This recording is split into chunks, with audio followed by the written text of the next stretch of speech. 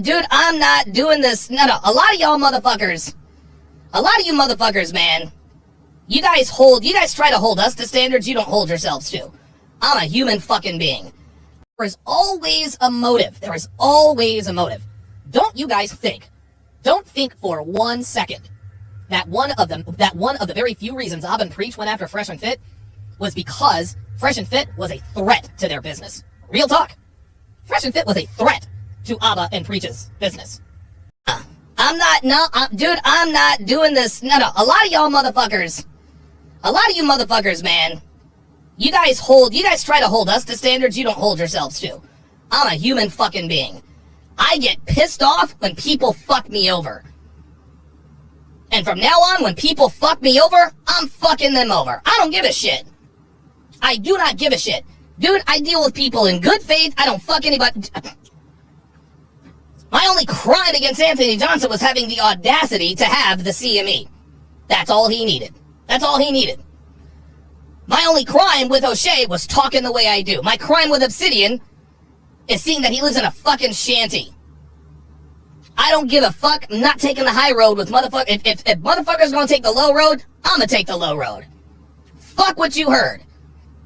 Preach, your wife is a fucking fat ass. Obsidian, your woman is a fucking fat ass. And oh, by the way, Obsidian's woman has 3 children. Preach, your wife is a fucking fat ass. Preach, your wife is a fucking fat ass.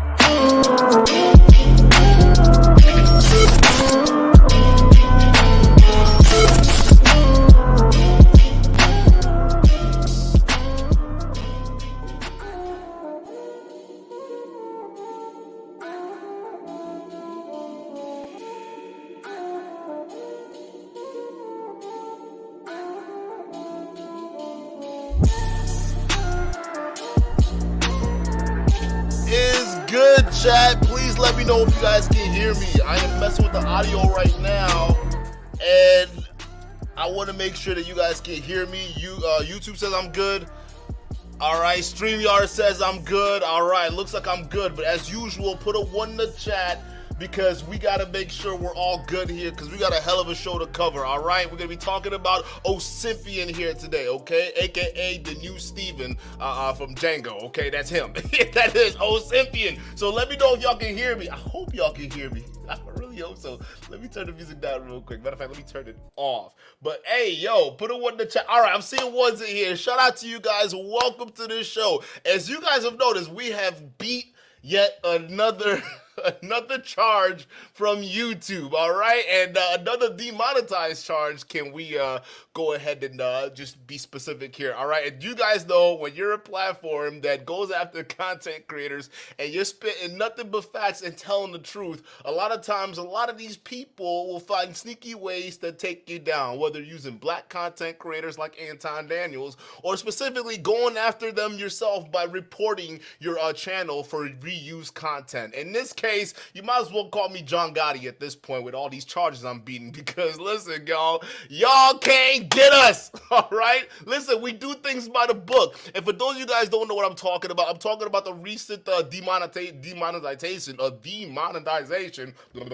that YouTube gave us for reused content. And actually, this was a targeted attack. Now, for you guys don't know, a lot of people, y'all saw my last show, y'all can send super chats, the memberships were stripped down, and YouTube flagged me for that. And it was because my channel got pretty much reported for reused content. And the reason why I have a strong opinion of it being Pearly Things, even though YouTube didn't tell me it was Pearly Things, the reason why I have a strong opinion is that because 2 videos prior, actually, I figured it out. One video was because I covered Pearl. Y'all remember that live stream when Pearl was clapping back at mediocre reviews and tutorials, O'Shea New Jackson, and trying to suck up the Fresh and Fit? Yeah, I played the first half in that live stream previously, and then the second live stream I did, pretty much a live stream that pretty much got me demonetized, was also finishing off part of Pearl, that same video, but in a different episode. So that got reported as reuse of content. However, listen, here at Duke the Don, we're not stupid. We understand how YouTube laws will work.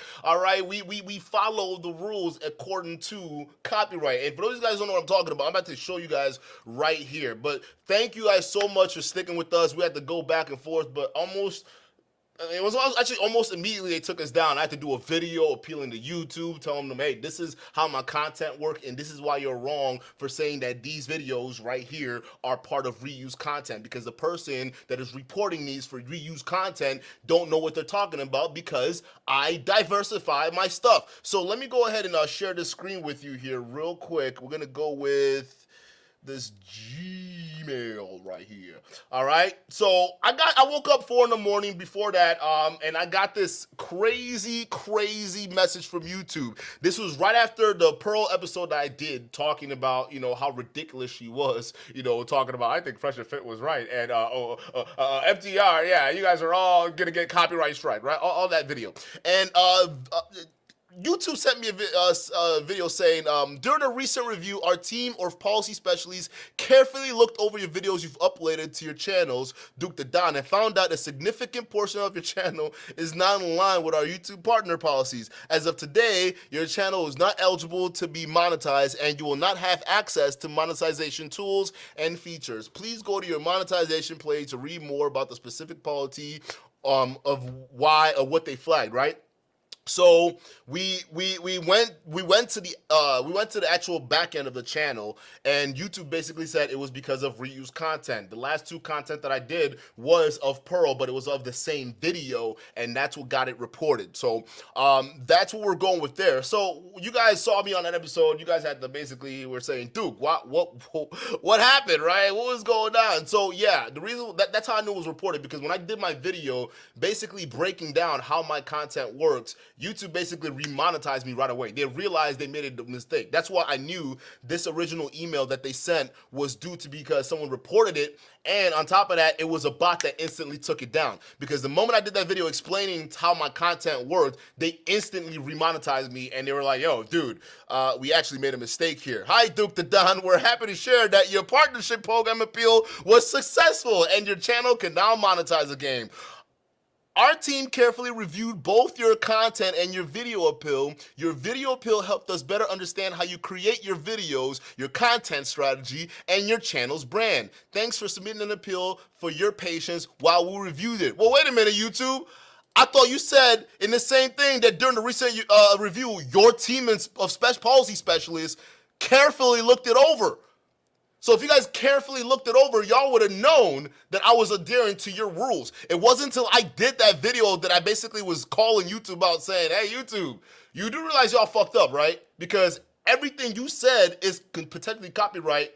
It's not. It's not. I'm following you guys' rules. So they remonetized me right away. So here's what I broke down to YouTube so you guys can understand, right? I know some of you guys in the chat were saying, Duke, it's because you didn't say fair use. You gotta put letter saying fair use in your videos. You got to do all that stuff so YouTube knows. I'm gonna tell you this: if you actually read YouTube's policies, you don't actually have to be saying all that. People who say, "Oh, fair use," or they put the little warning fair use sign, they don't actually understand the YouTube algorithm and the bots, and they don't even understand YouTube's policy enough for them to know that they don't really even have to do that. As long as they're following the rules, meaning you're not uploading full-length videos of people's content without altering it in any sense. And what YouTube considers altering is basically interjecting, whether you're interjecting with opinions, talking points, whatever it is, you have to interject, right? And the whole content can't be about what the other person uploaded. You have to transform it in a way, build a narrative, like a story or something like that, right? You have to tell, like, you have to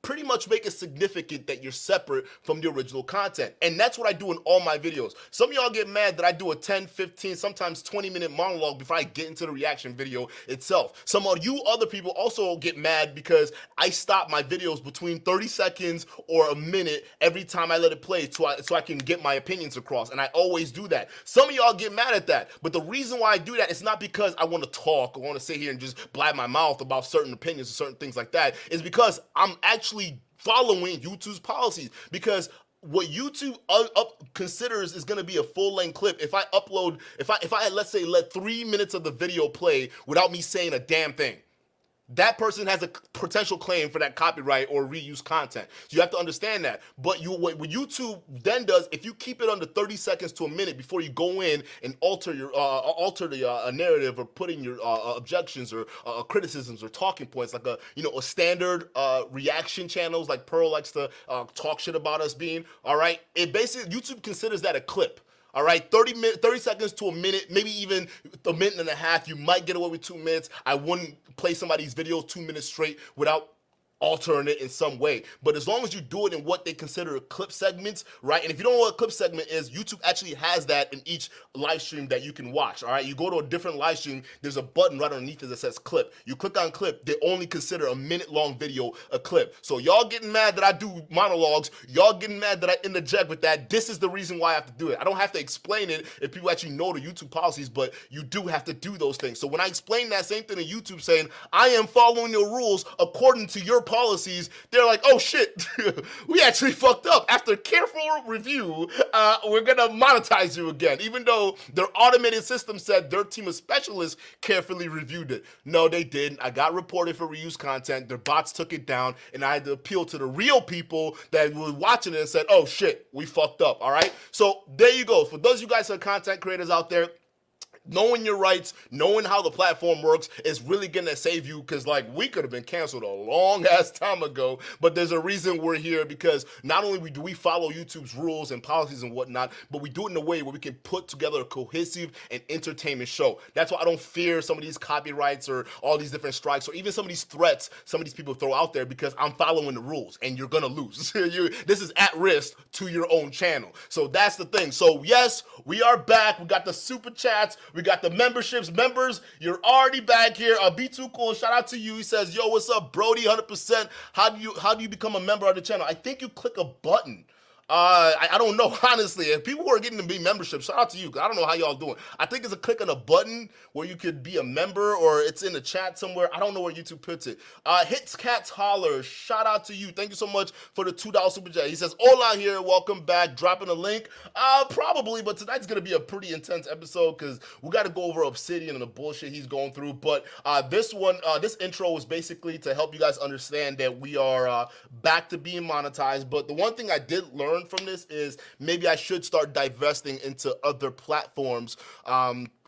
Maybe YouTube shouldn't be the end-all be-all, right? And that's what I'm actually thinking about, and that's what I'm going to do. So that's basically it. So why are we here today? Let me go ahead and get to this piece right over here, because we are here because of Obsidian, okay? Obsidian has been screwing up, all right? And since this Just Pearly things happened, this whole situation went down, essentially, he's been on that train. He's been riding that wave. We all didn't know why. Basically, going to the point of saying that she is not a racist. He doesn't find anything she says is racist. And for those of you guys who don't know where that whole thing started, it started because Nick Funtes was invited by Pearl to go on her platform to talk about whatever it is they want to talk about. It's just that when the whole idea of the Holocaust got brought up, Nick Fuentes spearheaded that argument and basically ended up saying it was an embellishment, right? To make it harder or make Jewish people more emotional about everything else and cancel culture and whatnot. Pearl then jumps in and says, yeah, it's kind of like what black people do with slavery, right? And it's what, because she quoted the guy who wrote Roots, which is Alex Haley. He wrote the books Roots, and I think he also did the movie, and she basically tried to misquote him, saying that the reason why he wrote Roots was because black people wanted a myth for their people to live by, right? That's what it is. But other than that, it's just an embellishment, all right? That's what sparked this whole hot water situation that was going on. It was crazy, right? So ever since then, people like Obsidian have been riding her nuts, probably caping for her, and his channel has lost all semblance of credibility, just down the freaking drain, gone. Okay, but while Pearl was getting the heat, rightfully so, from everybody else on YouTube, there was somebody else that was watching in the background, and they were watching, and they were biting their tongue because they really wanted to say something but really couldn't, but they knew that maybe through some level of guilt or whatever it is they want to call it, right, there was some issues that they had with Pearl being canceled because of what they said, and that person was Nick Fuentes. Now, Nick Fuentes, y'all already know who he is. I already explained it. Don't need to go into that. But he decided to make a surprise appearance to your favorite Coons show, which is not Just Pearly Things, Obsidian, who has been in support of Just Pearly Things for this entire time. So he went on there because I guess there's no other platform for him to go up there to defend Pearl, because if that doesn't show you how fast Pearl is losing allies in this space, I don't even know what to tell you. Nick Fuentes had to go on Obsidian's show to defend Pearl's honor, which I found hilariously funny. Because do you think someone like Obsidian would hold Nick Fuentes accountable for, the things that he said? Would he even keep it to that topic, keep it to the conversation of why Nick Fuentes came up there to hold, to basically kind of smooth things over with the people who are criticizing Pearl? No, for those of you guys who were expecting something different from Obsidian, I don't know what the hell you were expecting, but listen, I got to say shame on you, because this is Obsidian we're talking about here. Obsidian did what Obsidian would do, and y'all would know he's done. And the thing he does is not only cape for Pearl, but doesn't waste time shitting on his own people. All right, so without further ado, we're gonna play this video, and then also the video goes in, but then it was really a short conversation between him and Nick Fuentes. He didn't really ask any questions to get to the point. He didn't really hold Nick Fuentes accountable. Matter of fact, it seemed like they were just best buddies up there, so I'm not surprised. And if this doesn't prove that Obsidian is a self-hating racist, I don't know what it is. I'm exposing you to your wife, nigga. I don't care, right? You call her brown sugar. You calling her brown sugar all over social media, getting people to say, oh, look at this wonderful black man and black woman and black relationship. Meanwhile, you over here online selling a whole different life. You caping for racists. So I think the poor people in your life, Obsidian, not the internet world, but in your life, know exactly the kind of nonsense you're up to a known racist like Nick Fuentes. I think it's better, because after all, what are we if the truth is in there? Nothing but goddamn animals. You got that right. So we are gonna play this live stream here. We're gonna start as Nick Fuentes hops into the chat, and we're gonna go from there. Now I'm gonna speed it up because Obsidian and Nick Fuentes tend to drag on, but after this video, I'm also gonna play what a real video is supposed to look like holding someone like Nick Fuentes accountable. So let me know if you guys hear this, and let's get going.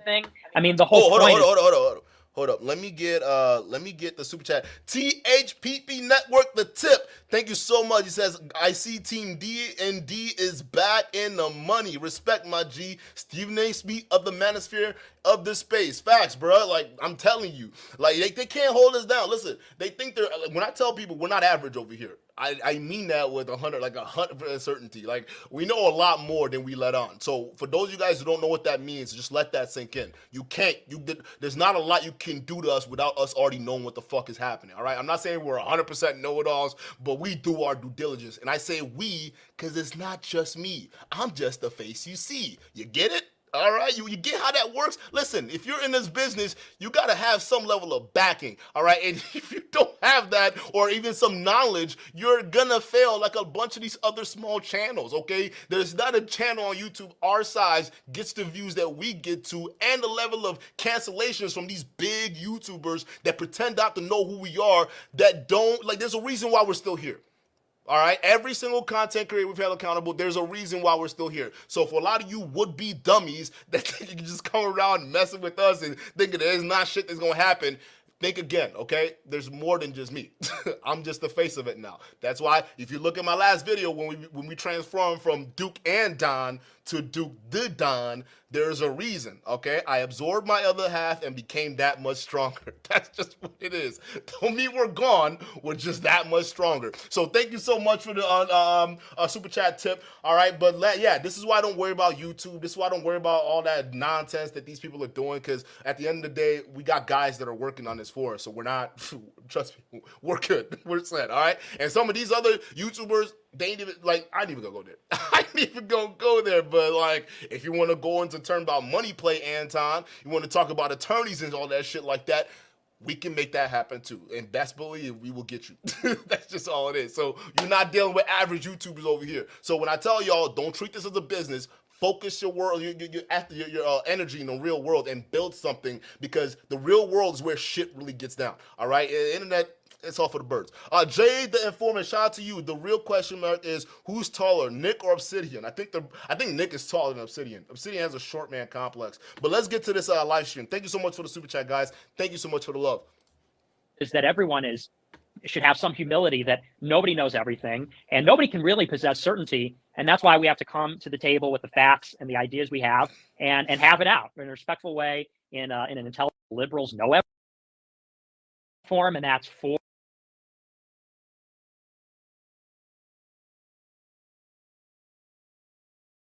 I buy. Oh God, sorry. Guys, I gotta get to the exact point. Because what they're doing to me is that Nick Funtes hopped on the platform. I think it was a little. Gentlemen, Mr. Nick Fuentes. Mr. Fuentes, how are you? Hi, I'm good. How are you doing? Doing very well. Now let me just let me bring this down. I don't know if you had a chance to see my breakdown of your interview with Just Pearly Things. I didn't know if you had a chance to see that or not. The first time, I think it was a little while ago, where it's 8 hours long. Calls. Yeah, I didn't catch all of it, but I watched a lot of it. Okay, so you do know my position regarding your position regarding the Holocaust. Yes. We could discuss that if you want, but I just wanted to know up front, you know, where my position was with regard to you. People are asking if you could cam up. I guess they want verification to know it's actually you. There Hi. it is. That's him. That's me. There it is. And I just, you can't deny it. It's Nick Fuentes. All right, so he's on the show. And one thing you're going to understand is what we've been saying this entire time. People who follow Obsidian's channel is for incels, all right? And for incels, you guys got to understand, it's involuntary celibates, okay? People who can't get laid because women, for some reason, can't and won't touch them, all right? It is what it is. That means that it's literally not even, they can't control it. Like they can't get laid even if they tried. No amount of game or anything like that is going to fix that, all right? And that's the channel Obsidian runs. They're all incels, all right? No ifs, ands, or buts about it. And you're gonna see Nick Fuentes come up and basically clarify the same thing. He's also an incel. That's why he vibes so much with what Obsidian says. And then you see how just perfect all of this works, okay? And then we can't be surprised when incels go on shooting sprees, all right? And then they go ahead and congratulate people like Pearl, who's a female incel. Okay, I don't think y'all understand that. Pearly Things is a female incel herself. Even if she tried, it's gonna be pretty tough for people to touch that. All right, people like she doesn't get touched very often. That's why she comes online railing against women who do. Okay, because she wishes she had a man that she could come home to and he would just touch her. But that's not happening for women like Pearl. So she does the channel that she does, and it's also not happening for men like Obsidian and Nick Fuentes because they're all incels. People won't touch them. Okay, let's continue. Just curious, what caused you to? I'm glad that you did, but what caused you to call in? Well, I've been watching what's been going on with Pearl since I did that interview with her back in February. And really, I just think it's unfair how she's been treated. People can feel however they want about me and my views, like you just said, in full transparency. You clarified how you feel about my more controversial opinions. But I think that's independent of what people should feel about Pearl, which is that she's got her own views and she's got her own show and it's her platform. And so I think that, and specifically, I think a lot of people are being a little bit unfair with her and attributing some of the things that I said to her. I also think that there's this tension between people that say, okay, one thing you guys are going to find out about Nick Fuentes is he caps a lot. And luckily, I'm here because I'm quick enough to catch when he caps, okay? He's basically saying that a lot of people are getting on Pearl and misconstruing what she says with what he said. That's not true. She agreed with you. That's why people are angry. People aren't angry because she had a conversation with you. People are angry because you made a comment that slavery was, not slavery, Holocaust was an embellishment for Jewish people. And then she, with her own mouth, agreed with you and basically stated that it's the same thing for black slavery. It's also an embellishment. So it wasn't because of anything that you said and we're blaming it on her. No. We know what you said, Nick Fuentes, and we also know what she said herself. No one told her to bring up slavery. She could have just said, I disagree, or she could have just said, okay, next topic. She didn't do that. She agreed with you and then equated it to slavery being an embellishment. So I'm glad that we're here to break this up. Now, is Obsidian going to call that out? No, because Obsidian is starstruck right now that someone like Nick Fuentes would grace his platform with his presence. And that's the exact way he sounds. Because look at how he treats his subscribers and people who call up on a daily versus how he's treating guys like Nick Fuentes, who's a known racist. It's crazy to me. Like, Obsidian, after the day, you're fucking done, bro. Say that there's a platform and that's for controversial conversations. And then there's this very pernicious new thing. I don't know how new it is, but I think it's been said more recently, which is that the person that has the platform has this responsibility to give a sufficient amount of pushback or correct a record or something like that. Mm-hmm. And anyway, so I think all those types of things, all this blowback and drama, I think has been very unfair against her. And I also think in general, I think it's very much against a climate where people are able to have free and open, interesting conversations. Now, you, according to Miss Just Pearly Things, you have been the platform to a good extent. To my understanding through her is that you've been the platform to the point where you're having difficulty dealing with financial transactions. Do I have that right? Yes, I'm probably the second or third most banned person in America. Wow. All right. Now, we can debate whether or not you should or should not be deplatformed, but I do agree with you. I do find many of your views detestable. Why don't you ask him why he got deplatformed? Why don't you ask him why he got deplatformed on Obsidian? See, listen, guys like Obsidian are not qualified to have these types of conversations. But I do agree with the principle of freedom of speech. I do not agree with the principle of censorship. My view is that those who have detestable views should not be censored.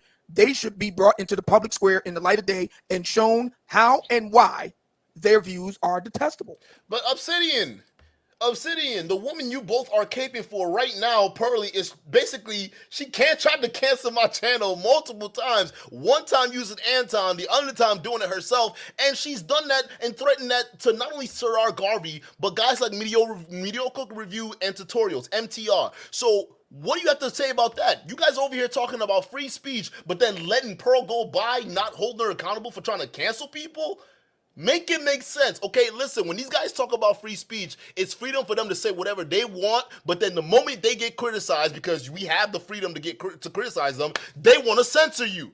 Don't believe this conservative bullshit, all right? Because Nick Fuentes is going to try to turn it into a liberalism versus conservatism kind of debate. It's not. It's not. Matter of fact, conservatives are the ones that are mostly anti-free speech. And we can say the same thing for liberals or lefties. I won't even say liberals. I would say lefties, right? They're anti-free speech too. And you will see how he tries to twist this whole dynamic into this whole freedom of speech while completely, not only holding Pearl accountable, but even guys like Fresh and Fit that Pearl's trying to be friends with, they don't support freedom of speech, but then they sit there and claim they want freedom of speech. Again, when bozos like this talk about freedom of speech, it's freedom for them to say whatever the hell they want, but for you can't criticize them because all of a sudden, their fifis get hurt.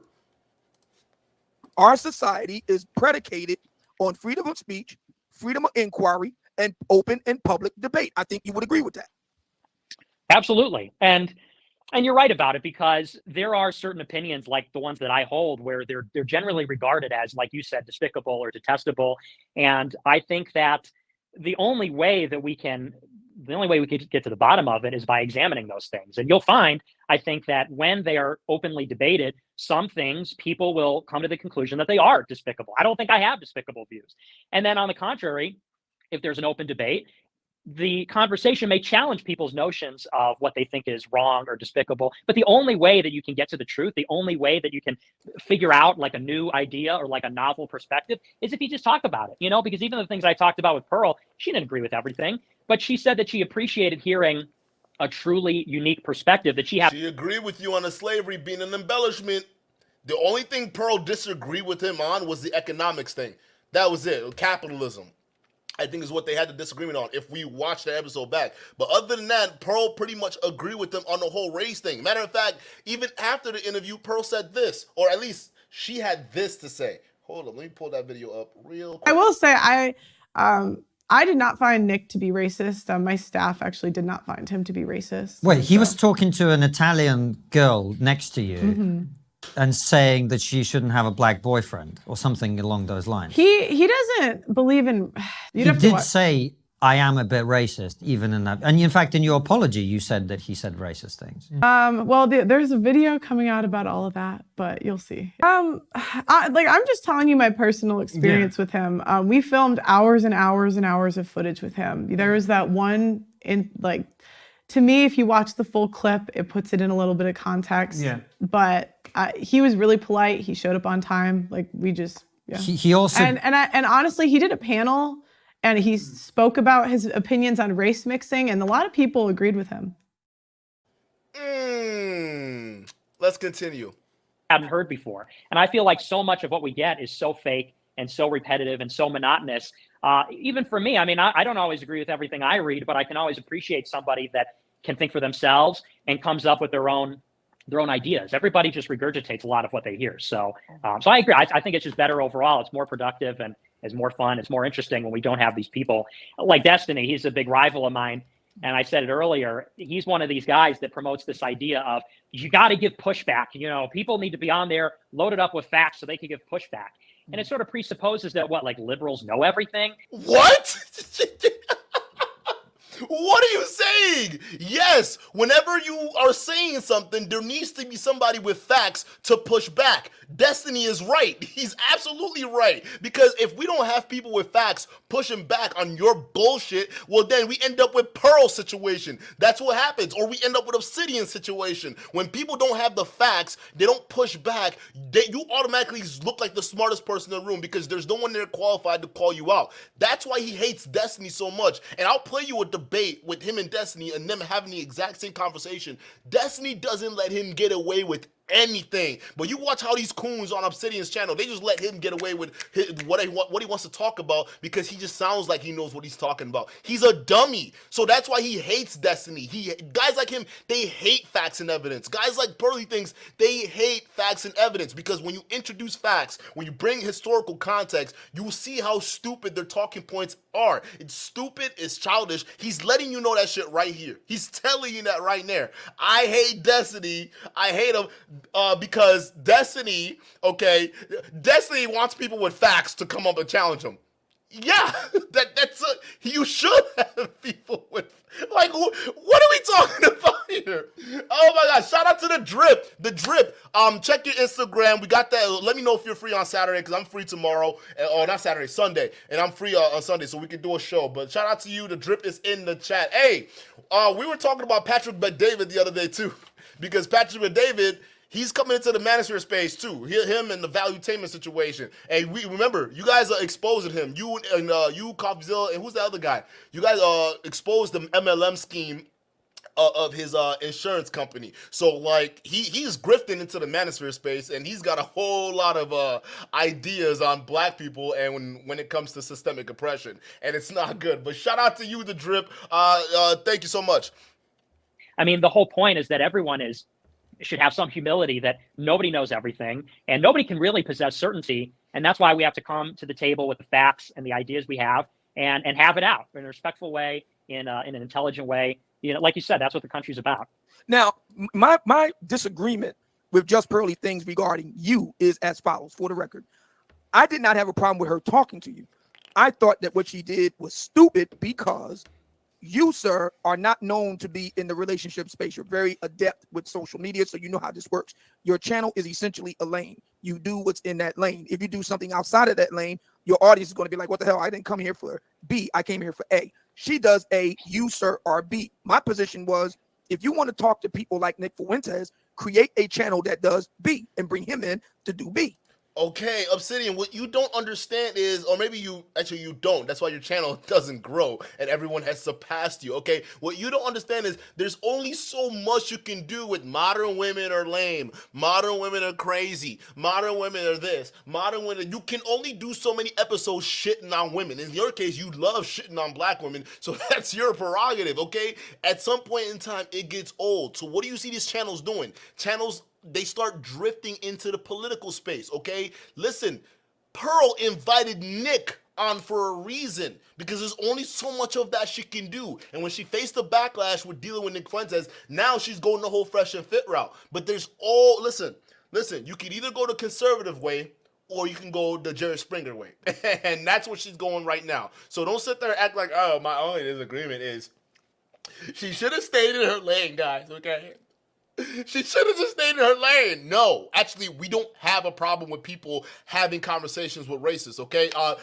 Jason the Black actually had a conversation with, what's that other guy's name? I forgot his name. And that was actually a pretty interesting conversation, right? You want conversations like this to happen. What we do expect is that the people having those conversations are well versed enough to be able to keep it fair and honest, meaning we're not letting one side get away with bullshit like Nick Fuentes and then having the other side be clueless and challenging them, because that's how we sell toxic ideas to people when there's no pushback to their horrible ideas, especially when Nick Fuentes talks about race mixing. That's a horrible idea, okay? And these guys like to bring up countries like Japan and China and all these other racially or ethnically homogenous countries. They're all dying. They're all dying. And the thing you don't want to understand is, like, listen, like, race mixing has been a thing for thousands or hundreds of thousands of years. It's not anything new. So for guys like this, with this new age ideology, say, yeah, we should all be like an ethnically homogenous country like Japan. They're very successful and there's no violence over there. Think again, Japanese hate Koreans. And last I checked, Chinese people were putting their own people who are Uyghurs, but they just believe in a different religion, in concentration camps. So all these ethnically homogenous countries, they're still violent and they still hate each other. Like you're such an idiot, Nick Fuentes. Such an idiot. Oh, let me get the super chat. KXE, shout out to you, says, I'm so done with this genetically recessive girl. Shout out to you. Tim S, thank you so much for the $20 super chat. He says, hey, yo, I'm glad you're back, my dude. I was scared for a minute. Stay following the rules so you can stay on their necks. Facts. And the more I follow the rules, you know, and listen, that's why I'm confident in what I do, right? Because I follow the rules. So if the YouTube bans me, it's against their own rules, and it doesn't make any sense. But yeah, but listen, I can't stop them from reporting me though. So that's what I'm saying. I can't stop these guys from reporting me. They're gonna get mad every time we call them out. But it is what it is. These are the same people that talk about we advocate for free speech, but then little old channel like mine, I'm getting canceled for just calling them out. Like, make it make sense. I thought y'all were for free speech, but I digress. It just shows you how much of a liar these people are. But don't bring him in when he's B and you're doing A. It confuses the audience. That's just YouTube business. You are an incel, sir. Is that correct? Well, yeah, that's what I call myself. You consider yourself an incel because women will not have sex with you. Well, I see. Here's the thing. There's a lot of debate about this in my circles. I sort of call myself in a tongue-in-cheek way. I say I'm like a neo incel. I'm like incel 2.0 because yes, the classic incel classic is a guy that really wants to get laid but can't. And me, I'm sort of reclaiming it in the same way that black people have reclaimed the N-word. I'm sort of what? No. Incel is an incel. All right. Again, these people always like to rely on. They just lean on blacks, just like the black people. I mean, look at them.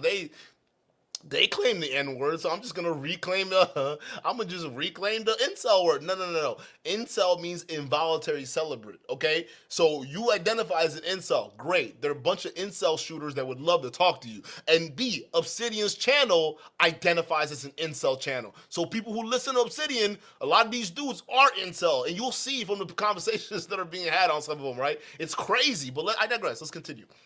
reclaiming that word with a different connotation, which is to say that I'm very much against the idea that a guy needs a girlfriend or sex to be satisfied. I think that we do agree that pressure busts pipes. I mean, we do agree that, and many people, women in particular, may or may not really understand this, but for men, sex is much like a handshake, much like relieving himself in the restroom. That pressure does bust pipes. So we did. What the fuck are you doing, Obsidian? You're not. I can already tell. Like, this is gonna be bad. Just look at the kind of games Obsidian is playing. Do you agree though? Hold up. Do you agree that pressure bursts pipes? The guy just said he's an incel. Dude, what? Are you stupid, Obsidian? Like, you've been allowed to pretend like you were some kind of black intellectual in a black manosphere space, and this is the kind of bullshit you do. This is why I say Obsidian is an idiot. He's a complete idiot. And people who look at this clown as some form of intellectual, I don't know what else to tell you. Do you agree that pressure bursts pipes? He just admitted he's an incel. So what kind of pressure is he putting on women? None. Oh my God, these guys. I can't believe this dude has been allowed to masquerade as the leader of the black manosphere for so long. You're a fucking clown, Obsidian. Definitely need women for that purpose. I agree with that. You say you're a neo-incel. I'm not understanding. The incel, it's the original meaning, is a man that cannot have, in their view, cannot have sex with women because no woman will find them sexually attractive enough to do it. So are you saying that you're unable to have sex with women because they don't find you sexually attractive enough? Oh, no, I'm totally hot, and I think I could totally get laid if I wanted to. What I'm saying is that I think that guys should not put that first. I think that that's a big part of the problem. And even in this red pill space, I support a lot of the people in this space, actually. Like, I'm a huge fan of Andrew Tate, Tristan Tate, huge fan of Sneeko, Pearl. I've seen some of your stuff, and I like a lot of what you have to say as well. I'm not surprised. Of course. I'm not surprised you like what Obsidian has to say. Let's see if Obsidian gets to expound on that. What are your views about my take on black female fuckery? I don't know about that part. What is the black female fuck rate? Well, black female fuckery essentially comes down to things that black women do as a black American man, things that black women do that annoy the fuck out of me, and I talk about it.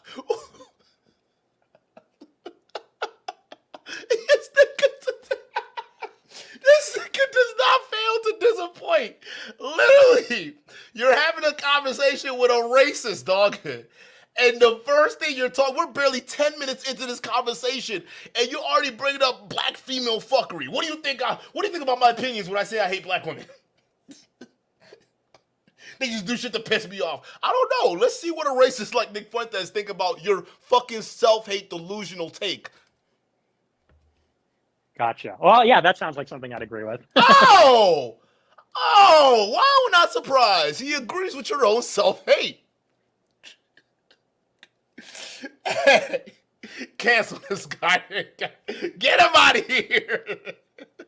Yo, now 10 minutes into the conversation, this dude is already like, hey, Nick Fuentes, all right, what do you think about my take of when I talk about the black female fuckery? You know, the shit they do that piss me the fuck off and other black men off, right? You're just shitting on your own women in front of a racist. Listen, if you had the same clout as Pearl, you would be crucified right now. You are lucky that you're a nobody, Obsidian, at this point. Just thank your stars that no one knows you in this space. Matter of fact, I'm even thinking that I'm doing you a solid by covering this video because it's probably going to get more views than the fucking bullshit that you put up, but realistically, you're shitting on your own women in front of a known racist. Pearl was talking about slavery being an embellishment in front of the same racist, and she got the flag for it, and you over here shitting on your own women. Black female fuckery to a racist, and of course he agrees with you. This is crazy. X Eves, KX Eves, shout out to you for the $5 super chat. It says, side note, the more y'all talk about her and that other genetically recessive clown, the more clout they get. It sucks. It sucks, I know, but that is like literally, if you don't make people aware of their ideas, all right, you gotta understand that people aren't gonna know, and they're gonna be another people, the section of people that don't know are gonna follow it thinking that these people are actually right in their ideologies, and that's not what we want. So we have to call it out. And the thing is, I actually am not against them getting more clout because a lot of people are watching that stuff to be educated, right? So they'll subscribe to it and certain things like that because they want to hate watch Pearl, and that's fine. They want to go ahead and do that, but the more people that are aware of how stupid they are, the better, right? Because if you look at Pearl, she's getting more subscribers, yes, but are people watching her on a daily? No. Matter of fact, I think that people watch Pearl, love watching the drama about Pearl than the content Pearl puts out. Because if you pay attention to Pearl, she's boring. Same thing with Obsidian. They're boring people. They're all boring. There's no entertainment factor or value to their shows whatsoever. So a lot of people are just going to subscribe to their channels because the content talking shit about them is a lot more hilarious than the crap they pull out. I'm telling you the God honest truth. So that's why I've noticed this about the internet too. A lot of people just love to hate watch and they'll subscribe to you just to like watch you just like make a fool out of yourself. That's what it is. Like the Discount Fresh and Fit that came out. Playbacks, they're subscribed to them because they just say the dumbest shit, but it's like now we get to criticize you for the dumb shit that you're saying. So I'm not saying that the more clout, listen, all these guys like to think all publicity is good publicity, but it's not true. And you could ask Pearl that because she's getting a lot of publicity right now and she knows it's not good. That's why she's doing all these videos to fight back and punch air and do all this crap. Obsidian, the same thing. He's been losing subscribers because of all this Pearly things. I'm telling you, dude, all publicity is not good publicity. You want the right type of publicity, okay? Not all of it. All of it will fuck up your career. Just look at all these other YouTube and all these other actors that ruin their careers due to bad publicity. It's not good.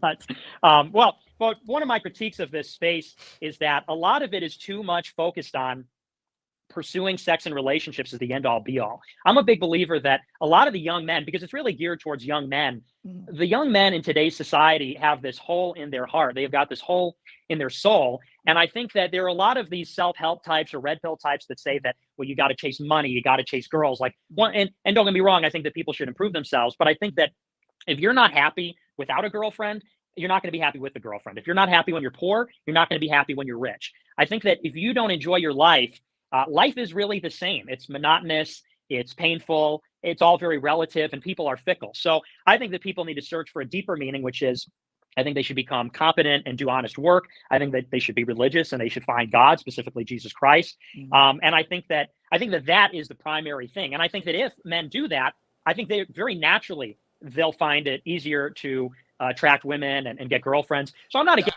I find that interesting. You're saying all of that, yet you're identifying as an incel. Like, no one is going to touch you within a 10-foot pole, bro. Like, no one. Absolutely no one, bro. Like, so stop clowning yourself to saying, oh, because I believe in this, and that. You're 24 years old.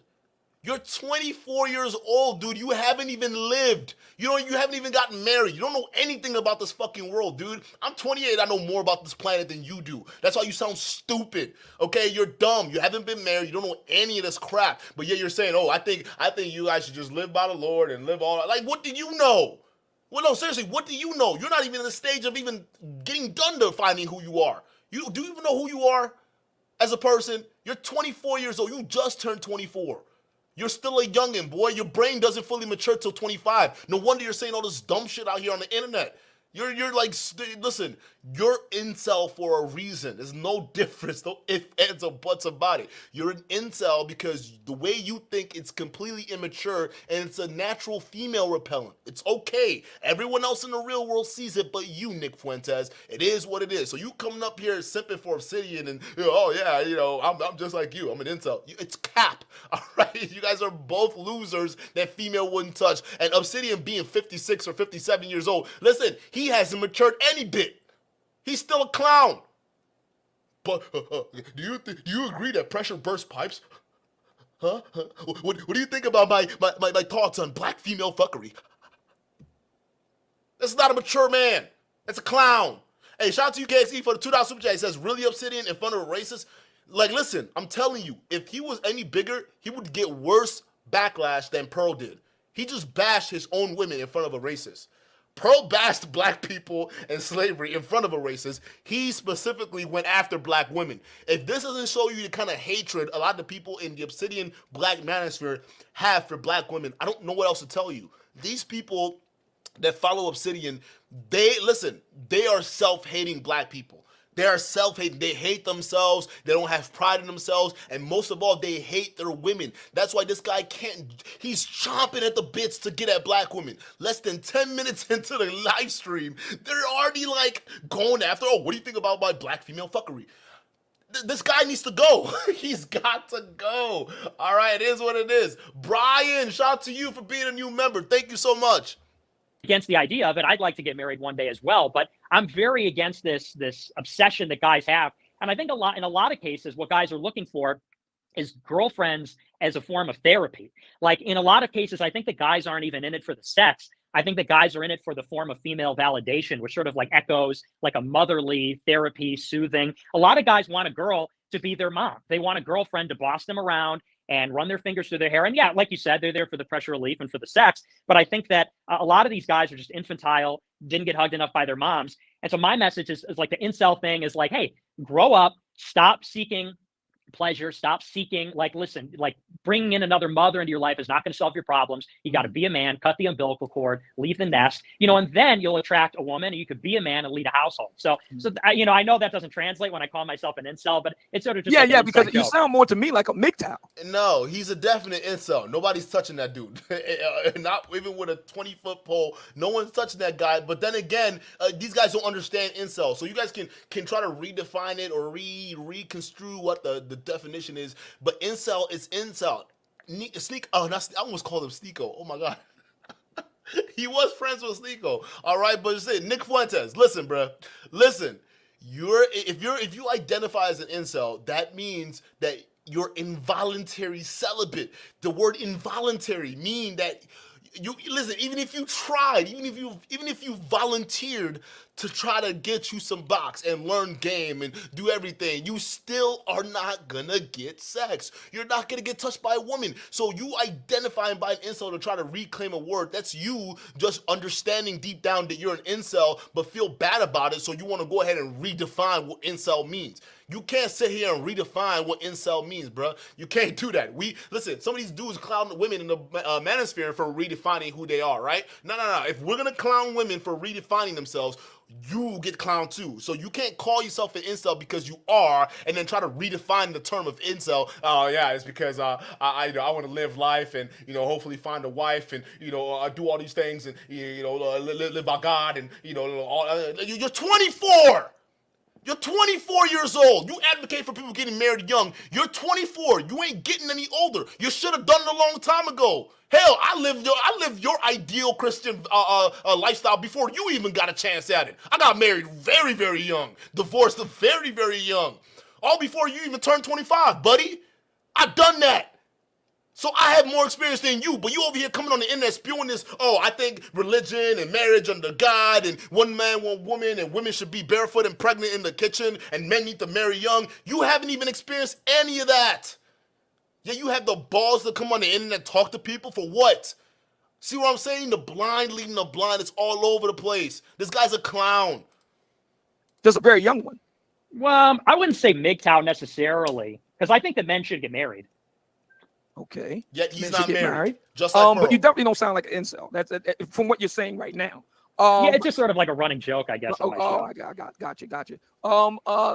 With regard to your religious views, you mentioned that I take it you're a member of the Christian faith. My understanding of Jesus Christ's teaching, Christianity is one of the world's great faiths, and one of the reasons why it's one of the world's great faiths is because it has a claim to universality. That is to say, and I want to say, I'm not a Christian, but I want to say, help me with this, the book of Galatians, I think it is, that where Paul is saying to the congregation that there's no Jew or Gentile, no male or female in the eyes of Christ Jesus, words to that effect.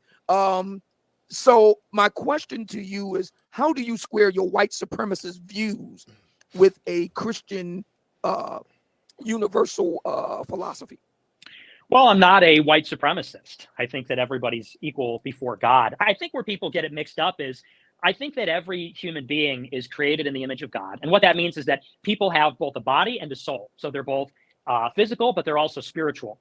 And so in a spiritual sense, everybody is equal before God, and everybody has an inherent dignity and should be treated with respect. Okay, watch. Nick is really good at wordplays. Okay, he's not. Listen, he says everybody in God's image. First of all, you are a white supremacist. You've admitted that multiple times. So him saying he's not a white supremacist, he's lying. It's just him trying to sound good because he's on a platform that is majority black, apparently. I don't know if most of y'all who listen to this guy, Obsidian, are black, but I guess you're black. I'm not even going to question it. You guys are all black and you're self-hating. But he knows what panel he's going in front of. So he's not going to sit there and come up there and say he's a white supremacist. But he did admit that when he was on Pearl's channel, who was also a white woman. So he had no problem in front of a white woman admitting that he's a racist and a white supremacist, okay? So don't sit there and lie about that, Nick Fuentes. We gonna catch you on that. But notice what he's saying about equality, right? Oh, everything is equal under God and whatnot. And then he moves it to the spiritual.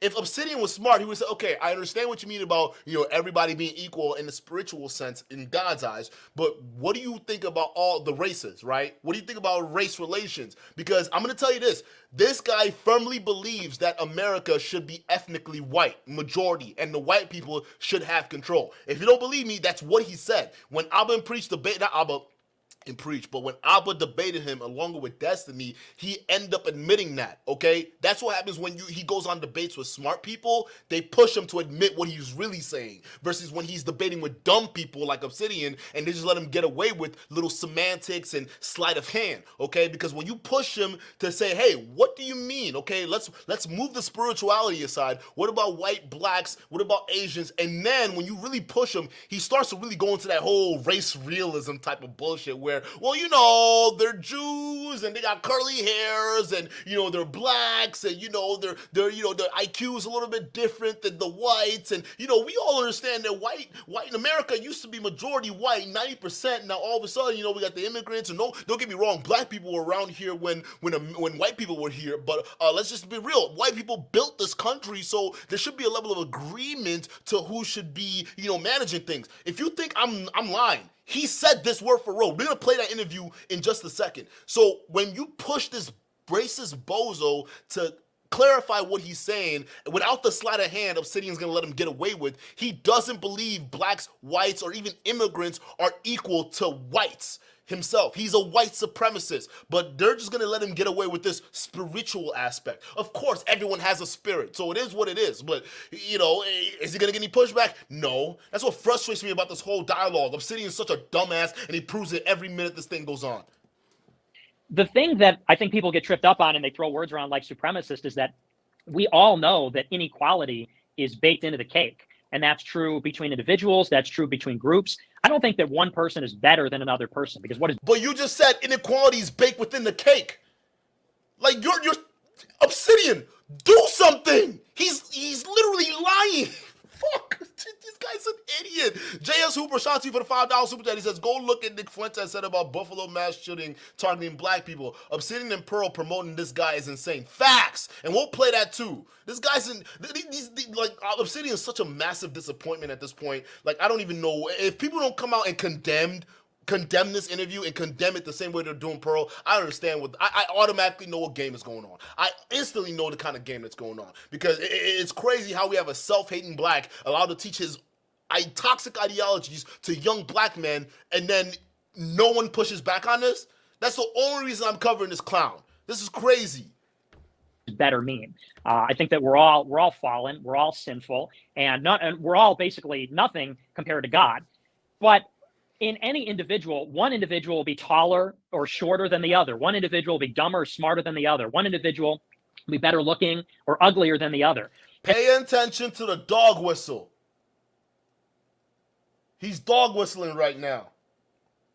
One individual is smarter or the other one dumber. But then you push hard on it and you make it about the race, he'll tell you. He thinks blacks are dumber. He actually says that. And so inequality is just a fact of life. Distinction is a fact of life. Men are different than women. Blacks are different than whites. Christians are different than Jews. Boom.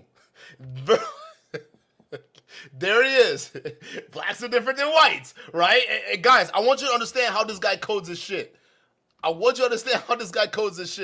Or shorter than the other. One individual will be dumber or smarter than the other. One individual will be better looking or uglier than the other. And so inequality is just a fact of life. Distinction is a fact of life.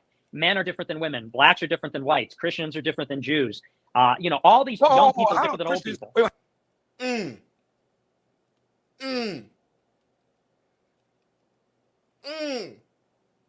Hang on one second. How are Christians different than Jews? It says here on your Wikipedia that you are an American white supremacist. It says further here in the political activity section, America First Political Action Conference, quote, Funtes was again removed from CPAC, that's a conservative political conference, in July of 2021 for harassing a journalist at an event held across the street. He said that now that he is banned from Twitter, I have nothing to lose. This is going to be the most racist, sexist, anti-Semitic, Holocaust-denying speech in all of Dallas this weekend. Could you please explain that? Well, that was a joke, because if you read, like, for example, today, there was a tweet you find saying things of that nature to be funny? Oh, absolutely. Well, because here's why. There was a tweet today about me from... No. See, Obsidian, you should have done your research.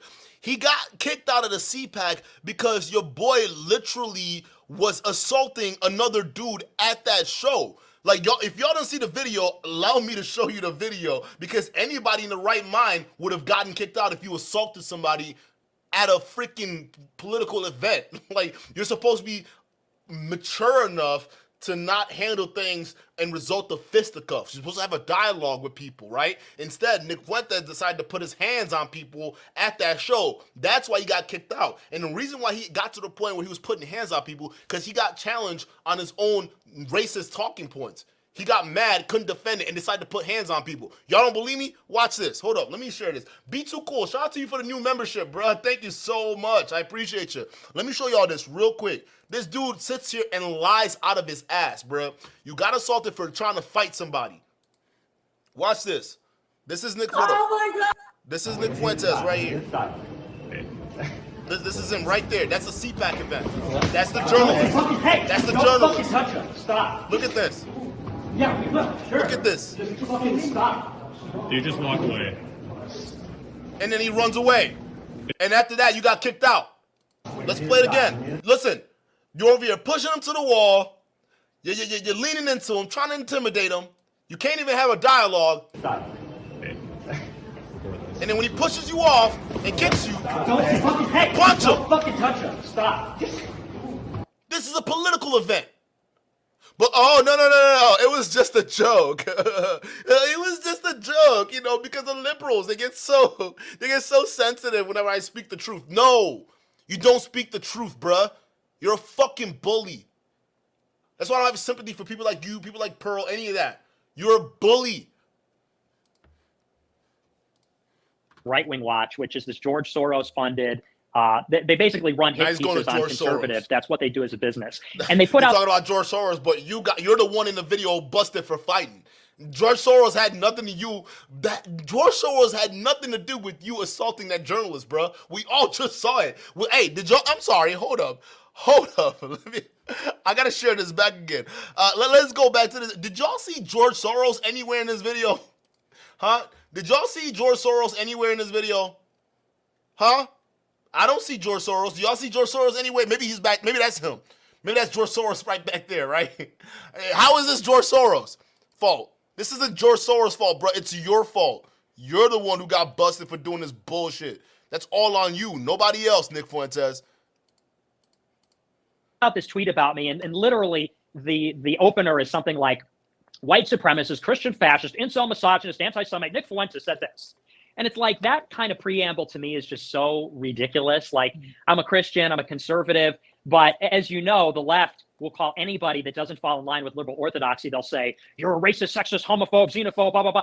So I got banned from Twitter, and I go out in front of and if you watch the video, it's very clear. I'm saying, you know what? We're going to give the most racist, the most sexist, the most, people are laughing and they're clapping, and it's sort of just satirizing this sanctimonious attitude the left has. I mean, as far as all those words are concerned, I mean, I love people of all races. I love men, women. I love everybody. I'm a Christian. I don't hate anybody. I love everybody. So where did this white supremacist idea come from about you? If you're not a white supremacist, where is this coming from?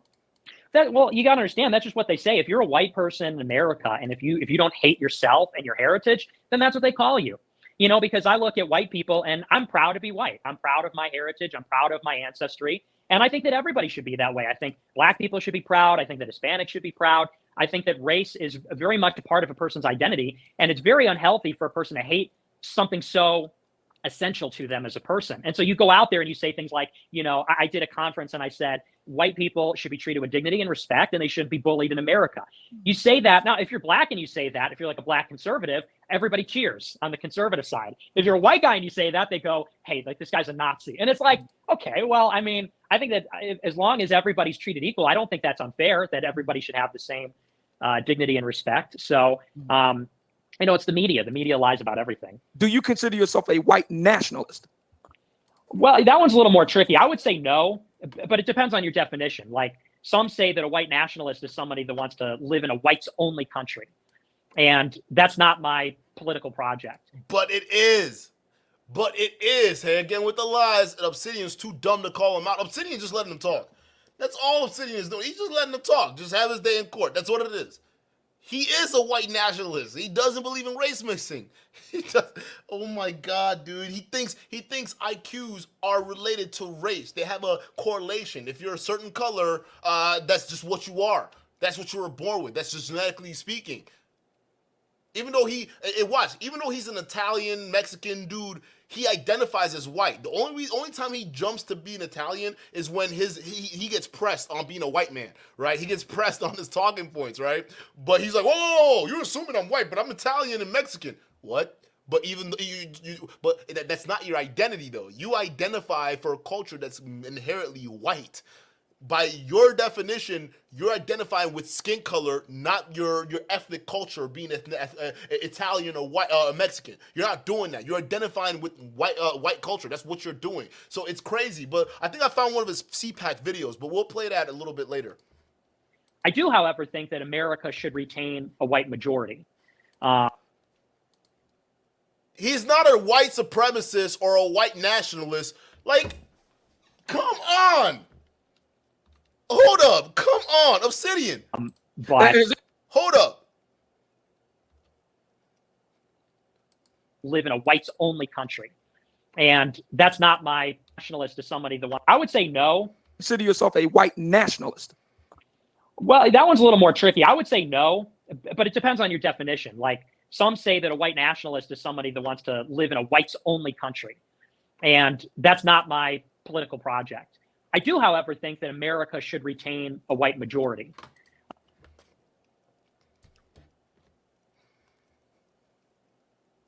So when people say you're a white supremacist, why are you denying it?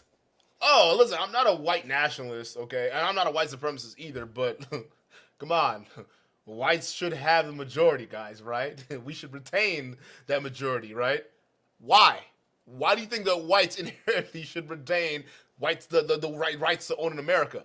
Like, does that make sense? Like, why do you think that? What if I said, no, you know what? I think blacks should inherently, the America should be inherently black. Or matter of fact, if anything, and this is actually going to be more true in the future than anything else, Hispanics.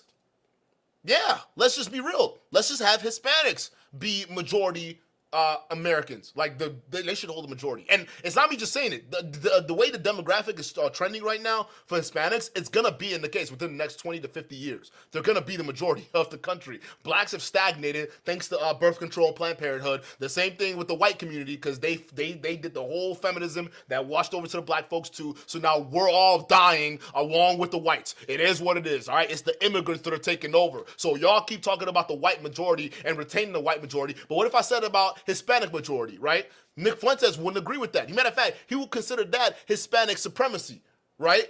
So why, bro? Like this guy is stupid. This guy is fucking stupid, bro. But it's interesting you say that because my partner Shannon Rawls with the Black Manosphere Conclave says, Nick, do you still believe that the United States of America should be white dominant? He just said that. I don't know why he just read the super chat. He just said that he believes the majority should be white. Obsidian. I don't know who your audience is, but they're clowns. He just said that. That's what he believes. Antonio, shout out to you for the $5 super chat. He says, "Sup, Duke? You seen Angry Man's live stream yesterday? It was scary because something really bad happened to Israel Mills." Whoa. Whoa. Somebody let me know what happened to Israel, bro. He was just on here not too long ago. I don't want to say white dominant, but I think that whites are I think that they should have some degree of primacy because whites founded the country. The country historically has been 90% white from 17th century until about 40 years ago. Now, we're never going to go back to whites being 90% and non-whites being 10%. But I think that what happens is when whites drop precipitously like they are, the country begins to destabilize. I think that wow! And he's the same breath saying he's not a white supremacist. He's basically saying, hey, if whites aren't in power, America would devolve into chaos. You want white people to be in control. And then in the same breath, he says he's not a white supremacist? Like, Obsidian, how are you not calling this out? He's lying to you and saying he's not a white supremacist while basically talking around white supremacy. That's what he's doing. He basically said, hey, listen, now that we're no longer 90% of the population, you see how much more violent America's gotten? Think about it. When white people used to run things, it wasn't that violent. And what, guys, am I tripping or is that not what he's saying? Hold up. I might have to run this back. That's exactly what he's saying. Maybe I'm wrong. Hold up. Let me just run that back about 10, 15 seconds here because this guy just said 5 seconds ago he wasn't a white supremacist, but then the same breath said, hey, when whites ran things, it wasn't that violent, which was cap. We had World War I, World War II, the Civil War, all these different type of wars, Vietnam, that happened when white ran things, and things are still horrible. Matter of fact, if anything else, violence has been trending downwards in the United States for a long time compared to, worldwide. Like we're actually doing pretty good. We're trending downwards, especially with the improvements of technology, improvements of economics, improvements of healthcare. Now we have inflation and all these other energy crises that we can talk about. I mean, there are crises right now that could go into full blown like issues like later down the road. But right now it's a crisis that we have to deal with. Other than that, if we look at the overall trend of violence, it's been going down in the United States for a very long time. There's been advancement in police technologies and crime databases and all these different things to be able to apprehend people. Hell, there's cameras on every single block now. Everybody got a Ring camera at home. They're gonna catch you like that. This is what it is, okay? So when this guy is basically saying that white people, when we were in charge, or when they were in charge, this wasn't that much violence, okay? See, when you get the Mexicans and you get these immigrants and you give these colored people chances, all right, the country's gonna devolve into chaos. That's essentially what he's saying. I'm gonna play it back. Maybe I didn't hear the same thing he was saying, but this is the same guy that says he's not a white supremacist. Come on, bro.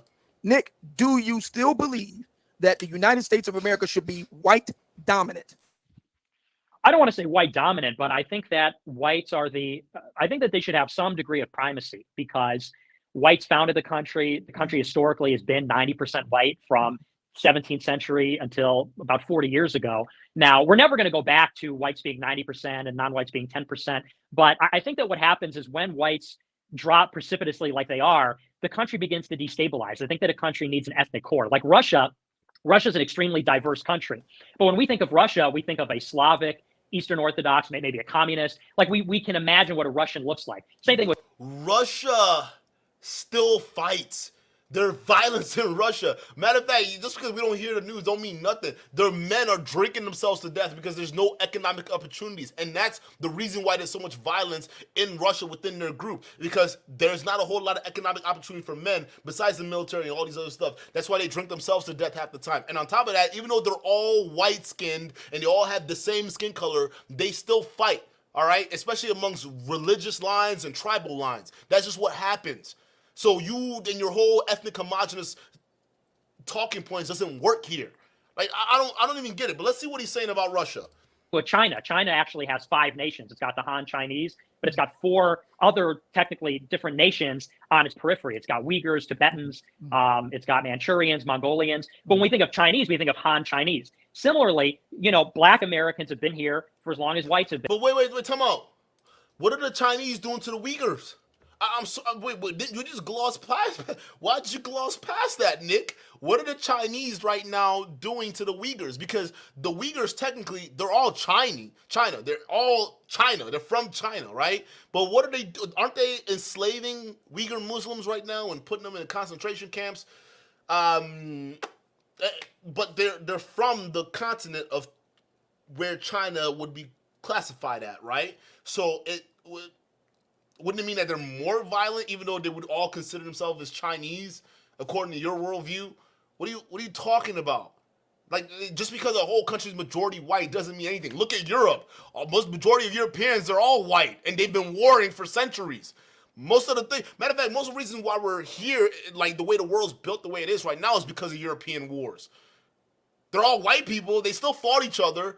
So like your whole definition of, well, if a country was homogenous or if a region was homogenous, there'd be less violence. It's cap. It's complete cap. Violence is violence. It's inherent in human nature. This just is what it is. Like these people use, oh my God. Like, this is what I'm saying. You can't have stupid people talk without smart people challenging them. Because oh my God, bro. I'm getting Hispanics frustrated. have been on the continent longer. Asians have been here for a long time. So we're going to have American minority groups. But I think that once you lose a majority and once the core goes away, the country's going to break apart. It's going to be constant ethnic conflict.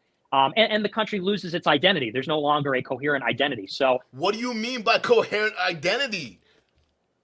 People can say that America is a melting pot, and the identity and the foundation is the fact that it's a melting pot. It wasn't just whites that built this country because there were Native Americans here before whites got here, okay? So matter of fact, they had to trade with the Native Americans before anything else. And then after the Native Americans, guess what? There were the Hispanics. Hispanics were here too, remember? That's why we had the whole war to take Texas and California and all these other, New Mexico and all that, because then the Hispanics were there. So Hispanics were already here in America, so were the Native Americans. They were already here, okay? So when we came here as Europeans, all right, we came here and then we came here with the blacks. So we're founding this new nation. It is when the 50 states were formed, or we'll say the 49 states or 36 states were under, or wherever it was back then, right? When the whole thing formed, all right, we can safely say there were Native Americans, there were whites, blacks, along with certain other minor ethnic groups that also helped build this country. It wasn't just white people that built this country.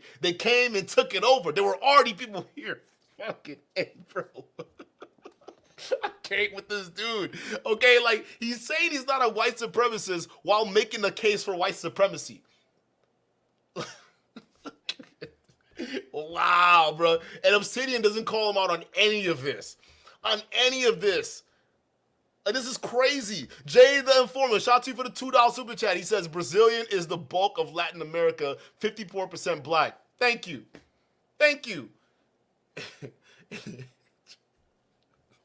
This guy Nick, bro, he's stupid as fuck. And it's no wonder people are just... This is why you get canceled, bro. Is because you don't research anything you say. You're just saying things to say things with no context. I think that it's very important that the country retain that. And by the way, they're doing it to all these countries, like Canada. The same thing is happening. Who is they? They're doing it. Who is they? Well, the various leaders that are running these countries, they're bringing in all these immigrants from Asia, Latin America, Africa. Well, wouldn't you say that's needed because a lot of the native-born Americans, whites, if you will, don't want to do the jobs?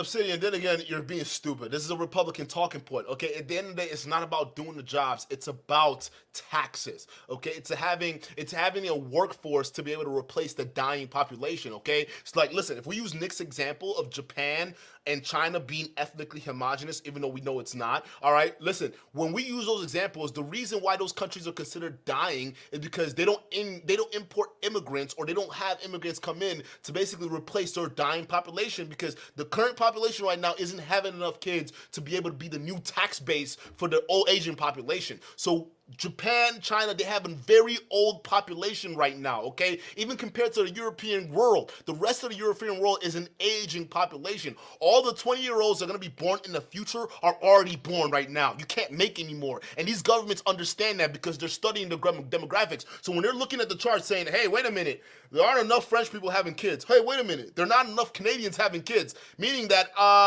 we're going to run out of Social Security funding by the time the generation that's 20 right now becomes 60.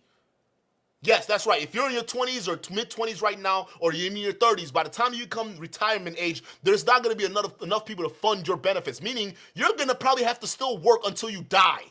And the government wants to keep up that illusion that it has a safety net. They want to keep up the illusion that they take care of the people. So the best way to do it is to import immigrants from countries that have a majority young population. South American countries have majority young population because they're not restricted by all these things that Western and all these other Eastern countries are affected with, all right? Africa is another young population nation. No, not nation, but a continent where they can go into these different nations and import the immigrants there because they're majority young. Understand your demographic. It's not about jobs, Obsidian. It's not about trying to replace the population or this conspiracy nonsense you bozos like to preach out there. It's the fact that by the time you, Nick Fuentes, being a 24-year-old man, you turn 65, you turn 70, if you want America to be ethnically white, there are not enough white people who are going to be replacing your numbers in the birth rates to be able to pay off your retirement, pay off your Social Security. We're already running out right now.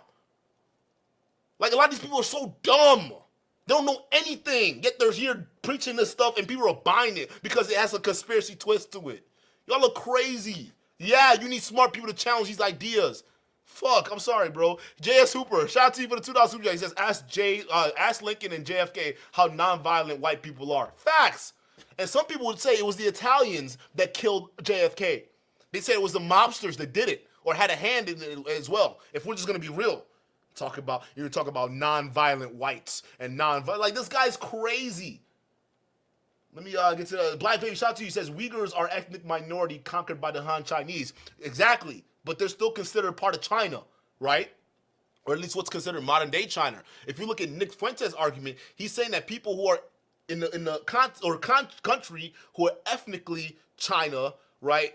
There's no violence, but that's not true because there's always diversity, no matter how ethnically homogenous a country is. There's always going to be some differences. It is what it is, and that's the thing that Nick Fuentes is missing. He just likes to bounce around from racial to ethnic to religious lines, but it's not true. He's a clown. Let me make sure I didn't miss any other super chats here. KX Eve, shout out to you for the $5 super chat. He says, okay, cool, Nick. Y'all stay here, and we'll take our culture and seasonings with us. Facts. This dude's an idiot. Let's continue. Yeah, some would say that. I would disagree, though, because I think that it's a better solution to just get the fertility rate of the people in the country up rather than importing, because the fertility rate is low for everybody. It's low for whites. It's low for blacks. It's decreasing for Hispanics. And so across the board, it's not so much that, I mean, whites are losing proportionally because whites were the biggest ethnic group in America, but it's really all the Native Americans. When I say Native, I mean the people that were born here, their parents, grandparents were born here. So it's Native blacks, whites, Hispanics, that are being replaced by all these immigrants, because the immigrants that come in and have the higher fertility rate, and they're coming in by the millions. And that's this immigration coincides with wages decreasing. If you look at wages from the 70s to today, wages are going down. They're not tracking with growth. And this has coincided completely with immigration. Same thing with housing prices, same thing with the cost of education. And it's very simple. More people being brought in like this, particularly people without a lot of skills and capital and who may not even speak English. It's costly. It's injurious to the country. You're a fucking idiot. No, it's not. But believe it or not, the vast majority of people that immigrate here come on visas. Are you stupid? Like, you actually look at the numbers. Like, we're talking about America, the mass amount of people that are immigrating here, they're on visas. It's just that some of them, they overstay their visas, and then when their visa is no longer current, they become illegals. That's how it is. They're not migrating in mass numbers because there's a bunch of illegal immigrants migrating in mass numbers. That's how that works. A lot of people come in on visas, and they just overstay their visas. That's how it works. You fucking dummy. And no, that's not the reason why schools are going up. That's not the reason why all these other prices are going up. Hell, a lot of times, a lot of Americans are benefiting off of illegal immigrants right now because a lot of them, they pay taxes, but they don't receive any of the benefits in return because they're illegal. Like, you don't get this. Even people on visas some of the time, they don't get the same benefits as people who citizens do because they're paying taxes, but they don't get the benefits of it. Now, they do get the money and they send it back home, but that's not the reason why education cost is going up. It's because governments don't fund it as much as they need to be funding that. That's why. You want to talk about all these other things going up is because your government is spending money on things they shouldn't be spending on, leading to inflation. Housing prices are going up, not because immigrants are coming in and buying all the houses. That's not true. It's because your government is printing so much money that it overinflates the mortgage market. Instead of letting things crash, we can't let things crash so people can have a chance to buy things. We have to keep pumping out money to keep the housing market afloat so investors can take a look at their portfolios and be like, yeah, I'm glad I'm making money on my investments today. That's why. The reason why things are hard right now is because your government is writing policies to favor the rich over the rest of the world. Or not even the rest of the world, the rest of its population. That's why we have it. It's called crony capitalism. That's what we've gotten to. Country economically. Let me get this super chat and we'll continue. Rich Turner with the $5 super chat writes, sounds like the transracial dude from the show Atlanta. I have no idea what he's talking about. But in any event, what do you think would be needed to be done to get the birth rate up primarily among whites? What do you think needs to be done to convince American women to pop out them babies, Nick Fuentes? Well, it's tough. I think you gotta, there needs to be a religious revival, just plain and simple. The other thing is they can't be educated because there's a direct correlation between how long a woman is educated and then the more the woman is educated, the longer that she'll delay childbirth. It doesn't track with IQ, but yeah, it doesn't track with IQ, but yes, women, you guys shouldn't be educated because when you guys are educated, you guys choose not to have kids. No, that's not what it is. It's just because when you're more educated, you understand that the economical environment doesn't support you having as much kids because the more kids you have, the more expensive it is. Think about it. If there were if this country actually supported and put much of its resources around childbirth and people having more babies, and there's a lot of support in government functions towards that, realistically, you'll have this population having more kids than ever before. You'll see that. But the thing is, the smarter you are, you realize that, hey, I can't afford a kid. That's all intelligence buys you. It makes you realize that if you have a kid poor, it's going to be difficult. Times are going to be tough because you got to be able to make money to outpace inflation. And usually it's not the case for a lot of people who have kids early. That's what you're not missing. It's the nuance. Like you're saying this correlates with that. It's false. It's not true. There are plenty of educated women that have babies young. It's called a biological function. No matter how much education you have, you're not going to beat a woman's biological function. When she wants to have babies, she's going to have babies. We see that all the time. Your young women having babies all over the place. It's just that, yeah, it seems like there's a correlation, but correlation doesn't mean causation, dumbass. Even he said it. Oh, it's not related to IQ. Of course it's not. It's our environment doesn't support young babies. But you look at other nations, I wouldn't even say not Western nations and things like that, but other nations like in Brazil, I would say their women are fairly educated. I would say some nations in Africa are fairly educated women, and they're having babies young. It's like, what are we talking about here? It's not just an education thing. Like, yeah, women need to have education. You need an education you need an educated population if you want your civilization to advance. Correlation does not mean causation, Nick Fuentes. It does track with education. So you are in favor of putting the women back into the kitchen barefoot and pregnant? Yeah, basically. I think it should get married. Why am I not surprised? It's Gas Holler. Obsidian's been capping for JBT since he's made his bed. That's why Nick Fuentes is up here. That's his best friend now. Be tall, young, and attractive with the $2 super chat. I'd buy that for $1. He says, incels unite, where my black pillars at? I knew it. I knew Obsidian's platform was filled with incels. Hey, all of you incels over there on Obsidian's platform, you just keep uniting. At least we know who the hell y'all people are. You guys are all incels. And you can talk, and you. So listen, as incels, at least self-proclaimed incels, why are you guys over here complaining about women? Like, y'all need to stop talking about black women, because ain't nobody gonna screw y'all anyways. You guys are involuntary celibates. So the fact that you guys are actually gathering around platforms like Obsidian and he's your incel godfather, and you guys are just talking about women all day, it makes no sense because women won't touch y'all. But I'm glad that even people in your chat, incels unite. Yes. Yes. Come on. All of my incels, we gotta unite, all right? We gotta, where my black pillars at? Well, all my people at, let's join forces with Nick Funtes, and let's all become incels and unite. I'm not surprised. You fucking losers. Let me see, my man Hollywood TV in the building with the $5 super chat rights. Happy to give to you, all respect due in terms of your professionalism and hard work. Oh, wow. Appreciate you, brother. Thank you so much for that. Let me see if there was any other. So, yes, we do have super chats here. Dark Energy in the building with the $2 super chat. I'd buy that for $1. He writes, freedom of speech is freedom of death. We got to fight the powers that be. Are you familiar with Public Enemy? Yeah, I love Public Enemy. Oh, wow, this is interesting. Chuck Mulatto D. in the building with the $2 super chat writes, instant classic Obsidian. Thank you. I'd buy that for $1. Appreciate you, brother. Thank you so much for that. My man Abe is great with a $2 super chat. I'd buy that for $1. And he writes, she is aiming for the Joe Rogan lane, talking about Pearl. Are you able to take some calls? Yeah, totally. Okay, great. Amiri, call back, man. I got to get you in here. I was just about to go to you, Amiri. Let me get Nestle Hustle. Nestle Hustle, you're on the air with Nick Fuentes. Go right ahead. Well, first of all, I'm going to say that shout out Nick Fuentes, shout out Pearl, shout out Jessica X, my baby. Shout out, oh man, I really appreciate everything that Nick is saying right now, even though some people don't agree. You got to listen to what he's saying. We did. Yeah, hey, smart people listen to what he's saying, and we proved that he's a dumbass. So, what are you talking about, you loser? Who is this idiot? See, this is incels unite. Here comes the incel brigade. Oh, fucking hey, bro.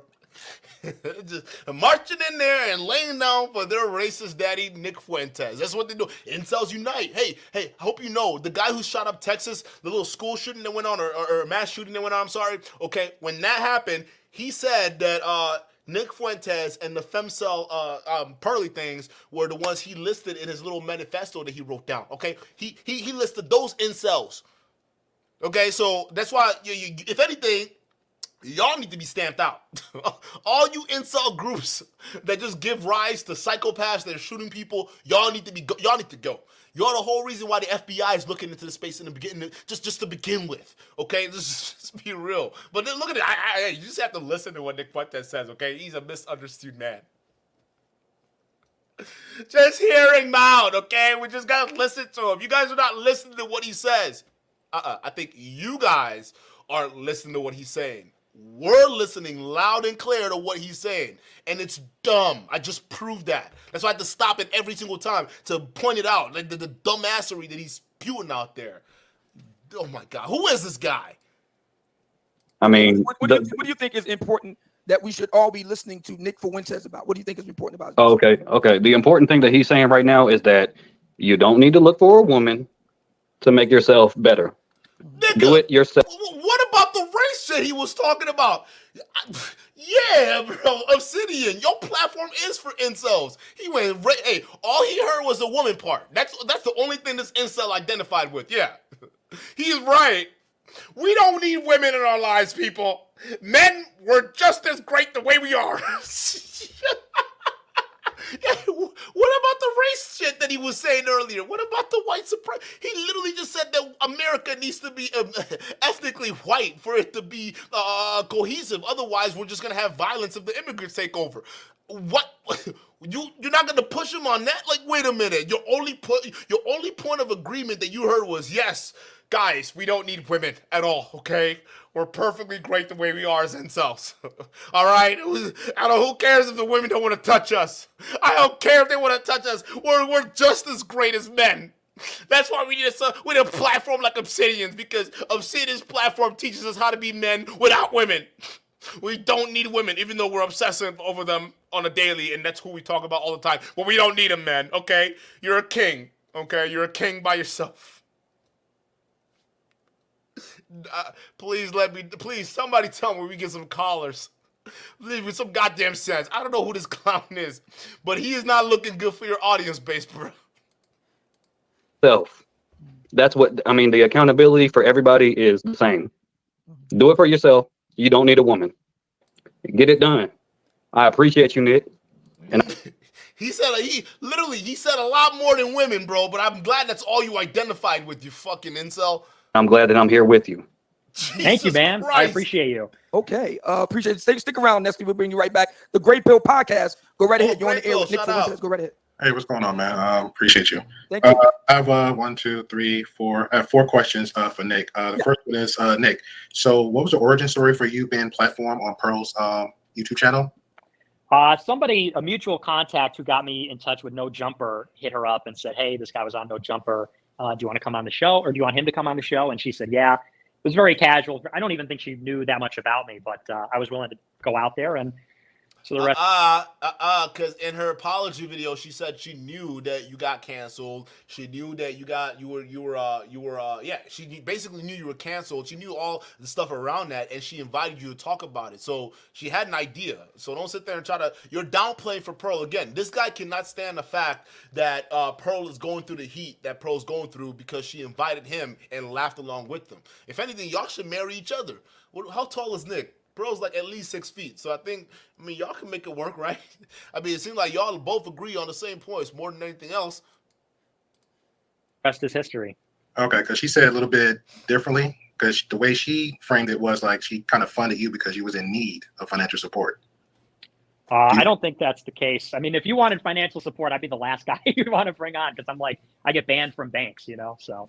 Okay, but you do understand the fact that you are who you are and Pearl who she is, and let's just say you pop up now, which you are, Obsidian's number's going to jump up. If you hop on my platform, which is literally to nothing, the peanuts, my views is going to jump up. You do understand that, correct?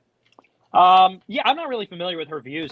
She's got like millions. Well, we're just speaking just platform. We're just speaking on platform because usually she's pretty much in the same lane a little bit like Obsidian, and Obsidian can correct me for that one. But she do talk about relationships. That's mostly her lane, and you just happen to pop up. That's controversial. Do you agree? Well, I am controversial. Yeah, I totally agree. No. Great Bill. She invited him. Okay, she wanted the controversial clout. I think it wasn't Nick Fuentes. She invited him. She wanted that clout. That's what's going on here. Okay, Nick Fuentes, he already exactly the answer he gave you. He knows he's a controversial guy, and Pearl knows he's a controversial guy. Pearl is not dumb. I don't care how many people in the manosphere tries to pretend that she's this dumb, innocent 26-year-old. I don't give a fuck. Your brain stops maturing at 25.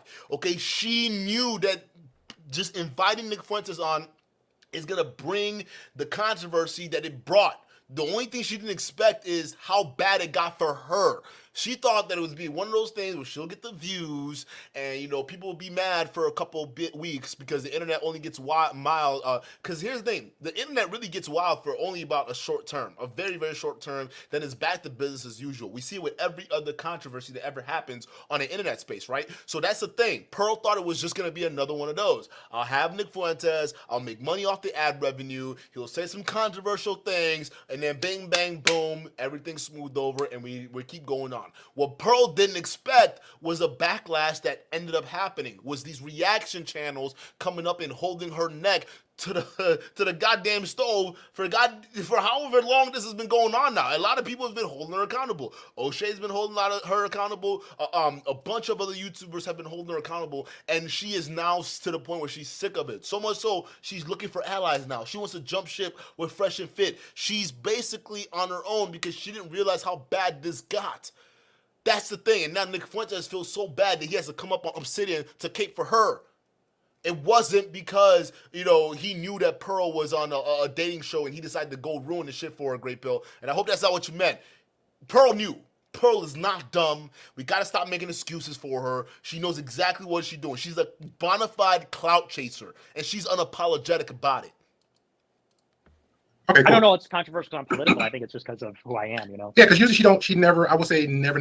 She doesn't have political shows. Correct. She doesn't have white supremacists and the like on. That's your second question, right? You got two more, and then we'll go to. Yes, sir. The next question. There was a noise in the background. No, go ahead. Okay. What exactly did you? Okay, so you say it was an interview when you was on that Pearl's platform. Yes. Okay.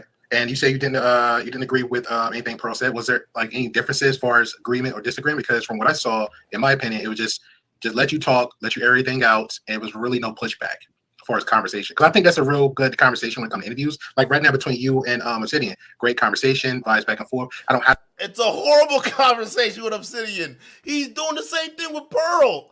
If anything, if I got up there, I'd be like, "Hey, Obsidian, what do you mean by asking Nick Funtes about how he felt about your black female buffoonery or fuckery, right? What did you mean by that? And why would you say that in front of a racist?" That was not a good conversation they had. And I get it, Great Pill. I'm going to give you the benefit of the doubt here. You're trying to, because Obsidian, he look like he's rushing you out. He's trying to get you out of here. He doesn't want you to keep asking questions. That's why I felt like you could probably you should have went in harder. Like, that's, I got to keep it 100%, bro. I got to keep it 100% everything. You should have went in a lot harder because you do not have the time on Obsidian's platform, and he's not going to give you that time of day ever. So, like, I would have just went in hard. That is not a good conversation. This is a horrible conversation. This conversation they've had up until they brought up collars have made my blood boil. I had to correct this nigga on so much bullshit. It's not even funny. So this was not a great conversation. But I understand it's being flattering because Obsidian has a fragile ego, and when you say one thing wrong, he's gonna scream at you and boot you off. But we gotta get at Nick Funtes here. Like, we gotta dig into this man. Let's go. Hey, Sir Shy 87, shout out to you for the $5 super chat. He says, "I knew the tube had nothing on you. Pearl loses again with the Iron Evo. Shout out to you, aka through the Don. As far as Obsidian goes, he has a yellow belly." Facts. Yeah, nah, you listen.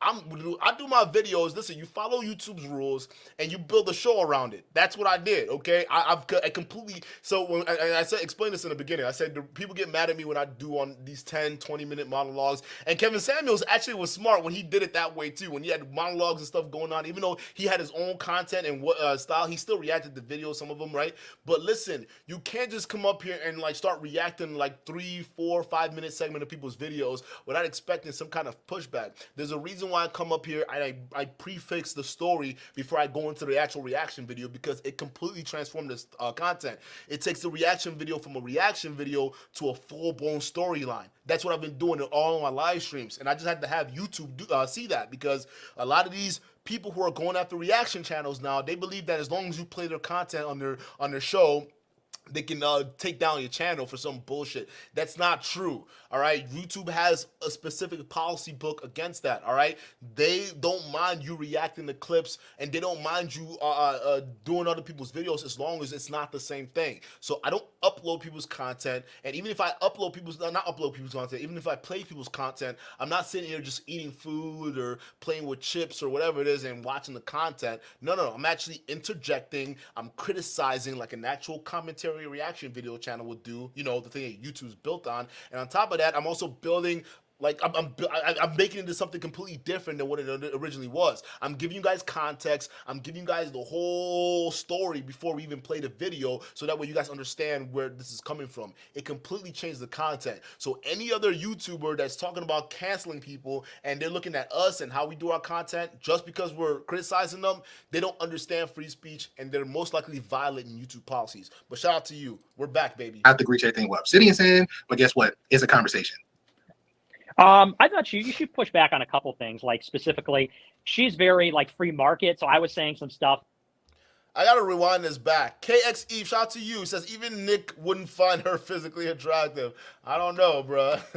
I don't know. Pearl's trying. She's gonna be desperate enough. Let's play from the start. Let you talk, let you air everything out, and it was really no pushback as far as conversation. Because I think that's a real good conversation when it comes to interviews.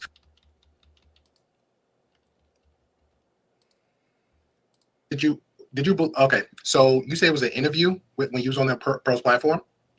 As far as agreement or disagreement, because from what I saw, in my opinion, it was just let you talk, differences as far as agreement or disagreement, because from what I saw, in my opinion, it was just let you talk, let you air everything out, and it was really no pushback as far as conversation, because I think that's a real good conversation when it comes to interviews. Like right now between you and Obsidian, great conversation, vibes back and forth. I don't have to agree to everything what Obsidian's saying, but guess what? It's a conversation. I thought you should push back on a couple things, like specifically, she's very like free market. So I was saying some stuff like, you know, the free market is making everyone wage slaves. It's like the pyramids, but modern times. And she was like, no, you got to pull yourself up by your bootstraps. And there was also some disagreement. I mean, she wouldn't go as far as to say the Holocaust was exaggerated or things like that. So no, she did. Of course, Pearl wouldn't dare say the Holocaust was exaggerated. So she just threw black slaves in the mix. She said that was exaggerated. Duh. Like, she wouldn't dare go against the Jews because she knows that there's going to be backlash, the same backlash you got, okay? But she had no problem saying that slavery was an embellishment. So what are you talking about? She didn't disagree with you there, okay? She may have disagreed with you on the economic stuff, but she didn't disagree with you on the slavery stuff, bruh. Like, we got to be pushing back on this. We need to be rapid fire. What is going on? Like, what? Like, listen, no, bruh. Okay, let me tell you this. Y'all did not have any disagreement whatsoever, Nick. Stop it. Pearl, she may have disagreed with you on the capitalism, and she's worse on that because she's on the Patrick Bet-David lane. All right, pull yourself up by the bootstraps. All right, meanwhile, you guys have been getting handouts for years, decades. We're talking about pull yourself up by the bootstrap. The same people getting handouts are the same one to turn around and look at you after they got it and say, oh, yeah, y'all need to pull yourself up by your bootstrap. Look at King Richards and Auntie Jenny, right? Y'all had a white woman help y'all get there, turn around, look at the black folks and say, hey, see, y'all need to pull yourself up by your bootstraps or bootstraps. You're saying all of that while sitting on your master's couch. You see, you all notice that? They're all sitting on Pearl's couch. Each and every one of them, they're sitting on the same casting couch, right? They're sitting on there, on Pearl's couch, the same one she has her shows on, right? Being built up by a white woman, giving handouts and shit, and then they turn around and tell you that you need to pull yourself up by your bootstraps. Make it make sense. These people are clowns. King Richards, you're a clown. Pearl, you're a clown. All of you saying pull yourself up by your bootstrap, ignoring the systemic injustice that went through in this country and the lack of America's willingness to basically admit the faults of what was going on and make proper amends. It's just shameful for y'all to turn around and look at us and say, yeah, y'all need to pull yourself up by the bootstraps. Come on now. Obama was president. I mean, we had Obama. I mean, come on. What are you guys still complaining about? We had Obama. I swear to God. Sir Chai 87, shout out to you for the $2 super chat. He says, I also believe Anton giving Pearl bad advice behind the scenes. Anton is an agent for Pearl. He's trying to cancel my channel right now. He's one of the ones that filed the fake strike against the video. He tried to take that video down, all because of Pearl. He was acting as an agent for her. We read that. I could pull it up too. It was crazy. I'm like, Anton, Anton? Oh no, I can't believe she got you like this. And you're gonna turn around and act like you fair? You an equal accountability holder? Anton, you're a bum. You're a bum, dude. You look like fucking Suge Knight if you ate too many Skittles. Char 87, shout out to you for another $2 super chat. He says, Charlemagne the God hates reaction channels too. Any channel that hates the fact that they're criticized, they hate reaction channels, okay? They can't listen. They're all for free speech until they get called out. That's all they are, right?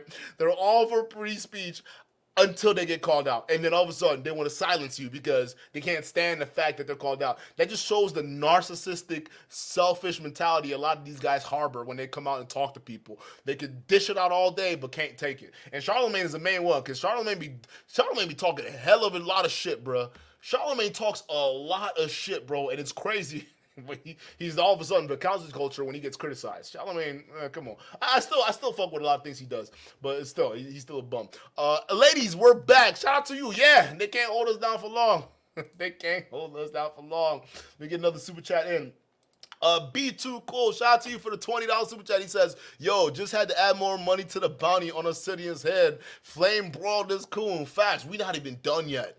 We're gonna play a difference between this interview and an actual interview when Nick Funtes goes on with smart people and he's being held accountable, okay? And don't get me wrong, there are a couple of people who actually were smart that were called in and held his feet to the fire, but I'm talking about people like Abba. Abba is like that. Shout out to the brother. Abba is that dude is he's playing 4-dimensional chess in space while we're over here playing checkers. Some of us, right? So you see how he dealt with Nick Fuentes. Who's the other one? Hotep Jesus, another brother, right? Dude was playing 4-dimensional chess with Pearl, and she didn't even know it until he trapped her at the end. So there are a lot of people who know how to hold these people accountable, like Pearl and Nick Fuentes.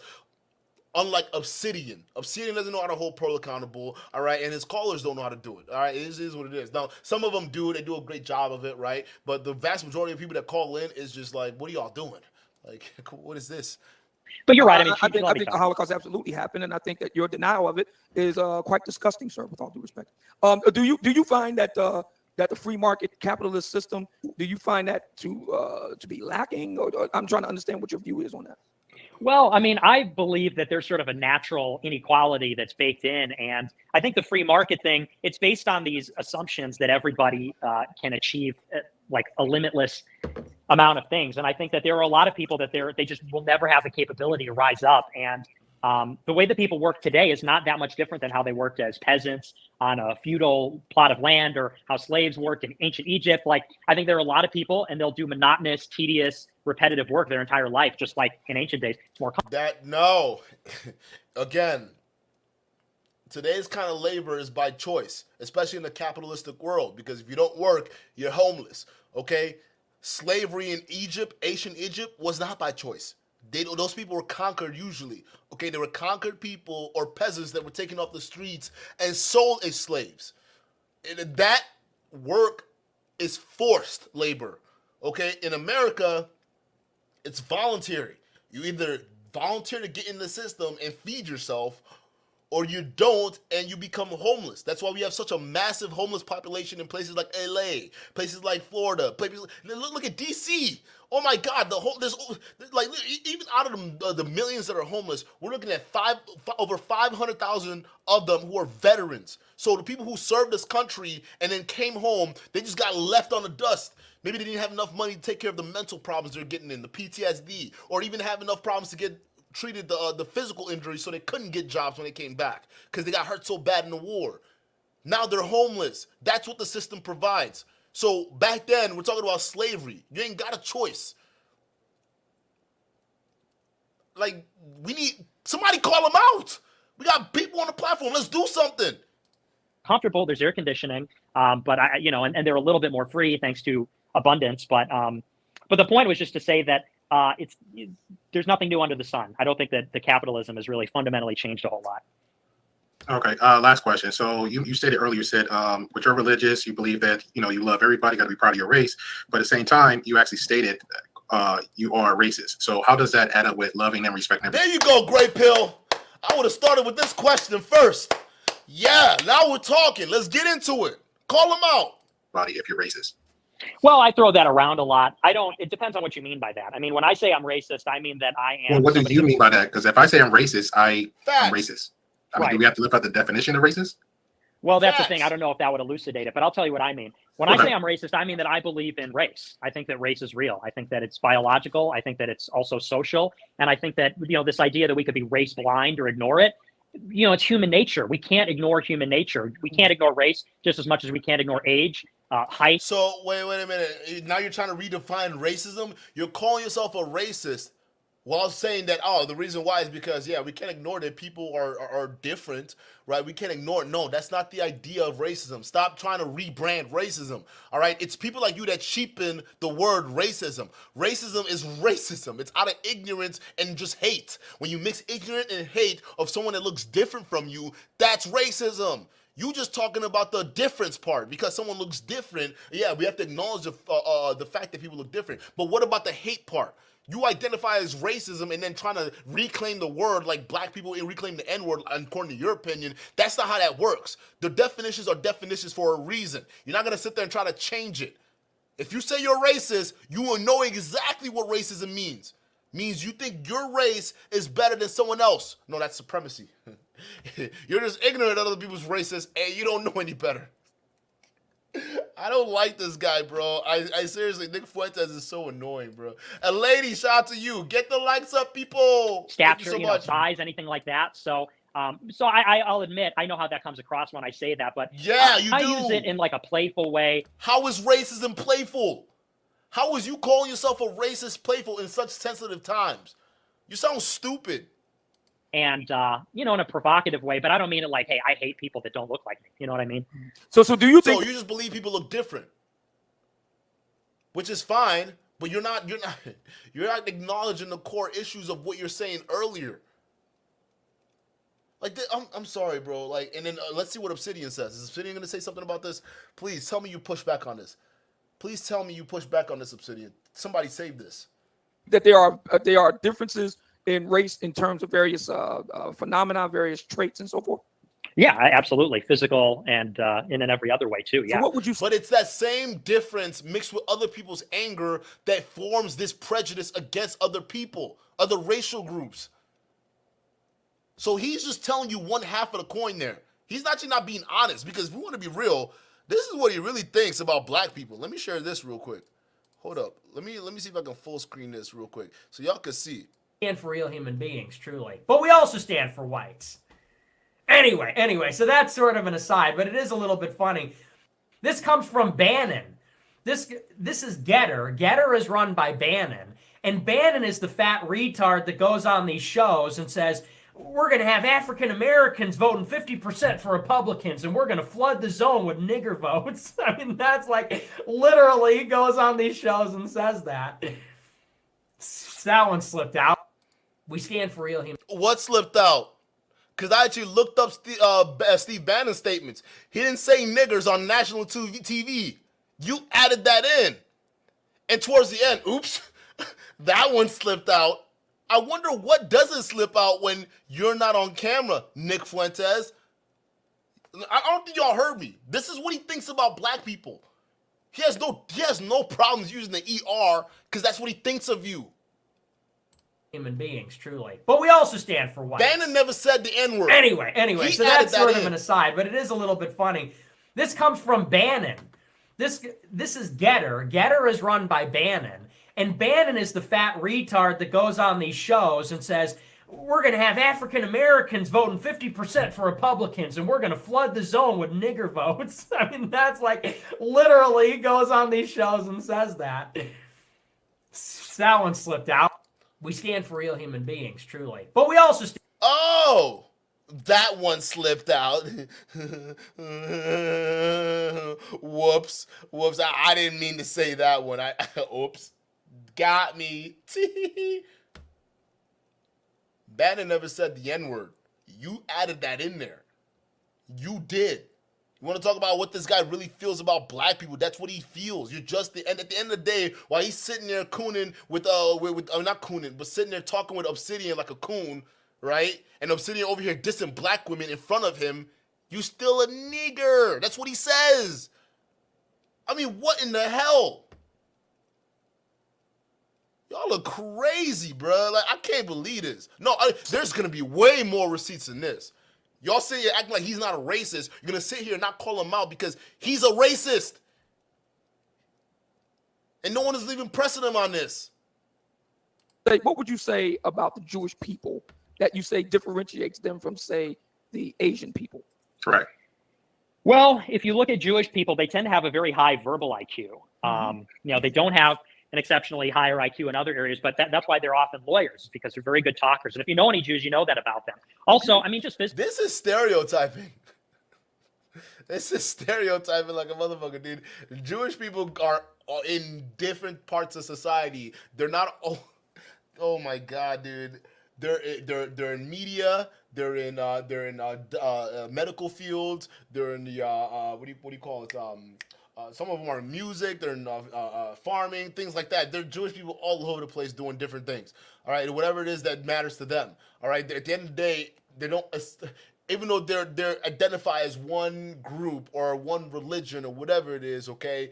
They're still individuals and they still have lifestyles they want to live. Not all Jews want to take over the world and be bankers. Like, this is crazy. Physical attributes. They have curly hair, fair skin. It depends on what kind of Jew you're talking about, though. They have DNA. A lot of them, it's mixed with Europeans, but also with the Middle Eastern, so-called Semitic DNA. But Asians have different color skin, fine black hair. They have the fold on their eyelid.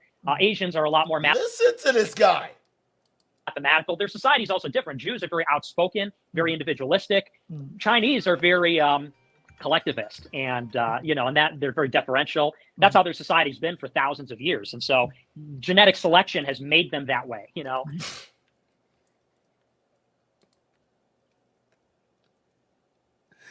Oh my God, bro. Hey, bro. Listen, I'm not getting into the eyelids comment because not all Asians have the same eyelids, but okay. I mean, whoa, bro, this dude is stupid. This dude is stupid for real, bro. I'm telling you, dude, like that.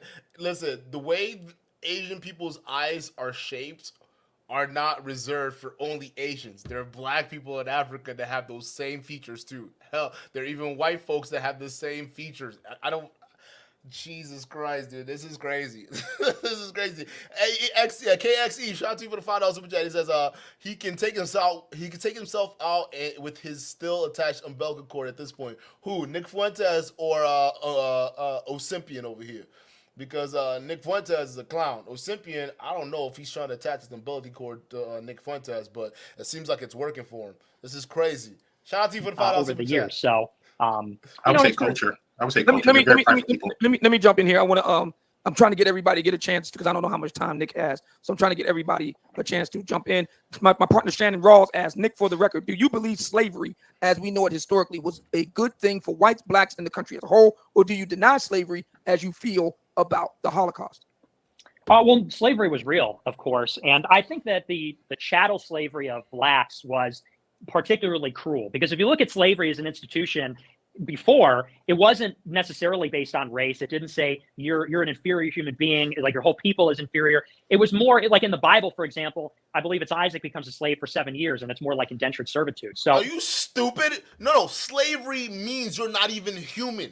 Indentured servants are different than slaves. In the Bible, corrects that. You live below human. You're even below a servant. That's what slavery is. They don't even consider you a person.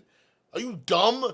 You can't just say, oh, yeah, I think what happened to the blacks, the slavery was bad. But, if we look at the industrial side of things, okay, I mean, back then it was just, it was just more like indentured servitude. No. If you're a slave, you're subhuman. That's the literal definition of it. You're not even considered a citizen. You're a slave by definition. Like, I don't know how to explain this. Like, what is he saying? What? And no one's going to call him out on this.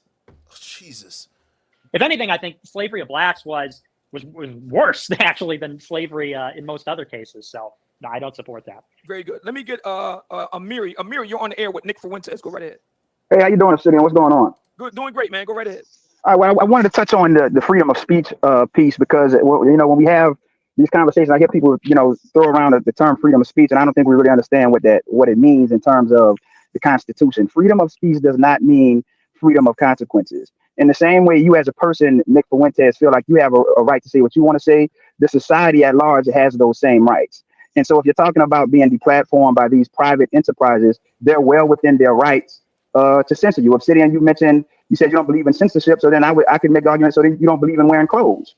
That's what I'm saying. If you want to look at it from that perspective, wearing clothes and wearing attire and covering up your body is a form of censorship, even if you want to look at it from the biblical tradition with Adam and Eve. So, I think that Nick Fuentes, sir, I think it's right that you should be deplatformed and censored as much as is possible because the stupidity of your ideas and beliefs notwithstanding, stupid ideas have never been prevented from being popular ideas. So just because an idea is stupid doesn't mean it can't be popular. And so I think that's why, the society is well within its rights to censor stupid ideas.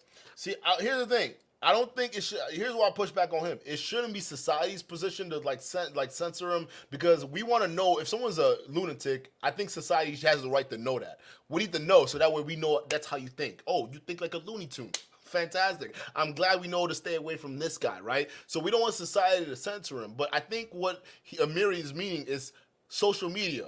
At the end of the day, Twitter, Facebook, Instagram, they're all private corporations. at the end of the day. So they do reserve the right to kick a racist off their platform if they want to, all right? That just is what it is. So do is what you can have the argument to say, well, they have a certain amount of public subsidies and X, Y, and Z. That's up to you if you want to make that argument. But realistically, at the end of the day, on paper, they're considered private entities. And America, you know, freedom of speech. Hey, if you're a private institution, you reserve the right to kick whoever you want off of your platforms. And in America, where corporations rules, meaning private entity rules, they have the right to kick you off. It is what it is. That's why people are doing these censorship rules and censorship adjustments to the platforms they're on, because they don't want to get canceled. They understand that these, at the end of the day, are private institutions that they're using and benefiting off of.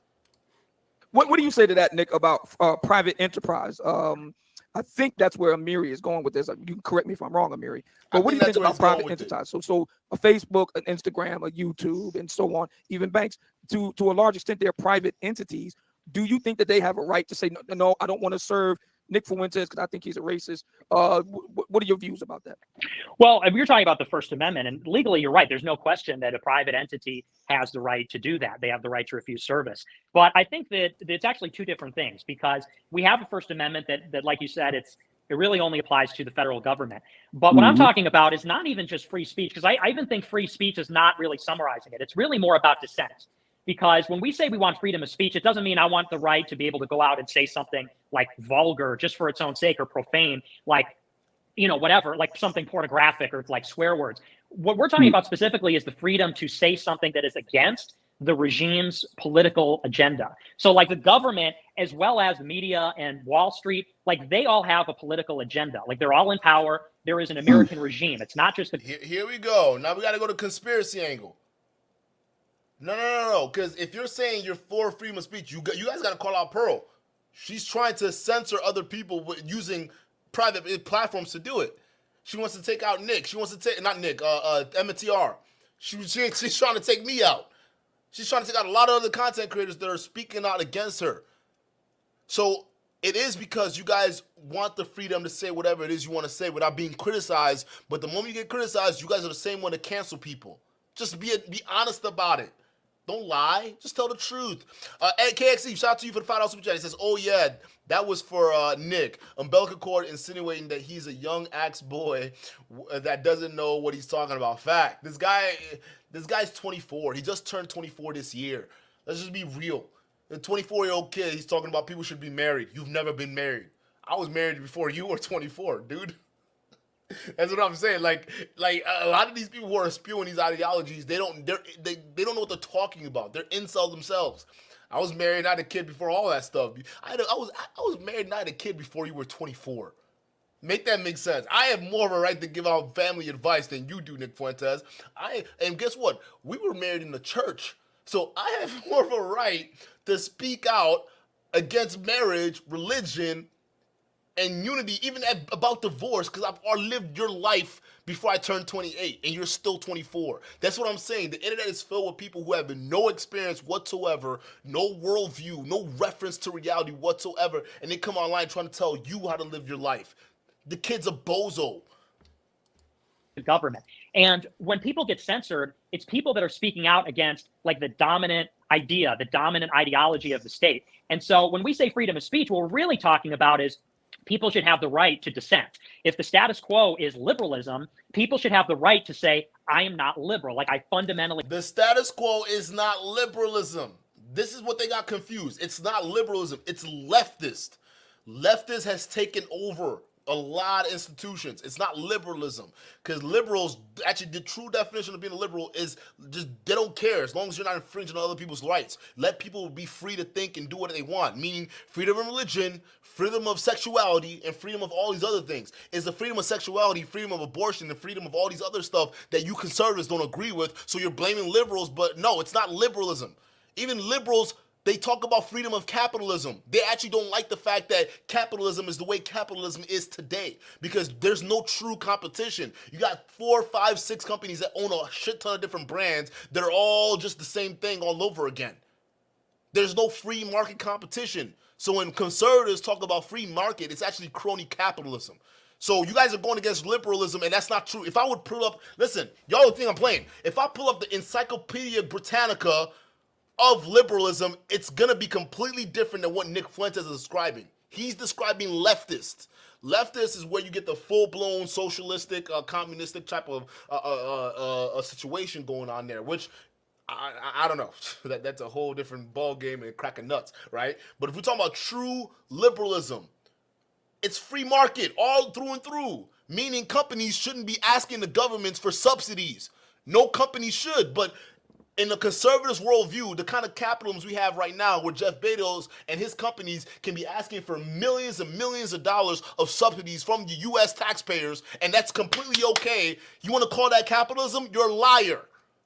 That's crony capitalism. We don't have true capitalism here today. So you guys are bastardizing what liberalism actually means. It doesn't mean any of that.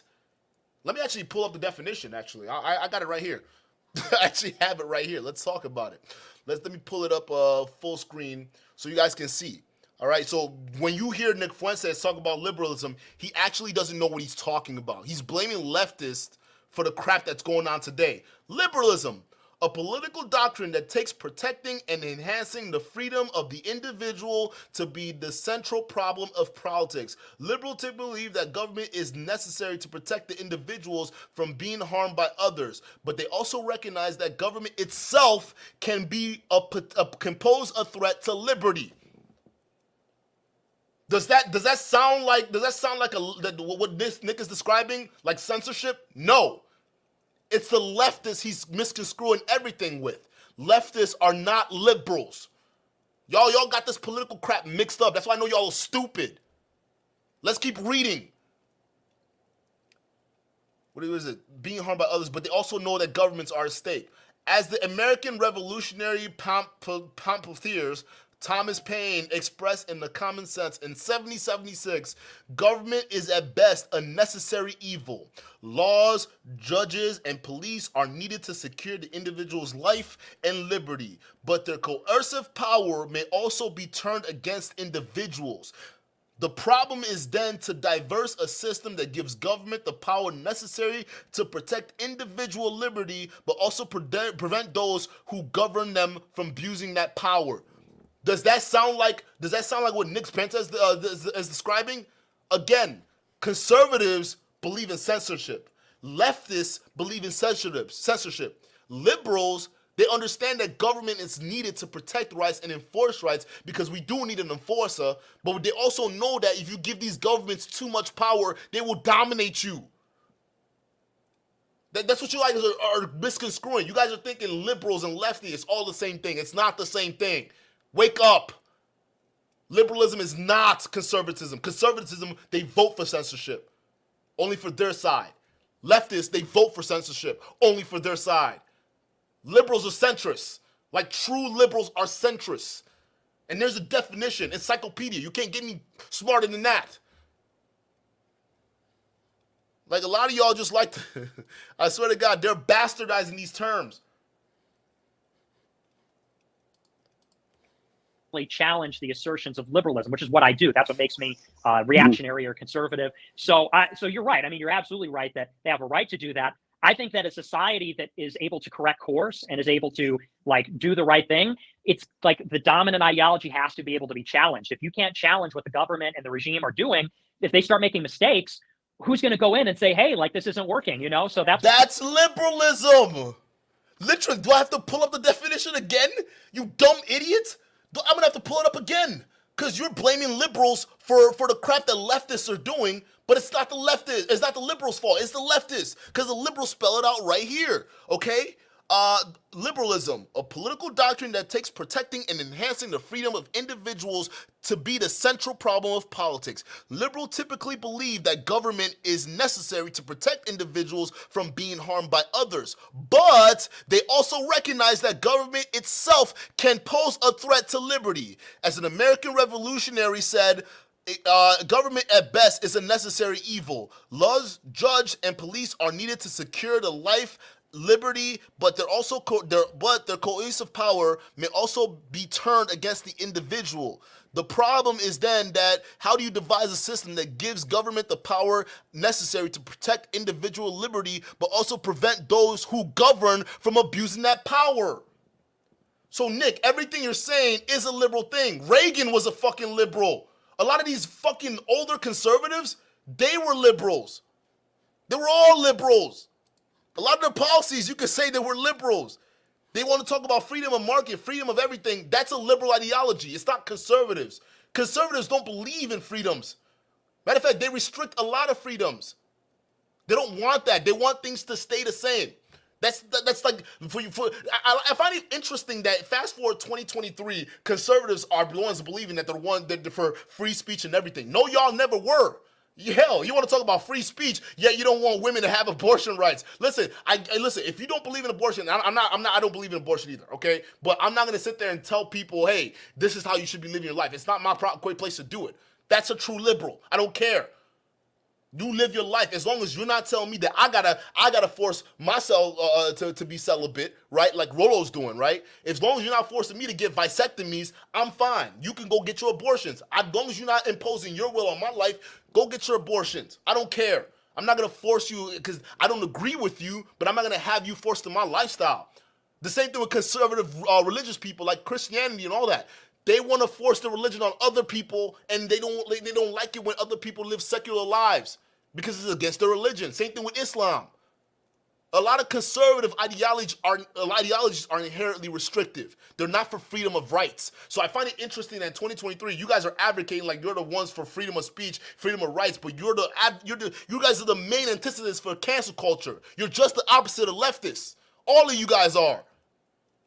If you really were about freedom of speech, y'all wouldn't care about what's going on with the abortions. As long as you lived your life to your conservative values, you shouldn't be pushing your ideologies on other people trying to use the government to do that. I find it funny. You guys are the same one to complain about, oh, the government, they're trying to make it easy for women to get birth control. Also, we need to have the government step in to restrict those birth controls, or not birth controls, abortions.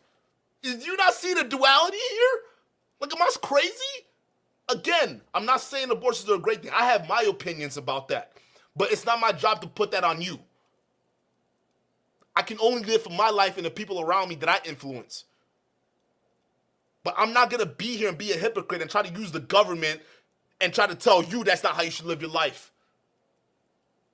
If you're a true freedom of speech person, you wouldn't care. Live and let live. Let them do their thing. You do yours. And if your ideology was so goddamn great, a lot more people would be following you. But they're not. Because your ideology is not the greatest thing. Like, y'all need to grow up. That's why you need the freedom to dissent and say, I'm not a liberal. And currently, you know, what is called racist, sexist, all these things is really dissent. It's people that reject the fundamental notions of liberalism, which says that men and women are the same. Everyone's equal. Everyone should be equal. So, sort of quasi-communist stuff.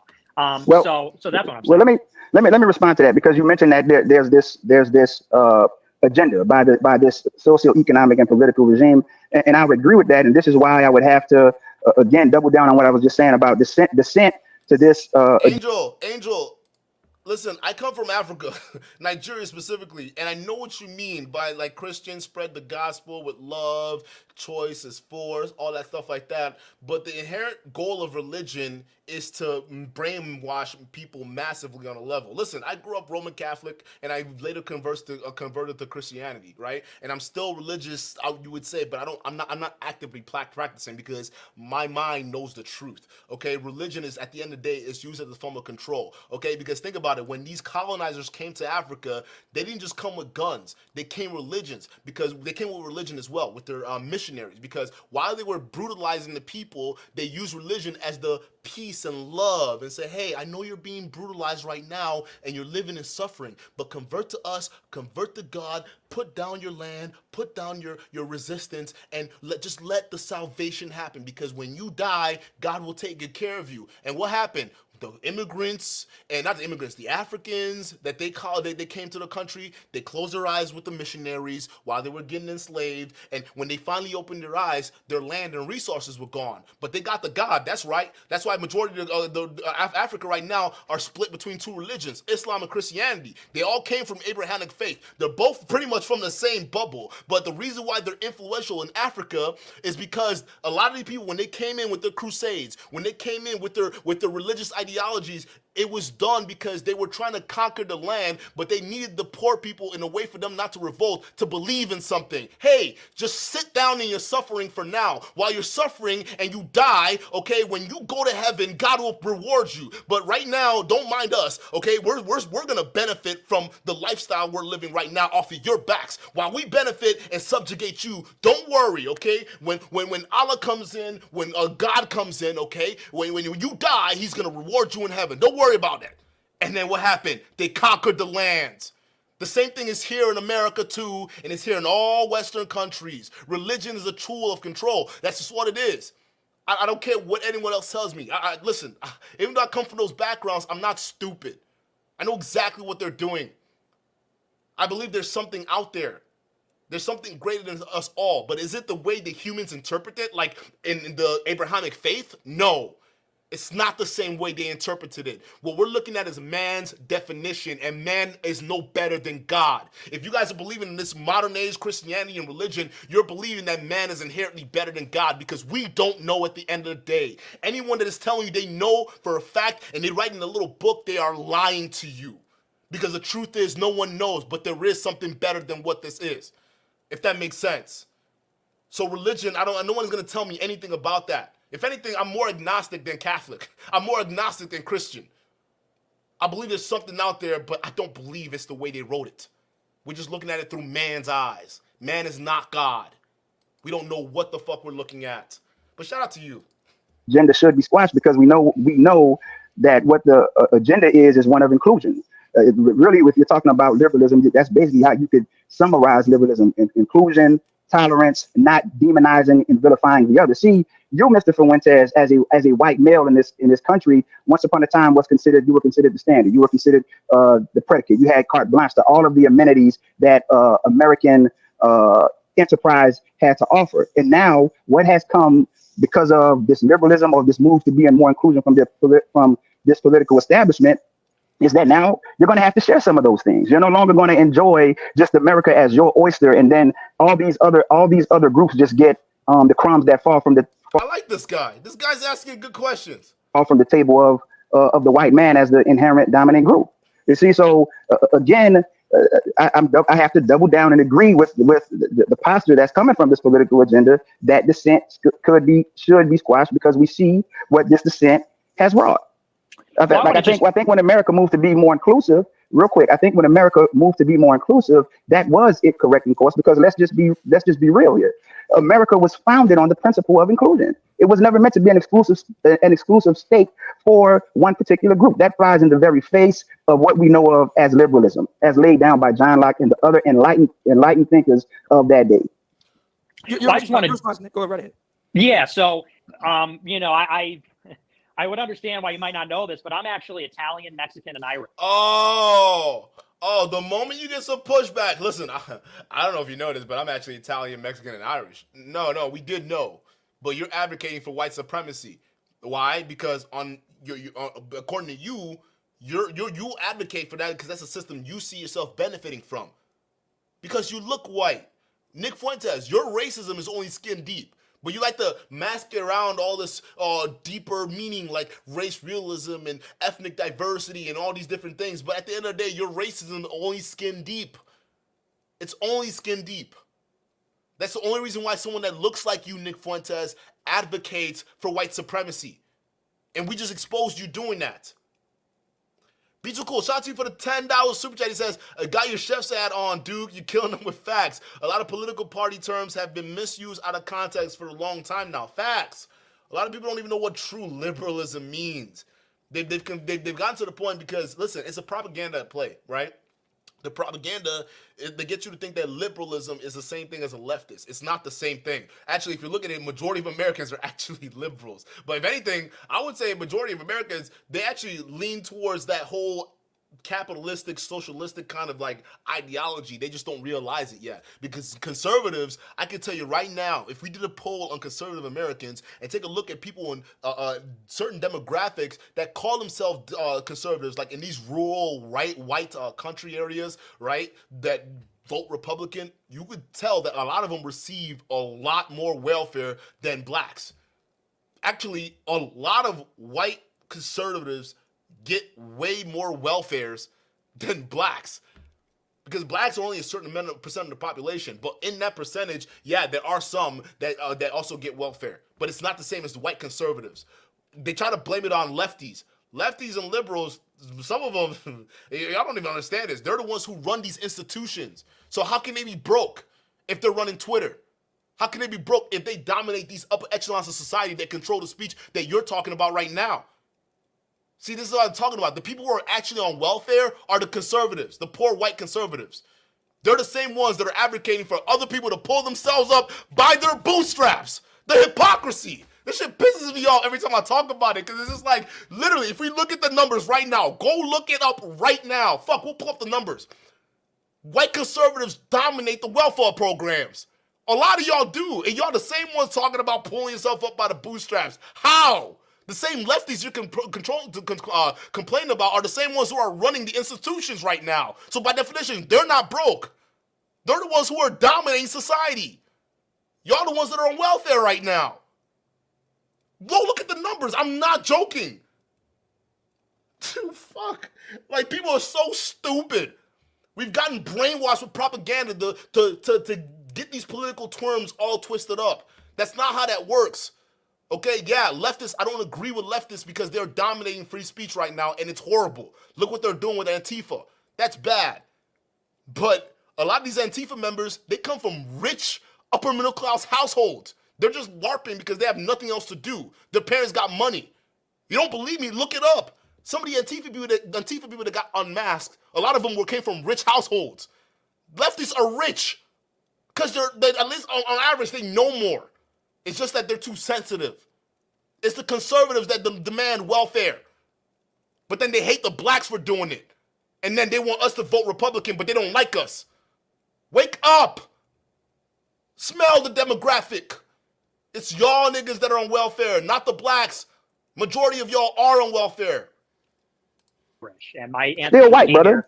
Well, but you say that, like, as a white man, I enjoyed everything, and that's just not true. I mean, my ancestors lived in the projects in Chicago, like the worst projects in Chicago when they came here. Italians and Irish were discriminated against. Like, even my mom's mom didn't like my dad because my dad was Mexican, and she was like, I don't know how I feel about you dating a Mexican. And so, I mean, so I just want to put that out there that it's not quite as you say, but that's a little bit besides the point. About inclusion, see, that's the thing.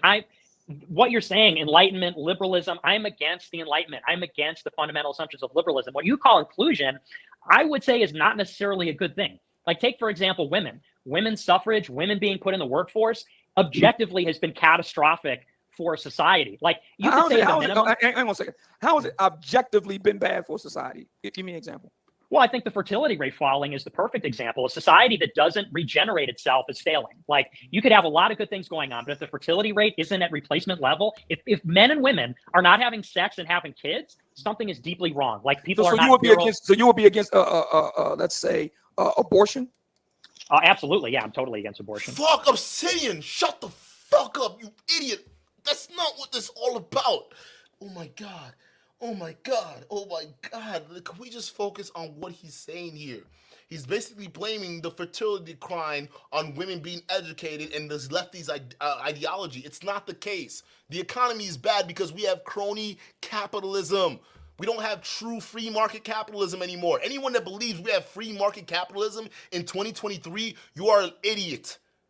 Because corporations rule the world. And if you don't believe that, you're an idiot. He's talking about jobs being shipped over, people not having enough. Who do you think did that? Do you think it was the immigrants came in and then had the job shipped over overseas? Or was it the wealthy capitalists that dominate the industry right now that made a deal with governments of China and governments of Mexico, governments of Nigeria, governments of Congo, governments of all these other poor nations to move their manufacturing, to move their call centers, to move their operations overseas so they don't have to pay Americans? And when they don't have jobs here in America and Americans aren't getting paid, well, guess what? Prices skyrocket because we're printing too much goddamn money. Somebody smart needs to talk to Nick Fuentes because we have retards on screen. Y'all are blaming women for the crap that capitalism and crony capitalism have cost us. This is ridiculous. I'm sorry, yo. I have to do this because my brain is literally hurting. It's hurting right now. It's like, I don't know what to do. Like, I'm just hearing stupidity and no one is correcting this because this is a racist sitting here in front of black men.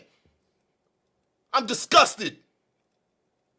It's not women's fault and the fertility rates, okay? It wasn't women's fault that World War I decided to happen and World War II also happened and corporations realized between those wars that women can work too. And guess what? When the men came home, they kept the women in the workforce. And you know what the deal these corporate captains of industry made with the government? They said, hey, listen, we get to bring women into the workforce, okay? We get to pay the men a lot less because when the men get paid less, well, guess what? Now they get to pay split with the women, and that's double the tax revenue for the government. So the corporation, after both world wars, realized that women can work, the men came home, lost half their wages, and then the corporation said, hey, government, now you get to collect twice the tax revenue, and it's been that same way ever since. None of this shit happened because of feminism and all that shit like that. It happened because corporations and captains of industry were greedy and selfish. I hate when these guys like to bastardize history. That shit pisses me off. The men were at war. The women had no choice, but it rang a bell in these corporate capitalists. Because guess what? It wasn't the rich men that were sending their poor boys to die. It wasn't rich capitalists that they were sending their sons out there to die. They weren't doing that. The rich families kept their kids at home while the poor out there went out and died. Because when the rich wage wars, it's the poor who always die. It's happening all over the world. So when the rich were staying home, they said, hey, wait a minute, the women can work too. How about when the men come back home, now we cut the men's wages in half so men no longer have to make the same amount of money to provide for a family anymore. Now we get to cheapen the wages for men and women. And guess what? The government benefits too because there's double the tax revenue. It's a win-win. Crony capitalism. Dumbasses. You guys are so dumb. Oh my God, I'm so I'm dumb, bro. So dumb. Would it be fair to say that you're a Catholic? Yes, yeah, I'm Catholic. Okay, so that would tend to go. Well, I wanted to respond to what he was just talking about. He said he's fundamentally against the Enlightenment, but I don't think it's a coincidence that post-Enlightenment we've had all of these advancements in technology. And so what we know historically, objectively, is that when you're laboring under these superstitions of church and religion, what it does is it stifles the human spirit, it stifles imagination, it stifles the creative capacity of humans to create things that improves their society. You see, so a lot of the listen, if it were not for the Enlightenment in that period, we wouldn't be sitting here having this conversation on a mobile app on our mobile devices, having these conversations. You see what I'm saying? So you can't like want to pick out things that you just cherry pick, negative things. Like even if you're talking about the fertility rates, what I would make the argument that has less to do with women and more to do with what the environment is calling for, precisely because of technology. We humans, it's coming to a point where humans are not going to have to reproduce as they used to in order to subsist themselves, because now we have machines, we have automation, we have these amenities of modernity, and you have birth control. You said you didn't believe in abortion, right? Well, you look at a place like China. Once upon a time, China was potentially looking at being overpopulated and not having enough resources to sustain a population. So you can always have that back and forth between which is the better, either overpopulation or underpopulation. The point that I'm making though is that at the end of the day, the Enlightenment period has been a net positive for the human race. Now we're going into the stars, looking at colonizing Mars. Once upon a time, the Catholic Church, if you said that the Earth wasn't the center of the universe and the sun revolved around the Earth, that was heresy, and you could be excommunicated, if not worse, once upon a time. Facts. A lot of people think religion are good. Religion is a suppressive ideology, just what it is. It doesn't want change. For the longest time, listen, they imprisoned Galileo because he had the balls to tell us that the sun wasn't at the center of the solar system. That's what we believed for a long time until we had scientists like Galileo that used religion so they can get funding. But they didn't believe in religion. Why do you think the whole idea of the Illuminati started? There were people who were literally against the religious order because it was so oppressive. Yes, Christianity, Catholicism, they were very oppressive. They didn't believe in growth. They locked you up. They called you a witch if you did math. Shoot, like, goddamn, wake up. Be too cool. Shout out to you. Religion is a brainwashing tool and a business. Sad to say, it is. I mean, think about it, bro. If you look how even the church, how the modern church was created, even when we get the whole concept of the King James Bible that everyone's reading right now, that was all because a guy in England created a whole new church because he wanted to divorce from his wife to marry a mistress. That's the whole reason why. So we have the whole version, a whole different version of the Bible. Wake up. It's a tool of control. It's always been. And I'm not saying that we don't need something to believe in as human beings. We do. I mean, that'd be stupid to say we don't, right? We do. But like, to sit there and pretend that religion furthers growth and enhances everything. No, it's actually a tool to keep things the same. Right? That's why we believe in flying angels and all these superstitious things that if you actually apply scientific process to it, you can't find anything. There's no proof for anything. But there's no denying that, listen, when you look at the thing as a whole, there's something greater than what exists. It's just that we don't know. Back in the day, we used to be polytheistic. Till the Hebrews came around, we all used to believe in different gods. God of thunder, God of water, God of wind, God of love. There was God for every aspect of the human element, the human emotion. Why do you think that was? It's a lot of times back then we couldn't explain what was going on, not only within ourselves, but we couldn't explain what was going on within the world. So we put God in everything until science came around and said, oh no, the reason why we have rain is because the clouds, the heat rises when and the water evaporates to the sky. It forms these clouds. The clouds get super heavy and then they squeeze over and the rain falls. We used to blame that on God.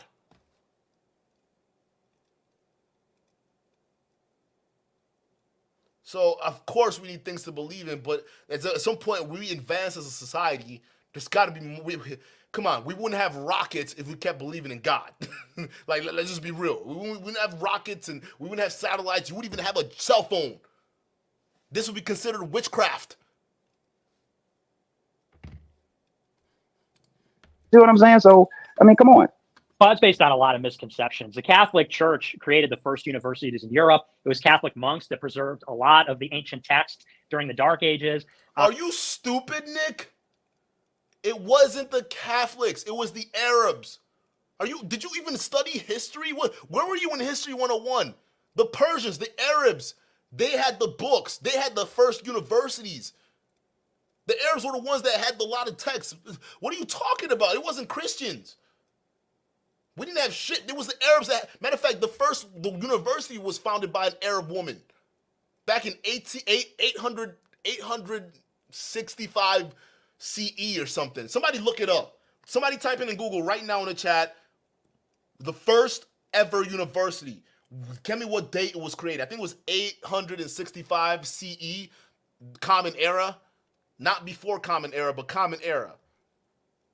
Please, somebody look that up and tell me in the chat. It was an Arab from, I think it was from Morocco.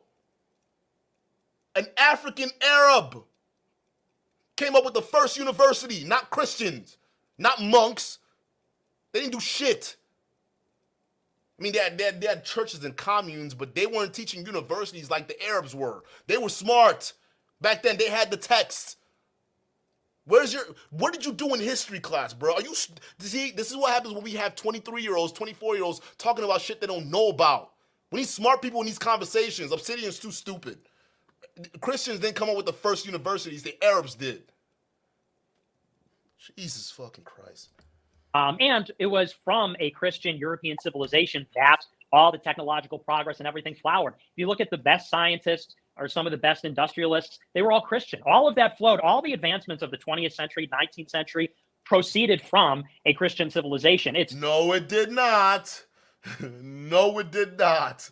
I'm going to tell you right now, it didn't. There was a lot of, listen, ancient Egypt had a lot of technological advancements and they weren't Christians. We still can't even figure out how they built the pyramids. We don't know how they did it. We don't even know what technologies they had back then, but we know they had something to build it. So no, a lot of technological advancement didn't originate from Christian nations. They came from Africa, where they still believed in multiple gods. The ancient Egyptians still believed in multiple gods. They were polytheistic, but they still had more advancement than most of these European nations that you call Christians. Dude, this is dumb. These people are stupid. With the triumph of the Enlightenment and liberalism, and now we're going in the other direction. If you look at the average IQ of college graduates, postgraduate school, graduate school, bachelor's degrees, the average IQ has gone down for college graduates like 10 points in the last 50 years. Average IQ in general across the world and in America is going down. The number of patents relatively is going down. And I would say that as far as technological advancement goes, Boom! Aya, thank you so much. Yes. The first university ever was founded by a Arab woman, Fatima bint Muhammad, back in 895 CE. I thought it was 865 CE, but it's close enough. Christians didn't do shit. While we're still trying to figure out how sewers work, they had universities, true education. And this was in Morocco. She's a Moroccan woman. Was it Morocco? Because I think it was Morocco. That's Africa. So y'all are trying to make it seem like Africa, is this nation that's poor and they were all illiterate and white people were so dominant. We had education. We had the first universities. Your religion came in and sent us backwards. Technological advancement's been slowing down. The rate of progress, although we've been progressing, it was significantly slower in the last 50 years than it was in the 50 years before that. Think about 1900 versus 1950. In 1900, you had horses and buggies. In 1950, you had cars and rocket ships. Compare that to 1970 to today. We got TVs, we got smartphones. Exactly. It's not that much better, but relatively speaking, it wasn't as transformative as the prior 50 years. And I would say that, again, when you talk about the fertility rate, we're talking about something fundamental, but it's everything. All the institutions are failing. If you look at the supply chain shortages, the debt crisis, families are not getting together, we're not having kids. I don't. Supply chain shortages, debt crisis is not because we're not having kids. It's because governments are overprinting money and private corporations are colluding with governments to send manufacturing and other precious jobs overseas, completely gutting their own country in favor for more profits. That's how that works. It's not because of blame women. Blame the people who are running the world, the captains of industry right now. It's not the women having less kids.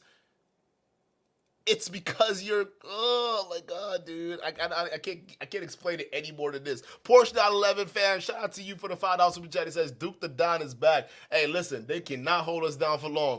Could you do a deep dive on religion on this or the second channel? I think this stuff is so interesting. I could, yeah, I would. I would, because my country, Nigeria, right now is being torn apart by religion. Religion is a very, very divisive tool. A lot of people that don't think that, you're crazy. Yeah, each of those religions can claim they preach love, but listen, from someone who looks at it from a top-down view, there's divisiveness all over it. All over it. Secularism is the way to go, because you're putting your tribal, you're putting your religion nonsense aside in form of what's cohesively better for the government and not the government, but for the nation as a whole. You want secularism, because that includes all people, not just some people of certain religions. But yeah, I'll go a deep dive into it. I'll love to doing that. Like, it's crazy. A lot of people think it's a savior. Listen, we need something to believe in, for sure. We need some kind of structure. Some people, believe it or not, there are people out there that need religion to tell them that they're good people. Believe it or not. And a lot of times, those people are sinners, which is okay. You need that. Otherwise, if we didn't have a way to offload our guilt, a lot of us would be shameful, would live our lives even trying to delete ourselves even more because we can't live with the guilt and the shame of what it is to live with society or be considered a good members of society. Because good members of society, you don't kill each other, you don't grape each other, you don't steal from each other, but yet these are things that are inherent in some human aspects. Sometimes humans would cheat over you. Sometimes humans would steal from you. Sometimes humans will kill you. And sometimes those same human beings have those guilt, unless they're psychopaths. They have guilt about what they do. Some people, when they steal from you or they lie to you, they feel guilty. But guess what? If we had a society filled with people who don't take responsibility for being liars, thieves, and cheats, in society, we wouldn't have much of society at all. So we need some kind of rules and structure. And people need a way to offload their guilt. If you don't have religion, you'll delete yourself because you'll look like such a horrible person. And you don't know how to atone for your sins. So we come up with this whole thing to say, okay, this is what you have to do. Even though you're bad right now, you just have to do this one thing, and don't worry, you'll be good. But the truth is, no one knows what happens when we die. Sometimes when realistically, if you don't even know, when you die, it's lights out. There's nothing more than that. If you don't believe me, try to remember what happened before you were born. If you don't believe me that you're going to go into complete darkness the moment your time's up, try to remember what life was like before you were born. For a lot of you babies out there, 1 minute it was dark, the next minute it was light. That's how you came into existence. From darkness to light, you were existing. You don't know how you came from where you came from, but you're here. And then when you go, you're going to go to the same dark place. That's just how it is. And sometimes, believe it or not, it could probably be that same dark place until the light pops up again. We don't know. But try remembering what life was like before you were born. You can't, because it was nothing but darkness. And that's how it's going to be when you go. I don't think that if you look at the United States or Western Europe, this is the picture of like a healthy civilization at all. I would also say that as far as the birth rate goes, you're right that China did implement a birth control policy, but it was brutal and horrible. I mean, they were telling people they could only have one kid, and if they didn't, imposing massive fines and other penalties. That's something that's deeply immoral. And, I think that a society has always coped with the challenges of a larger or smaller population, but to go in there and say that the solution is to kill children in the womb or do birth control, which is very bad for women's health, totally messes with their endocrine system irreparably, or for the state to go in and say you can only have one child to a family. These are things that are just objectively wrong. And, ultimately, though, the real question is whether you believe in God or not, because if you believe in God, then we have to listen to him and we have to follow moral imperatives. If you don't, it's a different story. So, I'll argue the technological point, I'll argue these other points, but it's ultimately beside the point because, it sounds like when you say superstition, maybe you don't believe in religion or you don't believe in God. But that is the question, because if you do, then we live in a moral universe and our actions have moral weight to them and we have to answer for them. And so we need to structure our society based around that, around a society that is virtuous and filled with people doing the right thing, as opposed to trying to create abundance or technological progress. Okay, well, let me just respond to that really quick. In terms of because you mentioned Christianity, I just want to point out that Christianity is something different than Catholicism. It's the reason why you had the Protestant Reformation. So there is a marked difference between what we know of as Christianity and what we know of as Catholicism. The Catholic Church was very heavy-handed in making its followers, parishioners, whatever you want to call them, toe the line. That's the point that I'm making. In terms of birth control and stuff like that, listen, individual liberty and independence. You have your views on fertility. So then I would have to ask you as a person, as an individual, Mr. Nick Fuentes, do you have any children? No, I don't. Okay. So you stand here in contradiction of your own principle, extolling us about the virtues of the principle that you don't uphold. Why don't you have children? Because I've never had sex. So why haven't you had sex? Why haven't you had sex? Because I'm not married. Oh, so why aren't you married? Oh, I haven't found my wife yet. Okay, shut up, kid. Shut up, kid, because I already found my wife when I was 19. You're 24, and you haven't found your wife yet, but you're preaching to me how to get married? Fuck you. Shut up. You don't know nothing. You don't know anything. You don't know nothing. You don't know nothing about this world. You haven't lived it. So I can speak from experience. You can't. So what makes you think that your opinion is the right opinion and you haven't even lived that life yet? You're still a child. You haven't even raised a kid. You don't even know what the cost of that is. all you people like you can do is read off of numbers and data, but you haven't lived that life. When you live that life, it's different from numbers and data. This guy's an idiot. So why haven't you found your wife yet? Because I'm working on myself. You're still working on yourself. You haven't figured you haven't figured out who you are as a 24-year-old man. Is that how much of a fragile loser you are? You still haven't figured out yourself yet? Huh? Hey, listen, you trying to drag us back to traditionalism and men getting married young. Hey, those boys back in them days, they had their worldview figured out before they were 24, 25. They had families with multiple kids by the time they were your age. So even the lifestyle you're trying to drag us back to, you're not even prepared for it yet because you're still a mama's boy. Mama's boy. You're probably still living with mama. But you over here trying to tell grown men how to live, and Obsidian over here who's married can't even talk back. This is clownish. Okay, all right. So this is what I'm saying. If we it's a contradiction because how you gonna sit there and preach to me about doing something that you haven't done and aren't doing? Facts. I'm saying birth control is wrong, and I would never use birth control. Right. Okay. That's fine. So you would shoot up the club then? I would what? You would shoot up the club. What does that mean? Obsidian, what the fuck, dude? You're supposed to be an intellectual? Oh my god. You'll pump a baby in her. Like, look, and now to be fair, me and Nick Fuentes actually agree. I don't believe in birth control. I don't believe in abortion personally either. But my life reflects that I have 6 children with my wife.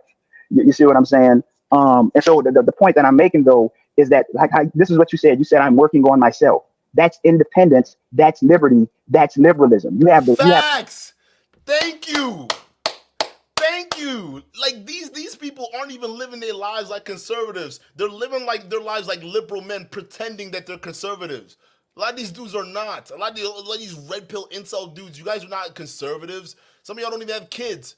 Some of y'all are trying to stay away from women. Okay, how's that being a conservative? Settling down, getting a wife, and having kids. Y'all not even doing that, blaming the women. Nick Fuentes, you live your life like a liberal man. I don't care what you say. You're pursuing individual liberty and forgoing child rearing. You're not conservative. Conservative would be at home right now with your wife and kids before the age of 24. But you're not doing that because you're a liberal. That's what I'm saying. These people don't even know the definition of the political terms they're using. You're a liberal, but you're pretending to be a conservative while hating on leftists, who are the ones that you should be hating on. But you're lumping leftists and liberals in the same category. We're not.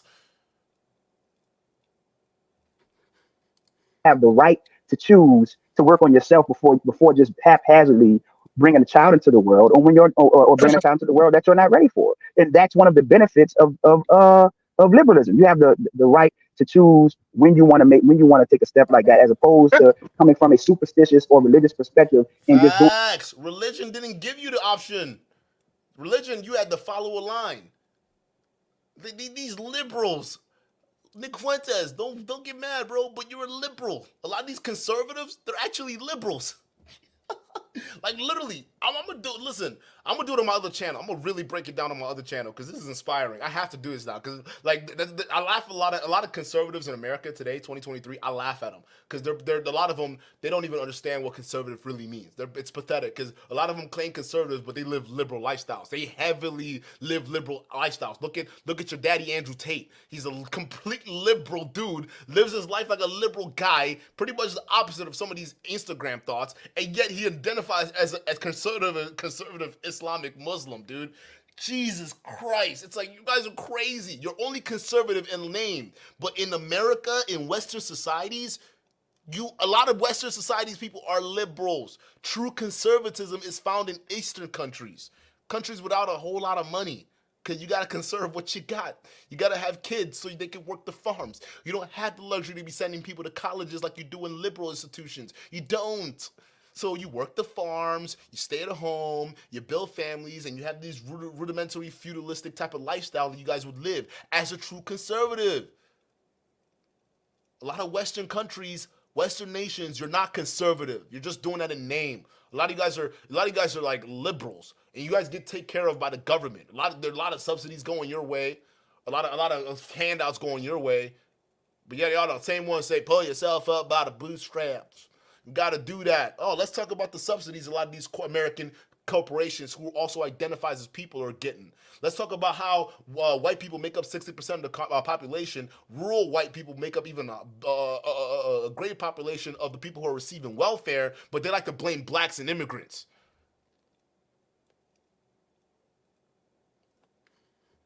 Liberals. Y'all some liberals. That's all it is. Stop pretending you're conservatives. Conservatives are found in Eastern and African nations. None of y'all niggas are conservatives. You're all liberals. You're just fronting as conservatives because you don't like the way leftists are living their lives. Doing it because that's what you are expected to do, or going by the biblical tradition. That's what your obligation and duty is. Be fruitful and multiply.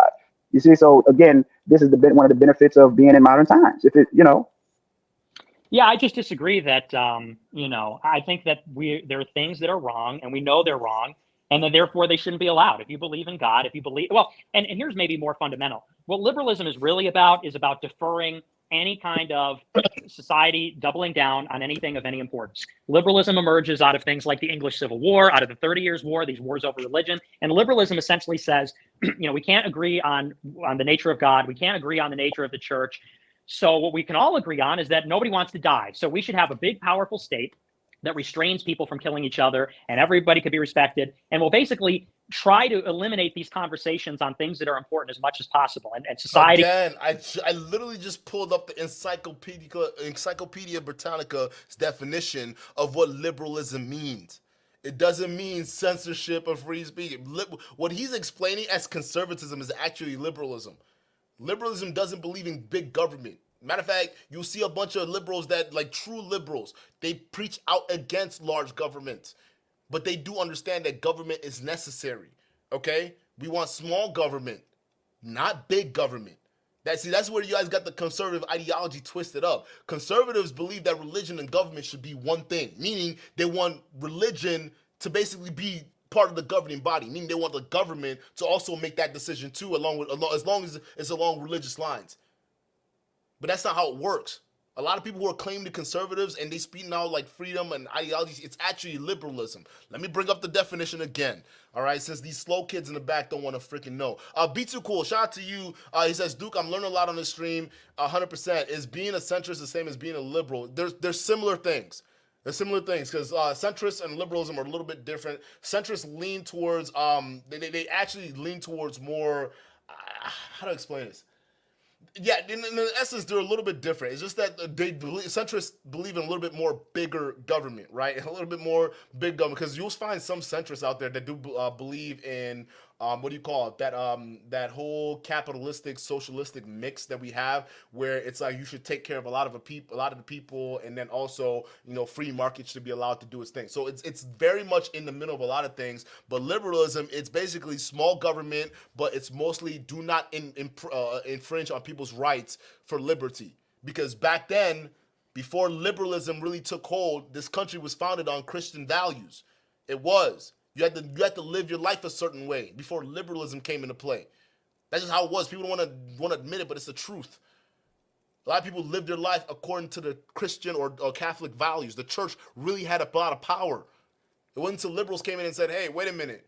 Y'all are saying everyone should be equal under God, but that's not true. Let's make sure that everyone is truly equal under God. Here's the definition right here. All right, liberalism, political doctrine that takes protecting and enhancing the freedom of the individual to be the central problem of politics. Right off the bat in the definition, they're advocating for the freedom of individuals. This is the same thing conservatives claim, but they think that liberals are against. It's not true. That's why I know every one of you guys that listen to mainstream media have been brainwashed. Liberals believe in individual liberty and the pursuit of happiness and whatever you want, as long as the government doesn't tell you what to do. Let's continue. Liberals typically believe that government is necessary to protect the individuals from being harmed by others, but they also recognize that government itself can pose a threat to liberty. Ain't that the same thing conservatives talk about? But Nick Fuentes is over here trying to bastardize what it actually means to be a liberal. You guys are conflating conservatism with liberalism. It doesn't work. That's how far the brainwashing is gone. So he's saying as a conservative, yeah, we don't infringe on people's rights. That's not true. That's not true at all. But then blaming the liberals for doing the exact same thing that leftists are doing. No, the liberals aren't doing that. The leftists are. They're the more extreme ones. They're just like conservatives. Far-right conservatives. Actually, let me make sure I specify that. Far-right conservatives and far leftists are the exact same people.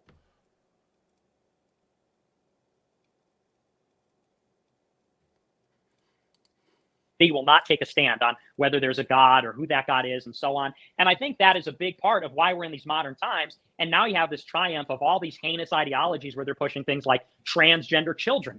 Because it's liberalism, nobody can get up and say, hey, that's wrong. Like, we as a society should not allow that because it's wrong. Because people go, well, it's my body, my choice. It's my life, and I want to cut off my balls. You know, it's my son, and my son wants to cut off his balls. And it's like, society should have the moral authority to say no. You see it that way? You see it as that simple? It's just a matter of just cutting off? Oh, society should have a moral way, but if you believe in freedom, so people should be free to believe what they want to believe. They don't have to strictly follow a monolithic societal code. Right? Because if you were for freedom of speech, you wouldn't force other people to follow a moral societal code, because morality can be different to different people. Yeah, we all have the general sense of morality. One can be a good person, don't lie, don't cheat, don't steal from others, treat people with respect generally, but that doesn't apply if you put it in the real world, because a lot of people live by different morals. My moral code is different from your moral code, and some of the people in the chat's moral code. Some people's moral code could be, yeah, I support abortions.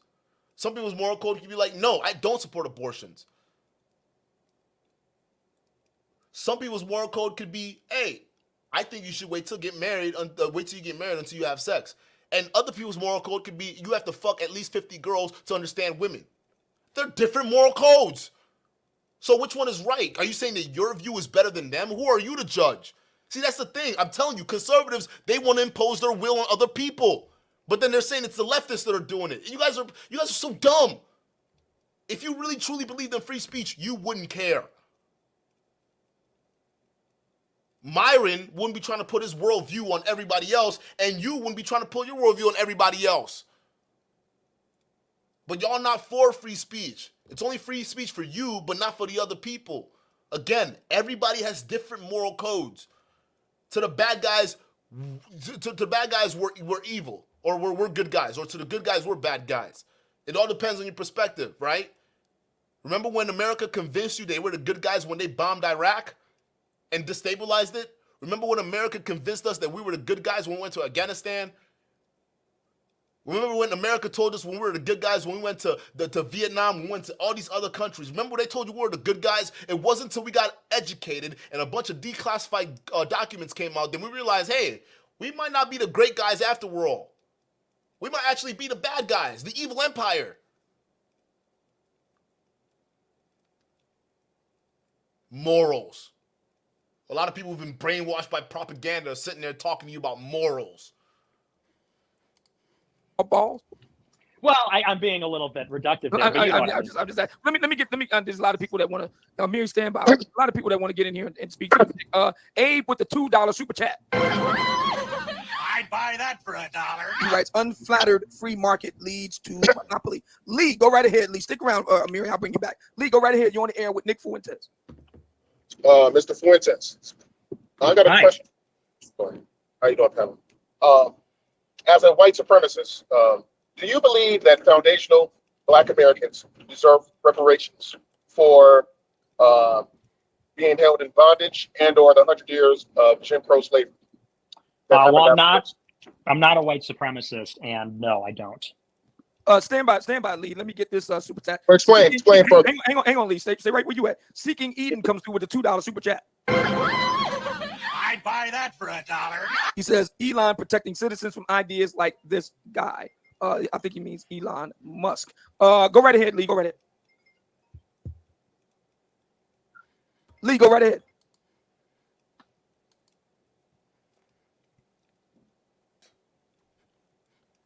Let me get Nick Nestle Hustle. Nestle Hustle, go right ahead. I appreciate y'all bringing me back on. Yeah, I'm interested to any questions, anything you got. What's good? But I do want to say shout out to Nick Fuentes, shout out to O-Man, Oh, shout this out to nigga O-Man. again? Was he here at the start? Get him off. I bet you he gonna say something dumb. Why is he up here? He didn't say anything last time he was up here. Why you bring him up here? You my nigga. But yeah, I mean, I was interested to get into conversation with a couple of these other people in the chat because I see a lot of people kind of questioning Nick about his racial views and stuff like that. But answer my question, and please answer my question. Okay. Have you ever said something about a cracker? What? Have you ever said anything about this white motherfucker this white motherfucker that? Okay. If you can't answer that question truthfully, then that says a lot about you. What? Yo. What? Obsidian, who are your audience, people? Like, this guy's dumb. What? Have you ever said cracker this or motherfucker that? What is reference to what? What are you saying? What are you trying to say, bro? Like, none of that made any fucking sense. Like, what? I agree with a lot of stuff that Nick Fuentes says, and I agree with the majority of what O-Man says. Obsidian didn't say anything. He's basically been agreeing with Nick. Oh my God. Who is this guy? But you're talking to a man that's balanced. I am half black, half white. So you're not gonna get much past me when it comes to this. What? But other than that, I would like. What is this guy talking about, bro? What is going on? Who is this guy? Like to stay on the panel and respond to other people's stance when they question Nick. But other than that, I will sit back and be quiet. No. Get him off. So you're basically saying you just want to cape for Nick Fuentes. So you ain't got smoke for Nick, but anybody who comes up here with smoke for Nick, you want to play bodyguard for? Hey, get him out of here. Get him out of here. I'm not even surprised Obsidian's fan base is full of people who can't wait to coon for racists. This guy's ready to put his shield up for a racist like Nick Fuentes. Hey, don't worry about it, man. I'm here for Nick. All right. Anybody say anything wrong about Nick, I'm here to cape for him. Yo, y'all can't say nothing about Nick until I come here. All right. I'm half black, half white, but the white part of me agrees with Nick Fuentes, and we gonna cape for him. So anybody come up here to say something bad, I'm gonna get at him like a dog. Oh, that's me. Oh my God. Yo, bro, this is hilarious. I'm not surprised. I'm not surprised. This is this is Obsidian's channel. He threw his channel on the line for racist Pearly. I'm not surprised. You got another dude saying, "Hey, listen, bro. I'm just here to cape for Nick Fuentes. That's it. I'm a half black, half white man, and I'm here because I think everything O-Man is saying is facts.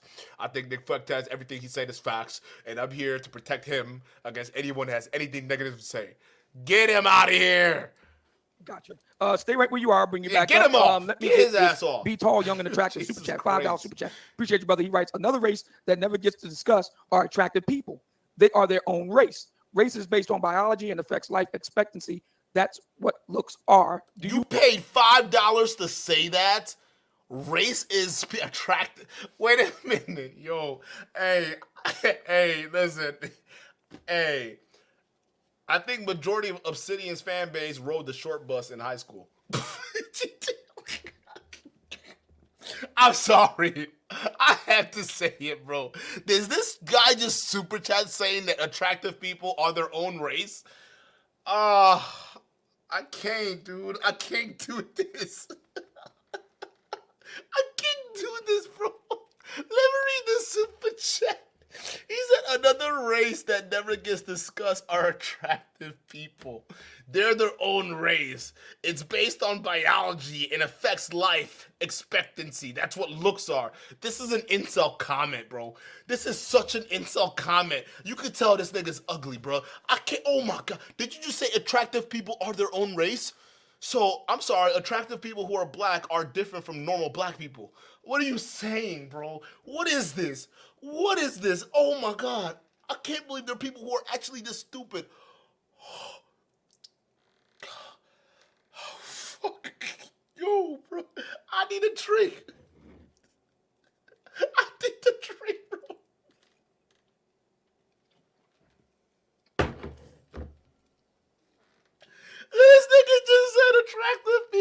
their own race.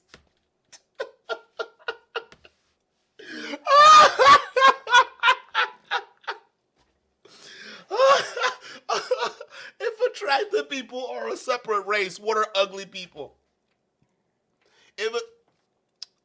What are average people? Are average people like wait, what is this?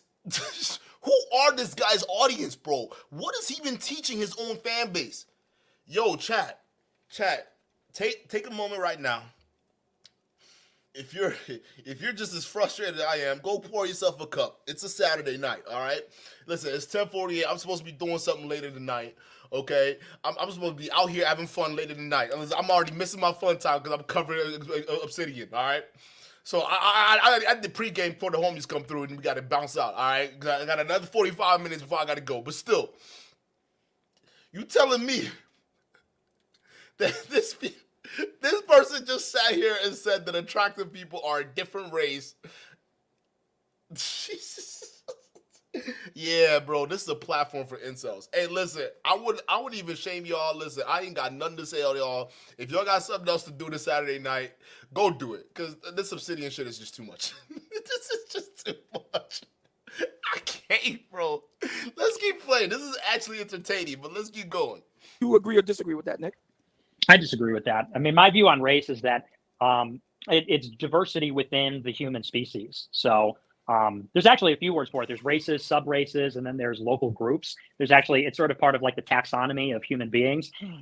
So of course, within races, you've got sub-races. Like within white people, you've got 3 sub-races, which are the Nordics, Mediterraneans, and Alpinids. Then you have local groups. Within Nordics, you'll have Norwegians, Scandinavians, or whatever, various localities.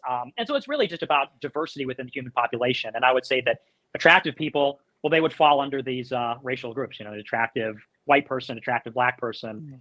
So it's really about. What do you think about these like body positivity, fat shaming, colorism, featureism, texturism, lookism? Isn't that part and parcel of the black pill? Lookism? What the fuck is a lookism? Y'all are just making up isms. All of y'all are just making up these isms. What are these isms you're talking about? Lookism? Hey, yo, chat, maybe I'm not new to this. What is a lookism? I don't know what a lookism is. What the fuck is that?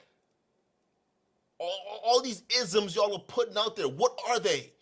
I feel like y'all just making shit up to explain your shitty lives. You all live shitty lives right now because he has a platform full of incels.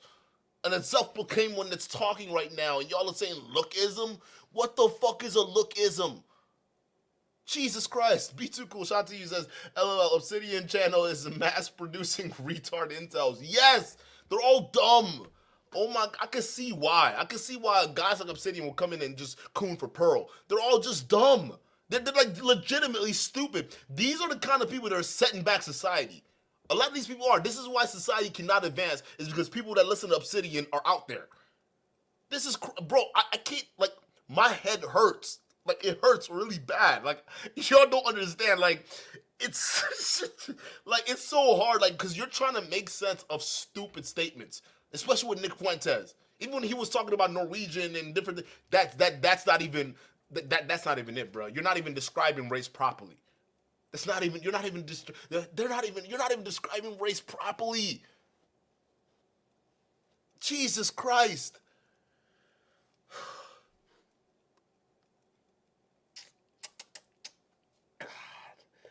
I'm gonna do a little bit more, and then we got to go to the other debate that Nick Fuentes was on with Abba.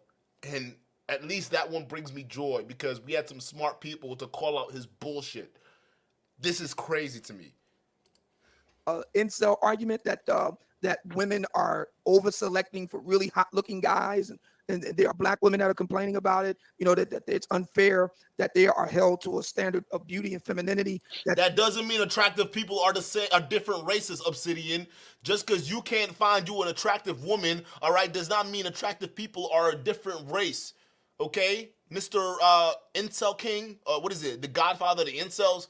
You're not the Black Manosphere leader no more. That title is gone. You lost that title a long time ago. That's dead, bro. You the Incel Manosphere leader. That's what you are. You're the Black Incel movement leader. That's what it is, all right? The Black Incel movement leader. That's it. All right, you speak for black incels, and at this point, Nick Fuentes is a white incel, so you speak for all incels. Just making sense. You're the incel king.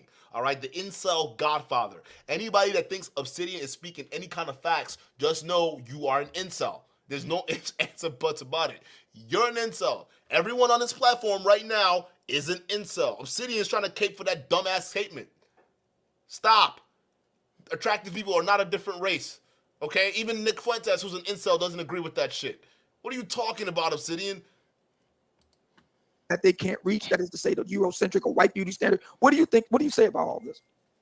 I think the real black pill is that human inequality is real and it's unfair, and it makes people very uncomfortable. Like across the board, that's kind of getting back to like the liberalism conversation. That is why it's so disconcerting that we have these ideologies like lookism or the red pill, which is really about like the differences between the sexes, or these things like race realism, like somebody says that race is real. Because you know, when you look at something like lookism, yeah, some people are born with a really good jawline and they're born with the perfect genetics, and some people are born looking really ugly. And like, there's nothing in the world that could be done that is going to so-called rectify that and make it fair or make it equal. And what's offensive to us about that or disconcerting is that so much of what we learn in society or what we're told is like anything that happens to you is your responsibility. And that's actually like a good feeling because it feels fair. It feels like everyone gets what they deserve.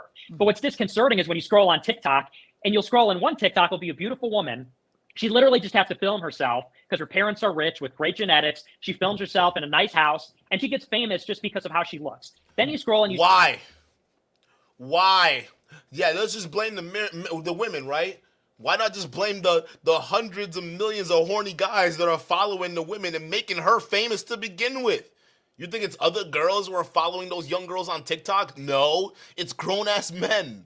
It's these simps that are making the bank accounts flow. All right, look, who was that Cash Me Outside girl? That Cash Me Outside girl, the moment she turned 18 and started the OnlyFans, a lot of these horny fucks jumped in and made her $50 million.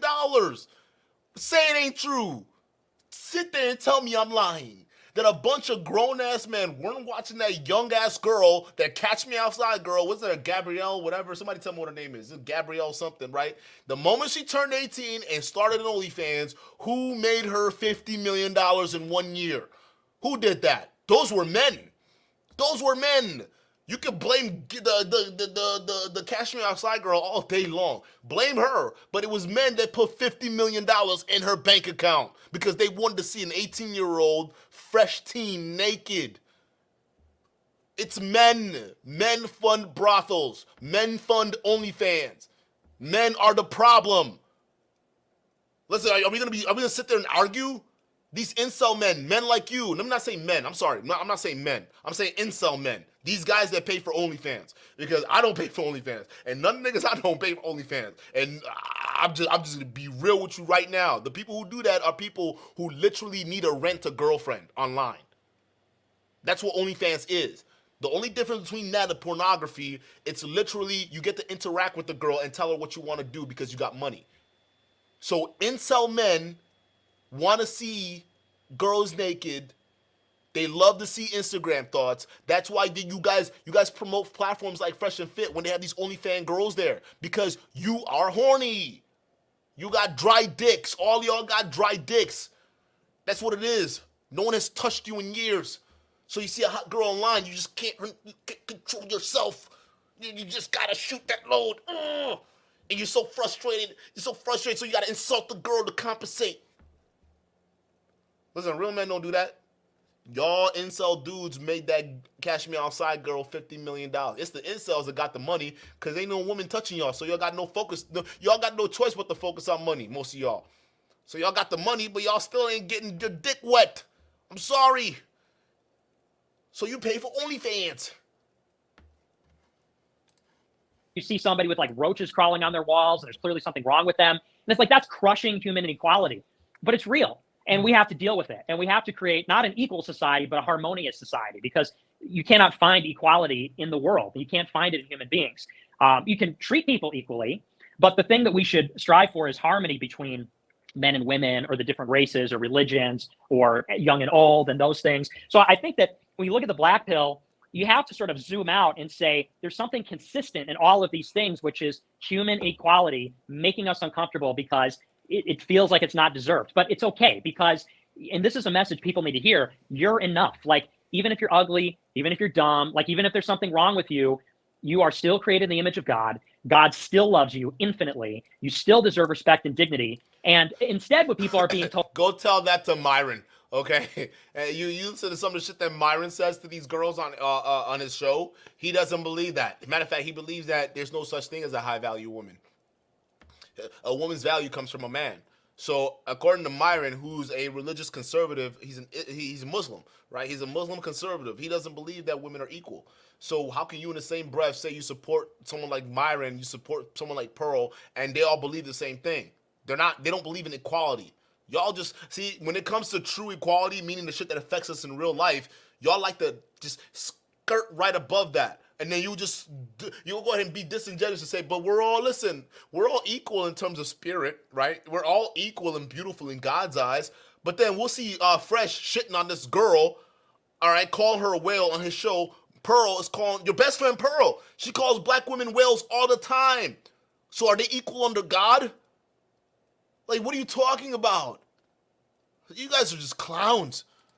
Told is they're being filled with this toxic, malicious envy, where they're told, like, the rich are why you're poor, the beautiful are why you're not getting laid and you're ugly. And it's like, that is just poisoning the well with envy, which is a sin. And it's kind of like, it's actually really interesting when you look at, like, human beings and the role that envy plays. That's a big subject. But the point is that this is a very consistent theme in all of these little subgroups that have these so-called red pill or controversial ideas, whether it's with regards to race, sex and dating, looks, fat shaming, trans and gay people. Like, it's the same thing across the board. Gotcha. Shannon Rawls writes, because at that point it allows these private entities to start to push a false narrative or agenda of their own. I think he was responding to the earlier question about private entities exercising their First Amendment right to ban or deplatform you. Nick, I think you were speaking to that. Let me go to Tony Golden. Tony, you're on the air with Nick Fuentes. Go right ahead. Hey, fellas. How are y'all doing? Doing real great, man. Great. So I got two questions for you, Nick. You said your dad's Mexican and your mom's white, but I know you have this position on race mixing. Can you expound upon that more as far as your position, and why do you not in favor of people race mixing? Well, I mean, some people disagree with me on this. I don't consider myself mixed race. I mean, my dad is half Mexican and my mom's full Italian. Okay, so why bring that up whenever someone pushes you on race? Well, I'm not really white. I'm Italian and Mexican. But you don't consider yourself a mixed race person.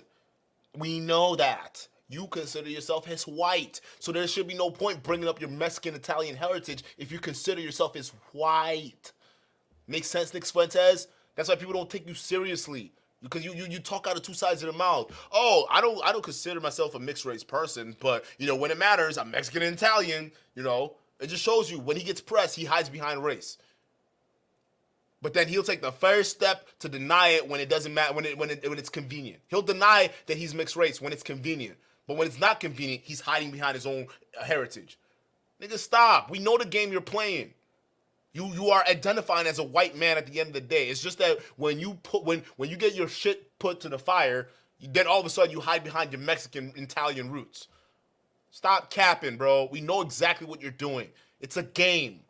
We're not stupid. Maybe Obsidian's crew is stupid, and no one's gonna call you out on it, but not over here, because that would have been the first statement out of my mouth. You don't identify as mixed race. So what the fuck is it? What's the point of you bringing up your Italian and Mexican heritage? Fuck your Italian and your Mexican heritage. You're identifying as a white man. None of that matters now in this conversation. But you're only doing that because you're trying to hide behind your race. Meanwhile, you're on Pearl's channel clowning an actual Italian woman for dating a black man.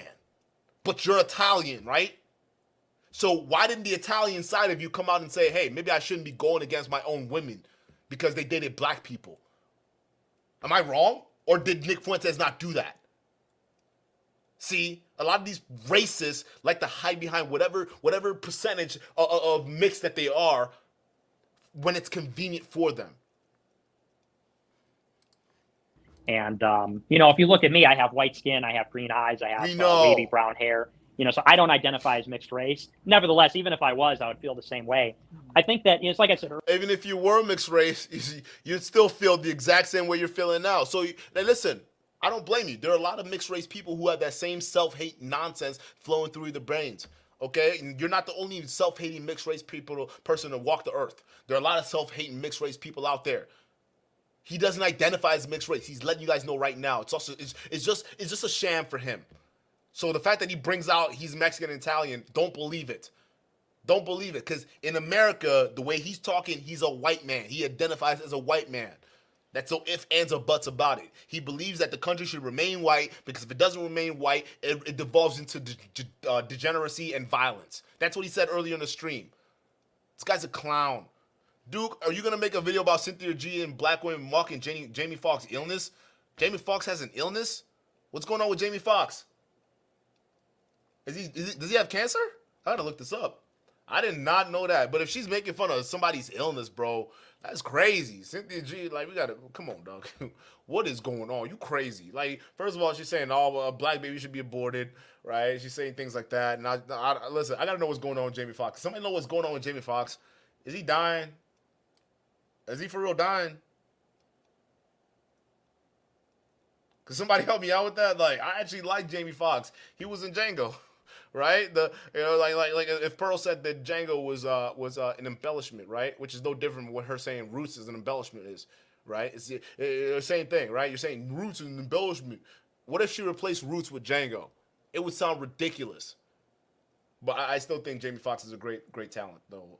If he's actually dying, that's crazy.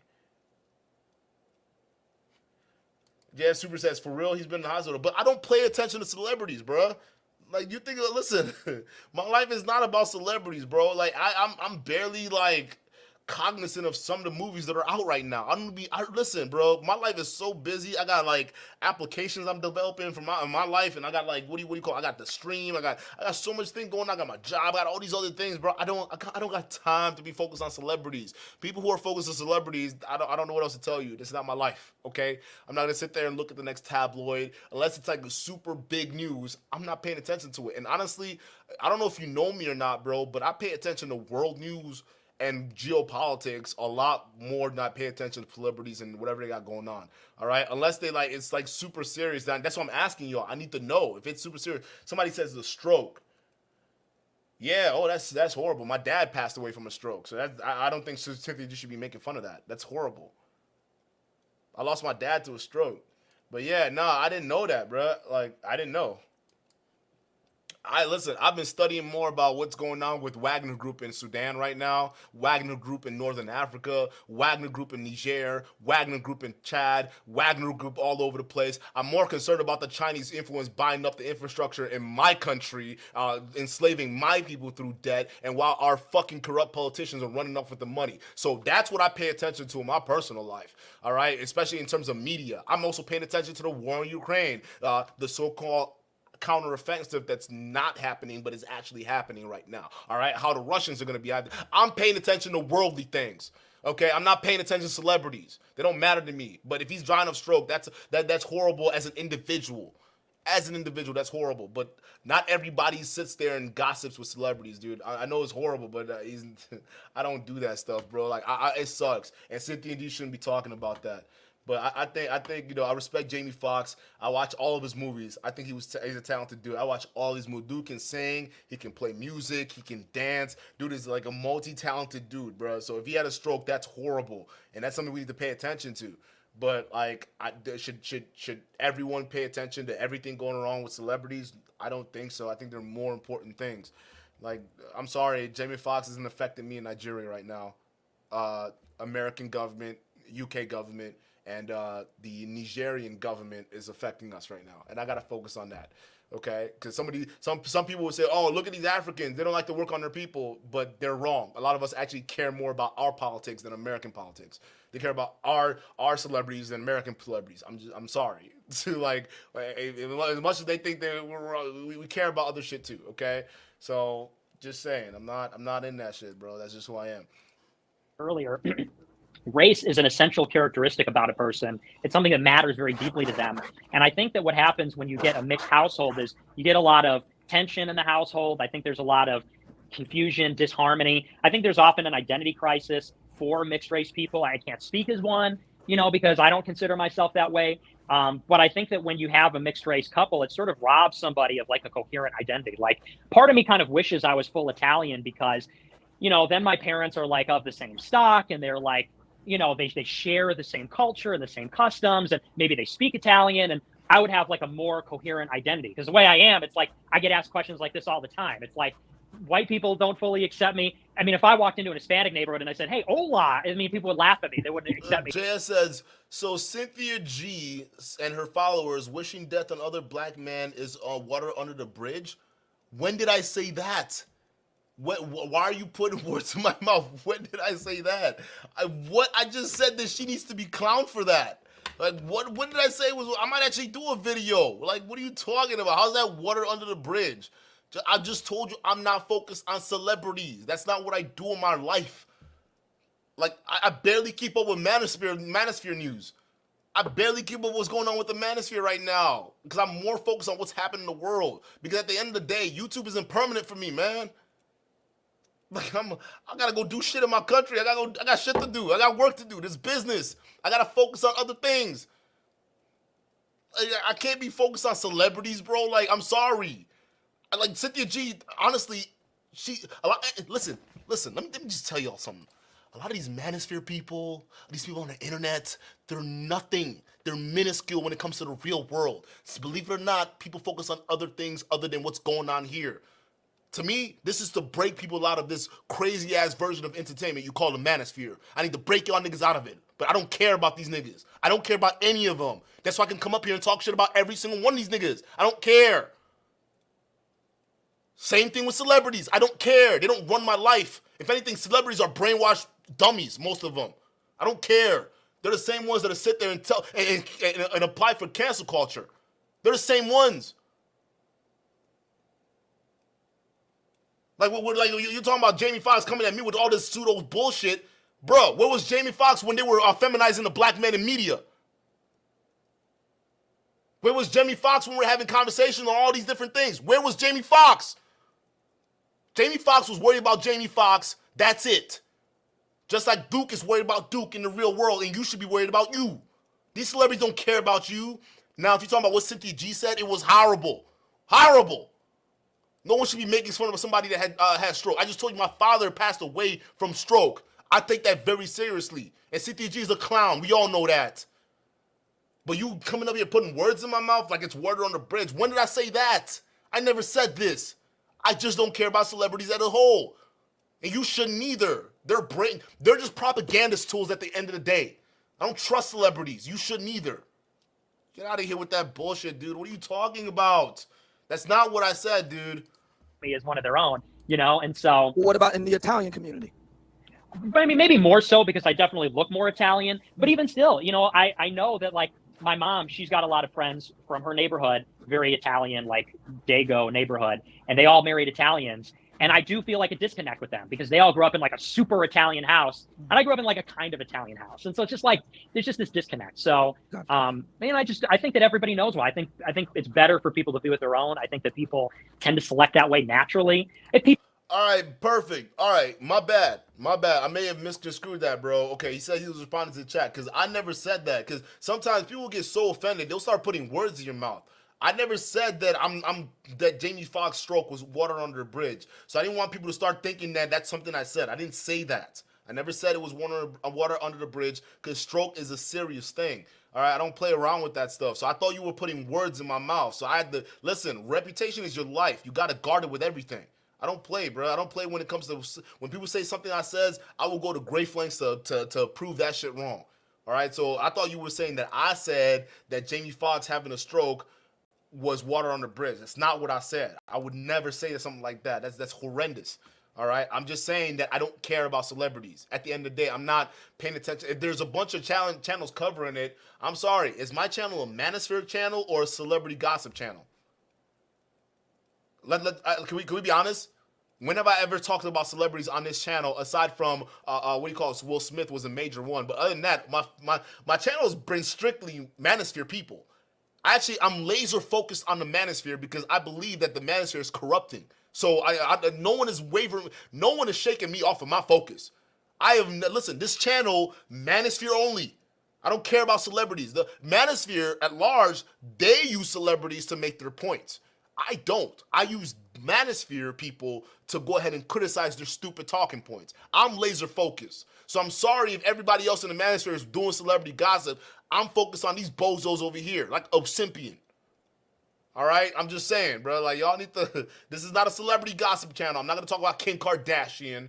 All right? I'm not going to talk about all these other guys. Lori Harvey. Because a lot of these men, they love talking about Lori Harvey. I'm not going to talk about her. I don't care about celebrities. They don't mean shit to me. That's all I was saying. I wasn't saying that Jamie Foxx cancer is horrible. I'm just saying that Jamie Foxx, I'm not paying attention to his life. I'm not doing that. I ain't got time for that. Neither should y'all. People don't. I don't think it's the end of the world, but it's being promoted very heavily, and I don't think that's a good thing. You believe that biracialism, if you will, is being heavily promoted? Absolutely, yeah. Who do you think is promoting it? Well, I think the media is promoting it. It's in all the commercials. It's in all the TV shows. It's always like a black guy, a white woman, or some other kind of mixture. And what do you think about the rise of gay and lesbians in the media, TV, films, movies, and the like? What do you think about that? I think it's terrible. I mean, in the Bible, it says that sodomy, which is anal sex, or even actually oral sex is technically sodomy.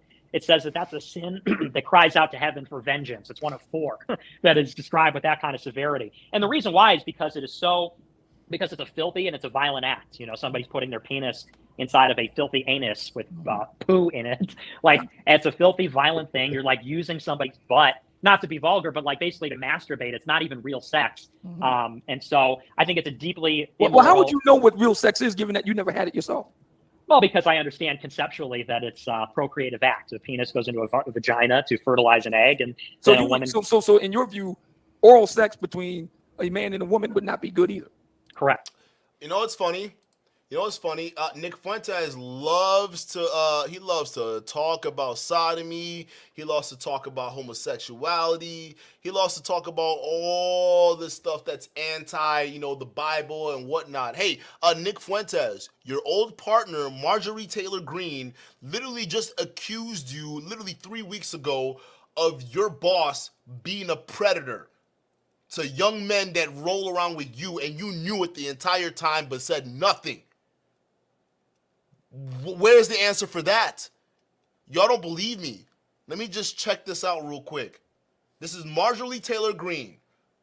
She's in a political office right now. She's got a whole career, so I don't think she would be just saying things about Nick Fuentes if it wasn't true. This is disgusting. Textbook predation of underage boys, and Nick Fuentes was in on it. Hashtag Nick knew.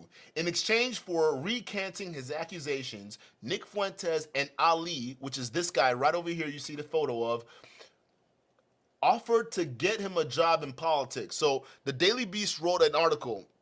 This guy named Ali, or whatever his name is, Ali Alexander, who was a former ally of Trump and the white nationalist Nick Fuentes, known for touching boys. And Nick knew about it.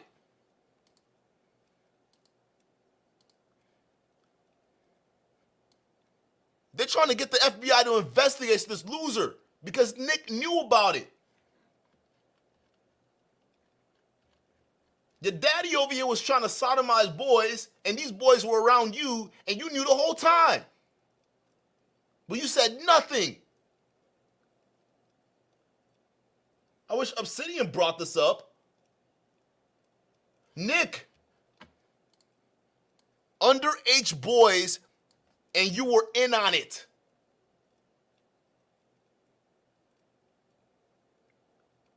This is not me saying it. This is Marjorie Taylor Greene. This is a verified profile. This is her. She's calling you a predator. This is what I'm saying, dude. A lot of you people coming out and preaching this goodwill Bible nonsense, you guys are usually the predators. Like, you guys are usually the ones who are in the closet about something weird. So look how Nick Fuentes describes butts and anal sex. You see how he's just like, yeah, but it's for having sex and all that stuff. You're just going into the anal sex and shit like that, but yet you knew that your former boss was trying to touch kids that were following you, and you knew about it the whole time. The only reason why you kept silent was to hold on to your job. You're a predator. And you sitting over here trying to preach Christianity to me, to anyone else in the chat, while living your life a predator? The hell? There's a whole article on this right now. But you're the first one to run to God. That's what I'm saying. You're always the first one to run to God. But you're the main one sinning. Yeah, I don't like that either. Wow, I can't live without him, BJ. Milton in the building with the $5 super chat writes, Nick's talking points aren't nothing new. It's not like the country has become more racist. It's that liberalism has become more weaker. Appreciate you, brother. Thank you so much for that. Nestle Hustle in the building with the $5 super chat writes, why did I get cut off on the panel? You didn't. They just put you in the back chat because we're trying to get as many people. That's his name, Nestle Hustle? You're an idiot. You wanted to cape for Nick Fuentes. That's why he kicked you off. You just wanted to stay on there to cape for him. Whoever Nestle Hustle, go drink some Nestle, bro, and hustle somebody else. You're a clown. As possible to interact with my guest. Seeking Eden. What's going on, brother? You on the air, Obsidian Radio with Nick Fuentes. Go right ahead. Seeking Eden. Go right ahead. Hey, what's up, Nick? What's up, Obsidian? Hey, what's going on, man? Go right ahead. Hey, I'm curious, the time you had on Alex Jones' podcast with Ye, that was like kind of shock value. Being a Scandinavian person, looking into like the history with the Nazis, I'm curious with how they stole the symbolism from Scandinavian culture. And I just wanted to hear what you think they did wrong, the obvious stuff without the... I don't know what this guy is saying. You didn't recite nothing, and I listened carefully, so you recite any source. Like when today you resort now over here on this channel. That's fine. Anybody else have any questions? We're not going back and forth with that. Wait, what happened? Who is this nigga? Is this person? That sounds interesting. Hold on, time out. Reason why the nature of this question, these books, I have a few books that talk otherwise. There's a book called The Israel Lobby, but I don't want to get this channel banned because YouTube. Hold up, I'm sorry, yo. I skipped ahead. I didn't know what that other dude was talking about. And we'll raise. Obviously, they failed. I think now it's sort of go to the truth, which is, I mean, I'm Catholic. It's Christianity. They seem like they got into it with this dude right over here. So let's get it. So. All right, I got to run downstairs real quick. Chaos Rain, go right ahead. You're on the air with Nick Fuentes and Seeking Eden. Go right ahead. All right, my question to Nick Fuentes in regards your interview with Pearly Things in regards to the Jews and the validation of the Holocaust. My question: what books have you read or known that that verify your information about the Jews? Well, I haven't read.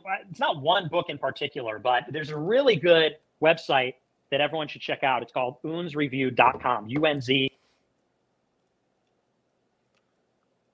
What? Wait. So you haven't done any research by reading books? So what about World War II and what they did with the Jews? No wonder people like you thought that was an embellishment, because you're reading review sites instead of reading books and watching history. Okay, let me see where he's going with this, because I don't know what's happening here. Let's see where he's going with this. Review. And it's this guy, Ron Unz. He's actually Jewish himself. He ran for governor in California. He's a really effective political operator. But he was probably maybe the most influential, I would say. I don't want to talk too much about it because I don't want to get this channel banned. No. Talking about books isn't going to get this channel banned. You just listed one website. What books have you read, Nick Fuentes, that gave you your worldview about Jews and race relations? Are you telling me the one website is where you got most of your information from? Is that what you're trying to tell me? We're fucked. We're fucked. This is, oh my God, dude. This is crazy. See, I'm telling you, a lot of these people, they're arguing from a place of ignorance. Nick Fuentes doesn't know anything. That's why I was so confused when he said that the first universities were started in Christian societies or Catholic societies. That's not true. The first university ever conceived was by an Arab woman. or Arab woman in 800 BC. It wasn't, or not BC, CE. Matter of fact, it was the Arabs that had all the knowledge back then, before the Christians and all that stuff got it. The Arabs were a very advanced nation. Like, they had libraries, and she was Moroccan. It was mostly in Africa. A lot of this education all in Africa. Your God came in later when it was time to take our resources. That's when your God came into play. At that point, we already had books. Y'all still can't figure out how the pyramids of Egypt right now are built. Y'all still can't figure that shit out. Everyone's still trying to figure out, well, how did they build these things, man? They must have had ancient technologies, eh?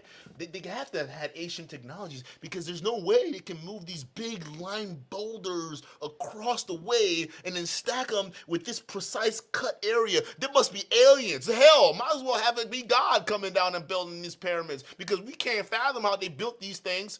And guess what? These guys weren't Christians. They were polytheistic. You know, like the rest of Africa before Christianity and Islam got to it. Before the idea of one God, there were multiple gods. And society still thrived and advanced. This man has not read one book. That's how I know Nick Fuentes is an idiot. It's not banning, but I was asking what books. When I want to go in detail, just to name a few books. That was a question. Okay. You have no, yeah. So there's that he's got a series called American Pravda. It is actually a book. There's another book called Jesus in the Talmud, which talks about Jesus in the Talmud. There's a book called Blood Passover by Ariel Toph. It talks about Jewish ritual sacrifice in the Middle Ages.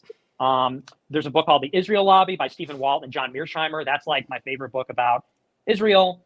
But a lot of this stuff is pretty esoteric. So a lot of it's pretty tough to find. So these books, I have a few books that talk otherwise, in regards more about everybody, and including Black folks. But those are books so far that I haven't heard. But I had to go back and write them down. And the reason why the nature of this question is, when they talk about this thing about the Semitism and stuff, if you're gonna be on people's shows, at least reference would be better suit, because how they operate is, if you just go off the dome without no reference, they could slap you with that. Because how people work is, you got to show some evidence. Person, I watched the interview not once but twice, and I covered it. And one thing that I agree with the old man is, even regardless if it's true or not, that if you're gonna go at certain groups of people, you gotta give them some reference. So people say, okay, prove me wrong.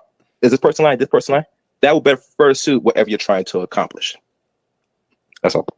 okay, yeah. I mean, I think I don't remember specifically what I didn't cite or not, but but I do a show every night. So yeah, well, you were on for presidents, you recite nothing, and I listen carefully, so you recite any source. Like today, you resort now over here on this channel. That's fine. Anybody have any questions? Oh, by the way, just to be clear, Arabs doesn't mean Islam. Although majority of Arabs are Islam, does not mean being an Arab or from someone who's considered an Arab, you're automatically Islam. Okay, that's not what it is. Arab actually results is actually the language in which they speak. It's Arabic. That's what it is. So the region, the areas, they're all Arabic. They just so happen to adopt Islam. Islam, literally, what Islam is to Arabs is what Christianity is to most of Africans in Africa. Right, and from all the different countries in Africa. That's just what it is. So just keep that in mind. Arabs and Muslims, although they are the majority of Muslims are Arabs, it's not the case. You meet some Arabic people who they don't strictly follow Islam. They actually are of different religious faith. It just comes down to the language. That's what it is. So just keep that in mind. So when I'm saying Arab, I'm not saying Islam, because Islam, there's some parts of it that are backwards, just like Christianity. Again, religion in its sense is just a backwards thing in its own right. That's what it is.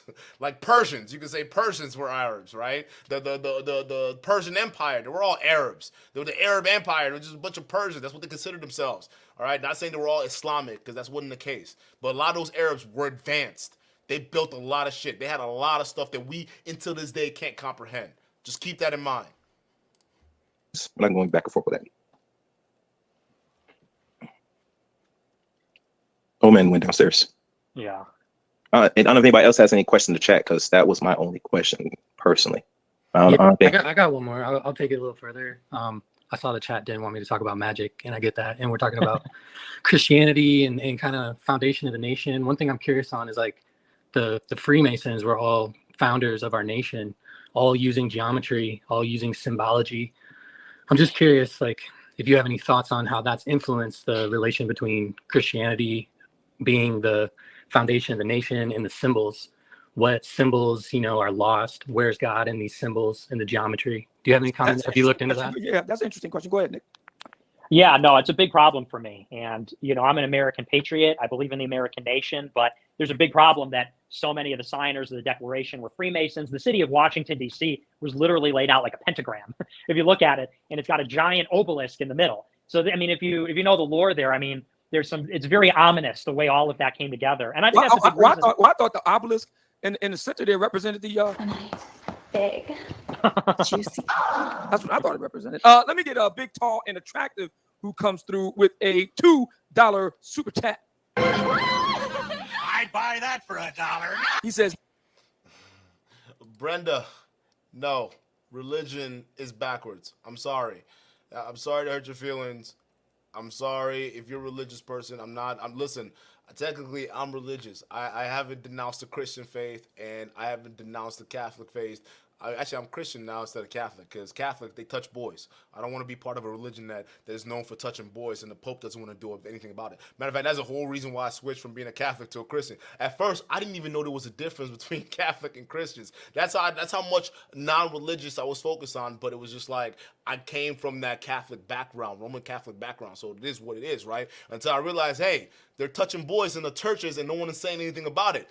I'm not being a part of that nonsense, bro. In Catholicism, they're known for a bunch of like demonic type of shit, bro. So like, if you notice, like, it's just like, whoa, I'm not doing that. So you jump ship to Christianity, but still, I'm not even fully Christian like that. I'm not fully religious. It's just at this point in name only. That's just what it is, right? I'm more agnostic than I am with these religious texts or religious faith.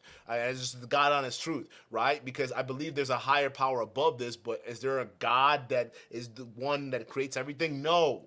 I just believe that there are things that we don't understand that's beyond our control. But I'm going to tell you this. Someone that tells you they know everything, every current religious text that we know is interpreted and written by man. It's not by God, it's by man. So you're getting things through man's worldview from back then, not through God. If you wanna find God, eat some mushrooms. Eat some mushrooms, some ayahuasca, or what is that? Some DMT. Get some DMT, bro. No, for real. If you want to see God, eat some DMT. I'm not playing with you. Like if you wanna see some shit, bro, that'll question your worldview about like everything you know, go eat some DMT, bro. Not eat some DMT, I'm sorry. Go smoke some DMT. Smoke some DMT, bro. I'm telling you, just get a group of people around you that you trust, all right, that are really gonna be around you and they're gonna hold you down, right? They've already been experienced, or travel to one of these South American countries or African countries that use toad or ayahuasca. All right, or just go talk to your dealer and get some acid or some shit. I don't know, whoever your connects are. But you want to see God or you want to see some crazy shit, pop them. And I get you right. I guarantee you, bro, you're gonna start questioning a lot of shit. Matter of fact, bro, I didn't realize that there were a lot of things connected until I dropped my first acid. I'm gonna tell you that right now. That was in high school. The moment I dropped it, I was just like, bruh, I could totally see how Christianity, Islam, Buddhism, and all these other religions actually are speaking a common truth. Maybe these religions are kind of like the Tower of Babylon, where like we human beings all spoke the same language, and we were all so cohesive that we decided to build the tower to get to God. But God knew that we were getting powerful, so he punished us by separating people in different languages and different cultures and different things, so we can never actually communicate and learn the truth. But then you drop this little acid or you eat this little mushroom, all of a sudden you're starting to see the connections in all these different religions. So maybe when you do die, your soul does get judged, right? Not by one God or two gods or three gods, but maybe multiple gods that we don't have no clue what the fuck's going on. And maybe there is this concept of heaven, and maybe there's a concept of hell, or maybe there's a concept of eternal, like just nirvana, right? And guess what? You can come back when you die, because death is not only the end, but just the start of something new. What if all that just was one cohesive thing, but the fact that man at some point was getting closer to the truth, something came down and broke us apart? What if all the religions were telling just one piece of a whole pie? Drop some acid, bro. I'm telling you right now. Nick is right. Non-reproduction is failure. Appreciate you, brother. Salty Balls comes through with a $5 super chat. He writes, that's a lie. The Moors created all those universities, especially the ones in Spain. I think he's going to your point, Nick, about Catholic universities and their origin. Philly B215 with the $5 super chat writes, excuse me. This is why we need to talk to people who we disagree with. This was eye-opening and needed. Salute. Oh, man. Appreciate you, brother. Ant T in the building with the $5 super chat writes, what the F? He has no clue what was stolen, destroyed, erased, and claimed as their own regarding historical creations and innovations. You have any response to that, Nick? What is that referring to? What stolen innovations? I'm not sure. I don't know what these people are talking about. These people are stupid. I want to actually get to the debate that Nick Fuentes had with Abba and some smart people, so you guys know the difference between how to ask a question and how stupid people like Obsidian get things across. Let's get it. That bullshit's not gonna work. It's gonna work. It's not gonna work. It's gonna work. This is real life. So now months later, I go to this job training and I'm friends with all these people. I'm there for a couple weeks and we're just shooting the shit. It's like 3 a.m. We're all hanging out and it's like we stayed overnight. It's our last night there. Long story. And so anyway, to make the long story short, we're all just talking, and I'm playing devil's advocate. A lady, she says, Duke, don't get your channel in trouble. Bruh, there's a reason why something like LSD and something like mushroom is banned. Like, it's banned. Even though, like, a lot of times, like, yeah, if you take too much, it'll have an effect on your mind. It'll fuck you up for real. Like, because you will go to a place that some people, they're not physically able to handle it. But realistically, does it physically kill you? No. It's not. Like, you have to pop a lot of LSD and do a shit ton of mushrooms for you to literally overdose from it, okay? It's just that people can't handle the visions that they get from this stuff, okay? Listen, when God told Moses to write down the commandments in which he was able to lead his people out of and this is what they talk about in the Bible, right? He got it from a burning bush. And people were saying that, well, obviously that Moses was high on mushrooms, right? And it's kind of the thing, right? Because you can get those. Listen, if y'all psychedelics have a more powerful, they have a more powerful version of reality if you open yourself up to it, right? Because you start to see how the world really connects. All these religions are just the same. They're different parts of the same pie. You understand that, right? Because that's why you don't. When you understand that stuff, it's impossible for you to fear death. Right? You can't fear death because it's just another part of life. Listen, you die, you're born, and you die again. It's a cycle. It keeps going. But guess what? Like, listen, it's crazy. It's crazy to even get into it because it's a whole nother conversation. But yes, there is a concept of heaven. And yes, there is a concept of hell, right? Right now, they're all concepts. I'm telling you, but when you take these psychedelics, you can start to see how these concepts connect with each other, right? Sometimes, like when I did it for me, it was basically the realization that I got was heaven and earth, what we consider heaven, earth, and hell are all like different parts of the same thing. Earth is basically purgatory, where you're neither living a good life and you're not suffering either, right? Some people are and some people aren't, but it's the same thing. It's kind of like that, right? And then you got whatever you got to ride out in hell, oh, not hell, in earth, which is purgatory, right? Eventually, if you live your life according to what you're supposed to do, right? Whatever you were destined to do, because predetermination is also built into it. Well, guess what? Eventually, you get to go to heaven. Or whatever heaven means to you. And when people describe heaven, it's that eternal bliss where it seems like you've been there before, but you can't remember when, right? And then the same thing with hell. It's the exact same thing, but it's the opposite, right? It's the only reason why people keep coming back is because it's hard to explain. It's really hard to explain, bro. Like, that's what I'm saying. I'm not trying to get my channel banned. It's just that, like, when I see a lot of these religions, they're talking about good and they're talking about bad and talking about these concepts, it's like, okay, what if these were actually all the same thing? What if we're all just arguing and fighting about the same thing, right? What if we actually put some pieces together to find out what the real truth is? There's a reason why we're all scattered and we're all fighting about this bullshit. Like, y'all have to understand, right? And realistically, some people could even say that hell is earth right now. Think about it: the wailing, the mashing, the burning, right? I've never experienced any of that but on earth. So to me, earth is hell. If you want to believe it or not, it's true, right? You can tell me that, right? The wailing, the burning, the gnashing of teeth, the suffering, the starvation, people who are, internal suffering. We see that here on Earth. That's why they call it hell on Earth. It's hell all the time on Earth, right? I'm just saying, right? So, maybe for some people, like, it's hard to explain, but, we'll get to the conversation. We're talking about things, and I said, you could laugh, but this is bullshit that this happens. Oh. I think that we're all friends. And so I said, yeah, like, I'm against race mixing. Like I said to you guys right now, I said, yeah, I don't approve of that. That's against my values. I value my identity, blah, blah, blah. And there's this girl in there who's a total whore, by the way. And she's totally unnecessary, but okay. Well, she was. She had the name of a... Destiny, I know you love women. No. She gave it up to you, but I highly doubt she gave it up to you. Hold on. When I say way she gave it up to you. Hold on. When I say calling her whores unnecessary, I'm not trying to respect women. Fuck women. I'm just saying you're adding extraneous details to try to damage her credibility to make your side of the story seem better. He's just mad she didn't give it up. You're mad she didn't give it up. She's not a credible person because she fucked 3 of the guys. Well, that's a good thing. She had an audio recording, so we don't have to worry about her credibility. But go ahead. Here's why I'm giving the backstory. So she was a friend of Cassie Dillon's, and Cassie Dillon is up with Daily Wire working for Ben Shapiro. And so we're talking. I said, yeah, I'm against race mixing, and these people are shocked, and they're saying, oh my gosh, don't you know that's not politically correct? Don't you know that's not the liberal consensus? And this girl starts recording me and says, so Nick, do you think that having sex with a black guy is the same as having sex with a dog? And I said, no. No, it's not the same. I said, but both to me are wrong. I said, I wouldn't do that with a dog. Wait, hold on. And I'm trying to remember because I legit don't remember. We can bring up the recording. Did you say no, it's not the same, it's worse? No, I did not say Somebody that. link me that. Hold on, let me link the call. I want to hear it. I need to hear it. Oh, Nick Fuentes is getting pressed. This is what he thinks about black people and interracial dating.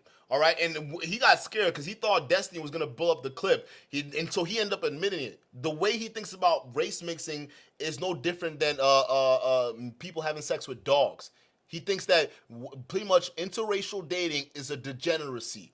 So those of you black men that love to date white women, you're degenerates, according to Nick Fuentes. No wonder we're not surprised where he looked at King Rich's girlfriend and called her a shameful person for dealing with somebody like King Rich's. Because in his mind, the mind of a racist, it's degeneracy. Watch how he gets exposed.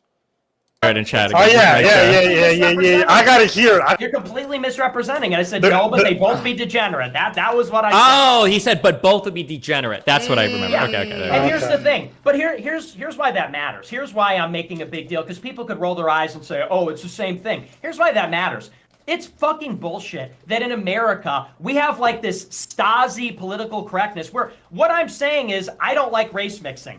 And I think I'm among friends. But then I get a little girl filming me covertly saying, so what you're saying is this? No. Boom. Sent to Cassie Dillon, sent to Media Matters, published on, Nick says this. Nick said this thing. Fire him, ban him. That's fucked up. That is... We can't have free speech if we have that. If you're cool with free speech, that's how you think. So you should say it out in the open. Why are you mad that she recorded it and put it out in the open?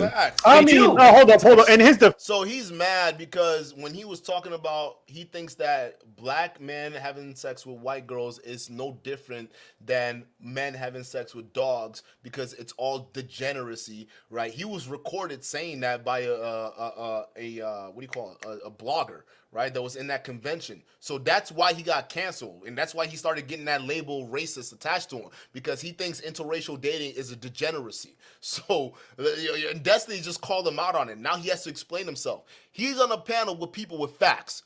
The last panel we saw were people who were dumb, all right? Some people were, like guys had some smoke for him, all right? Redpill had some smoke, and, the other, what's the other guy? Mary guy had some smoke, all right? It's just that they're not these guys. They're not these guys who have millions of fans that can pull up receipts like that. All right, Destiny got hundreds of thousands of people watching him that could pull up receipts by like that. That's why Nick Fuentes was scared. He was like, all right, fine. I admit it. I did say that blacks dating whites are degenerates, or a black having sex with whites is a degenerate behavior. Peep game, bro. This dude's a racist. Like, he's allowed to come on black panels in the black manosphere and not get challenged, and everyone thinks he's a great guy. This is what he is when he actually goes up against people who are educated. Not so smart are you? Now all of a sudden you got to backpedal. This is why he hates Destiny so much, because Destiny got him. Deuces of Grow, shout out to you for the $2 super chat. He says Jessica X challenged him at 5 hours and 55 minutes. I'll probably go back to it. I don't want this to be a super long live stream, but I'll go back to it. In his defense, if I'm having a private conversation with you three Should not be on a recorded. Discord and you record it, even if I'm fine with what you said, I'd still feel very offended by the fact that you put it out. I can understand that, but if you're like at a political leadership conference, like, bro, there are certain people who, like, if you're in the political world, if I'm talking to you, I'm assuming every DM is getting leaked. That's pretty wild. Like, if I was hanging out with fucking Ben Shapiro and Elijah Schaefer and other Daily Wire people, I was like, man, black people, they fucking stink, don't they? I would imagine I'm gonna get fucking fried at some point. Like, that's pretty obvious. It wasn't that. That, Destiny, because you're a liberal and you always say the right things. You know that you're on the No, it side has of- nothing. Hold on, stop. Grow up. No, grow Hold up. on, hold on. Grow up. Wait. Let him finish. Let him finish. Sneeko, go ahead. Say what you want to say. They're saying in the donos too that Destiny knows full well Nick did not say that he always jumps on these as a white savior to derail the conversations. Did you really think that that's what the phone call was about, or are you just trying to paint him as a white supremacist even more? Okay, first of all, I don't have to paint him as a white supremacist. He already says he's a white supremacist. Number one. Okay. Number two, the phone call did happen that he didn't admit until I brought up, which was true. And number three, I wasn't 100% sure what he said, which is why I keep asking, what did you say? Did you say that? Did you say that? Did you say that? And he did mention that they were both degenerate. So I was correct on every point. That's different. No. Okay? No. Goalpost shifted. You said that I said that having sex with blacks is the same as having sex with the No, I Then asked you. said- I asked Did you. you say it was worse? I asked that's you, how and then you clarified, and then we there. So that's it. Roll the tape. No, Roll you the can roll the tape. tape. You can roll the tape. I said, that I didn't said you it was say, the did you same. say this? And then you said no, and then you corrected. I was like, okay, you corrected. He said they're both degenerate. Yeah, well, you misrepresented it to begin with. I Chat asked you a will back me up question. because The that's only true. reason we're even... You still, bro, Nick Fuentes, you still said it was a degenerate behavior. So even in your definition, even though Destiny called you out on it, you still said it's a degenerate behavior. So what is it about black people intermingling with white women is a degenerate behavior? A lot of the black manosphere leaders, they love white women like Pearl. So is that degenerate for them to love white women like Pearl? Come on, bro. In your words, it's a degenerate behavior. So what's degenerate about it? Even talking about the phone call right now is because I brought it up because you tried to obfuscate by not bringing up that phone call, which was, I think, a big part of why people got really mad at you in 2017. Listen, you could play everything back, but this is what they do. I am a political activist, to which if people want to know my views, I could tell them very precisely and in a very straight way, these are my political views. But this is what happens. I will say a joke, and people that are paid to watch my show will clip a 5-second joke, post it on the internet and say, oh, Nick said this. So that means he's X, Y, and Z. I'll be in a private conversation, not with Elijah and Ben Shapiro. I'll be in a private conversation as an 18-year-old kid at a job training at 3 a.m. and be secretly, and you know how it goes. Everybody, I don't drink, but everybody there's drunk. You know that kind of environment. You know that environment when, people are drinking, you're hanging out, it's late at night. I'm not going to say things in a private setting like that the same way that I'd say them in front of an official audience publicly. No, hold on. formally. You don't get to hang your head. But this is what happens. No. But this is the problem. And so things like that are going to be selected, taken, blown up, misconstrued, like you just said. Didn't you say it's this? No. Hold on. You mischaracterized the meaning of it. You don't get to hang your hat. No, hold on. You're trying. A free society. No. You're trying to throw your lot in with people that are unfairly canceled. For people that have something taken out of context or misconstrued or something that misrepresents what a person actually believes. So say like I'm hanging out with ABBA and we're making racist jokes at each other and whatever, and that gets leaked and the people are like, oh, they're both racist. That would be wrong because neither of us are racist. However, nothing that got leaked from that call misrepresents your point of view. All of that is true. Facts! Nick Fuentes, you see how he's lying and smart people hold him accountable. Y'all seeing that, right? That's the difference, Obsidian. All right? And look, there's ABBA, there's Dion. And I know you are looking at Sneeko, but this was Sneeko. It was on that Redpill bullshit, right? He was on that Redpill bullshit, so we didn't know what was going on. That's why I still don't trust the Sneeko I see right now that clown Rolo Tomasi on Fresh and Fit. All right, I still don't fully trust that Sneeko because 4 months ago this was Sneeko. He was supporting Nick Fuentes.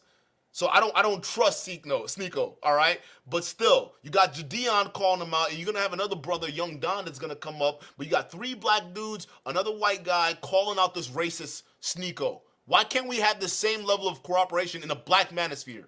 And these black dudes don't even consider themselves part of the black manosphere. Abba is not considered a black manosphere person. Jadion is definitely not manosphere. Young Don isn't the manosphere. None of them are.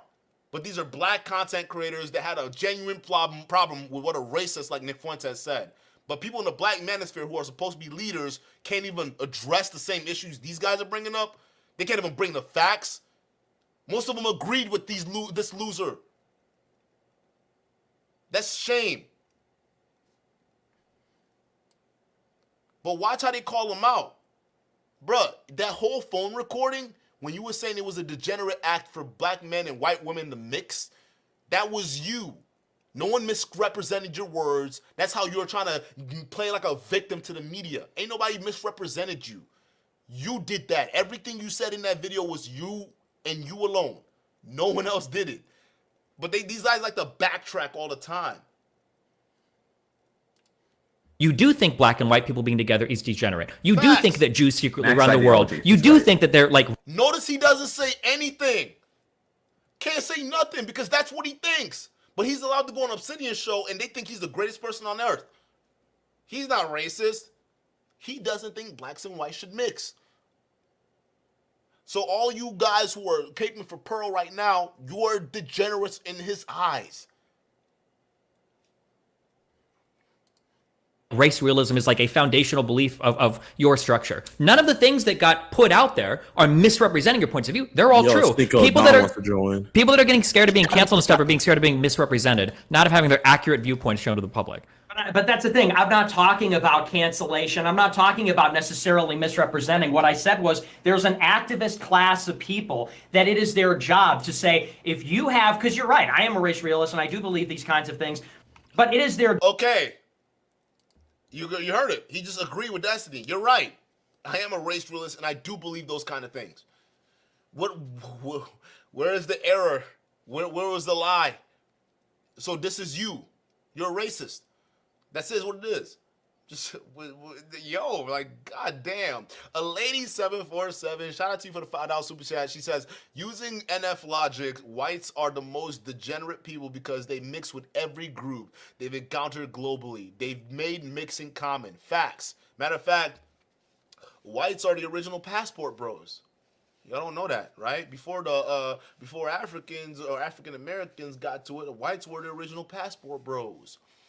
When they went to Asia, they procreated with the Asian women. We went to Vietnam, they went to Philippines, they did the same thing. They went to Africa, they procreate with the African women. When they bring the African women overseas to become slaves in America, they still procreated with it to make mixed babies in America. But this dumbass is against race mixing. Listen, bruh, I don't care what kind of political ideology you have. A woman is a woman. I'm gonna just be real with you. A woman is a woman. It don't matter what color, what race, what ethnicity she comes from.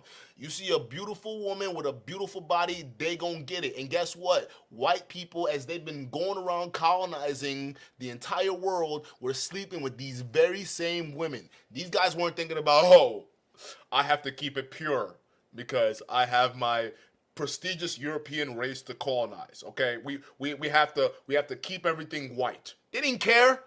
They saw a beautiful brown-skinned woman in Brazil, and they were like, "Oh shit, we got one over here, and she got a booty." That's what they were thinking.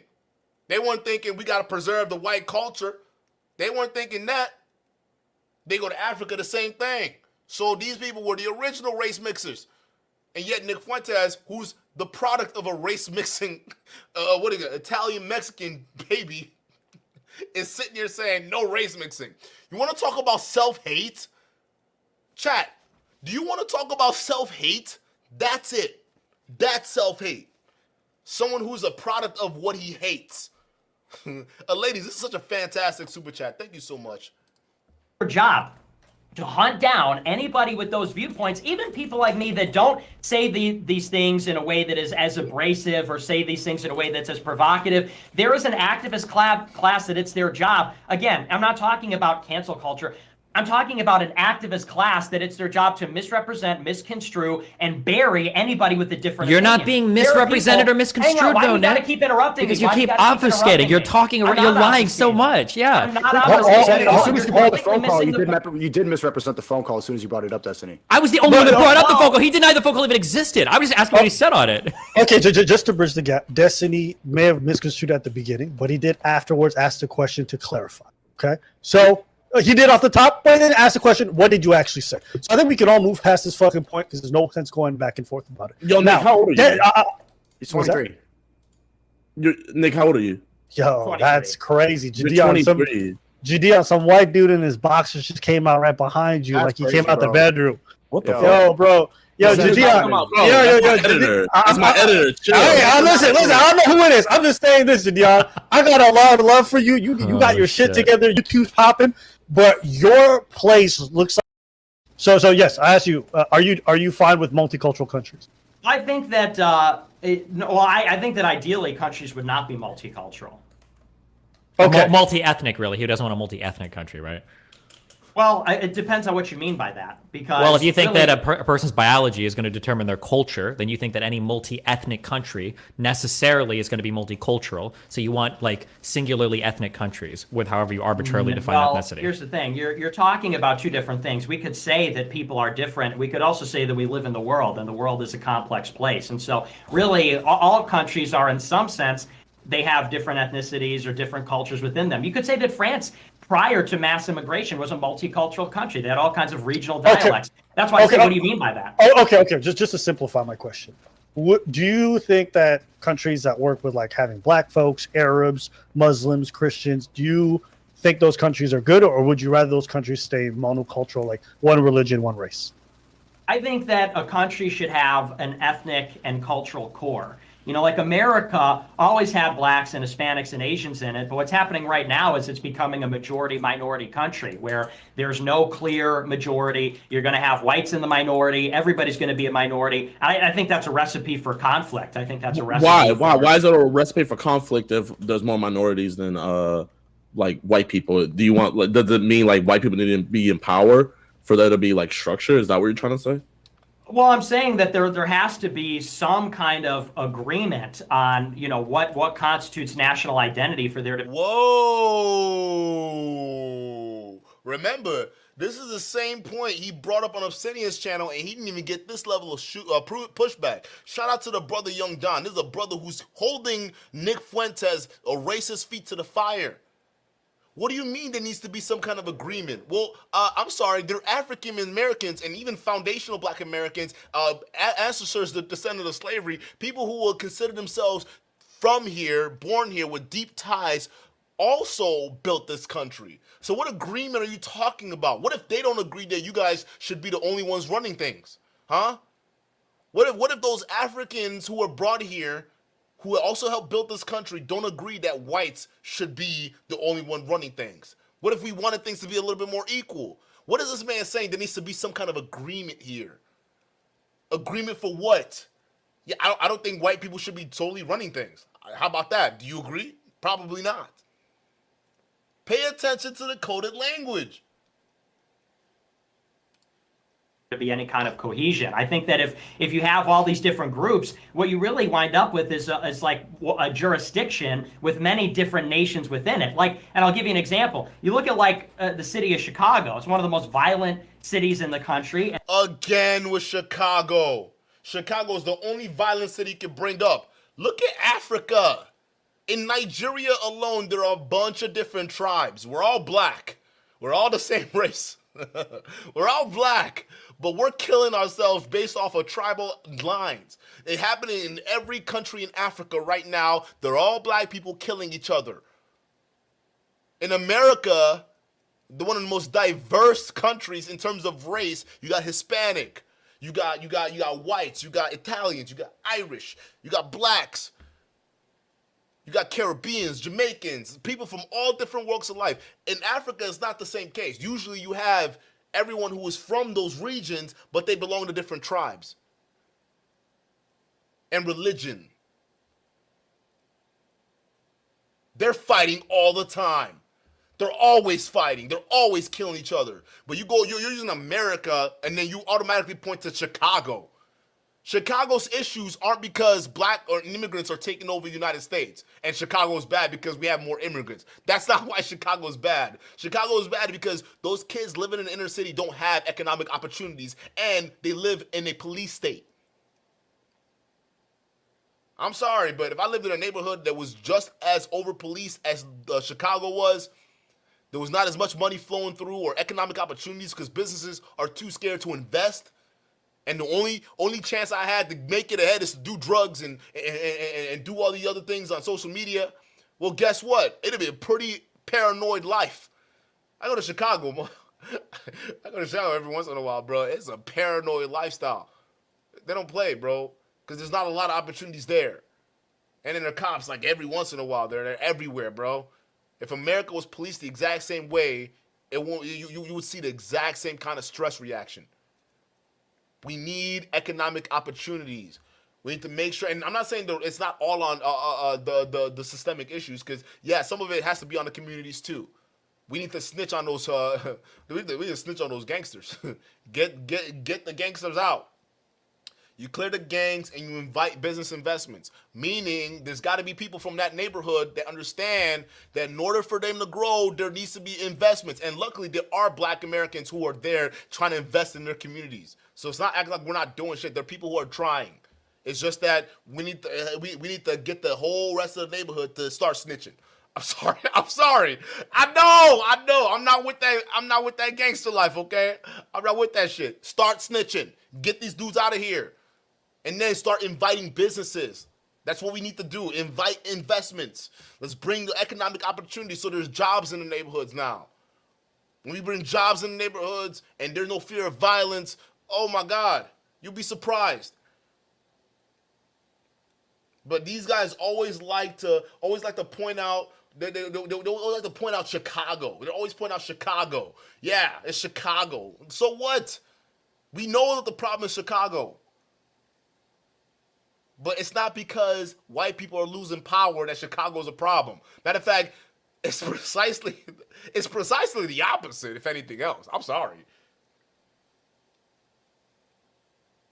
Thomas Walker, shout out to you with the $2 super chat. He says, Redpill is on life support. Duke the Don, they're dying. After that shenanigans roller pool, it's done.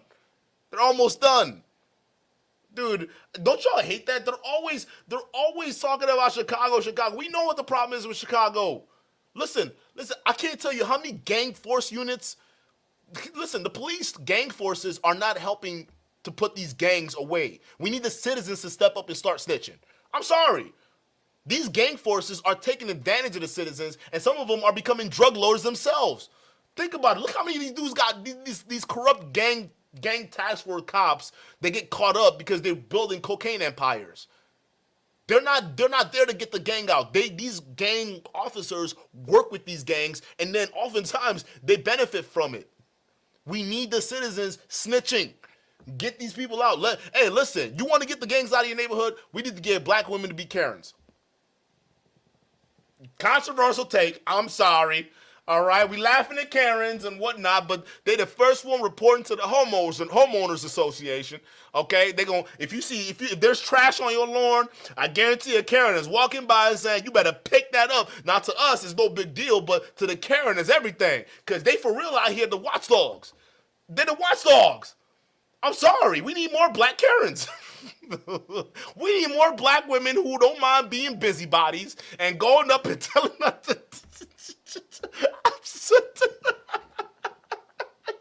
I know it sounds so funny.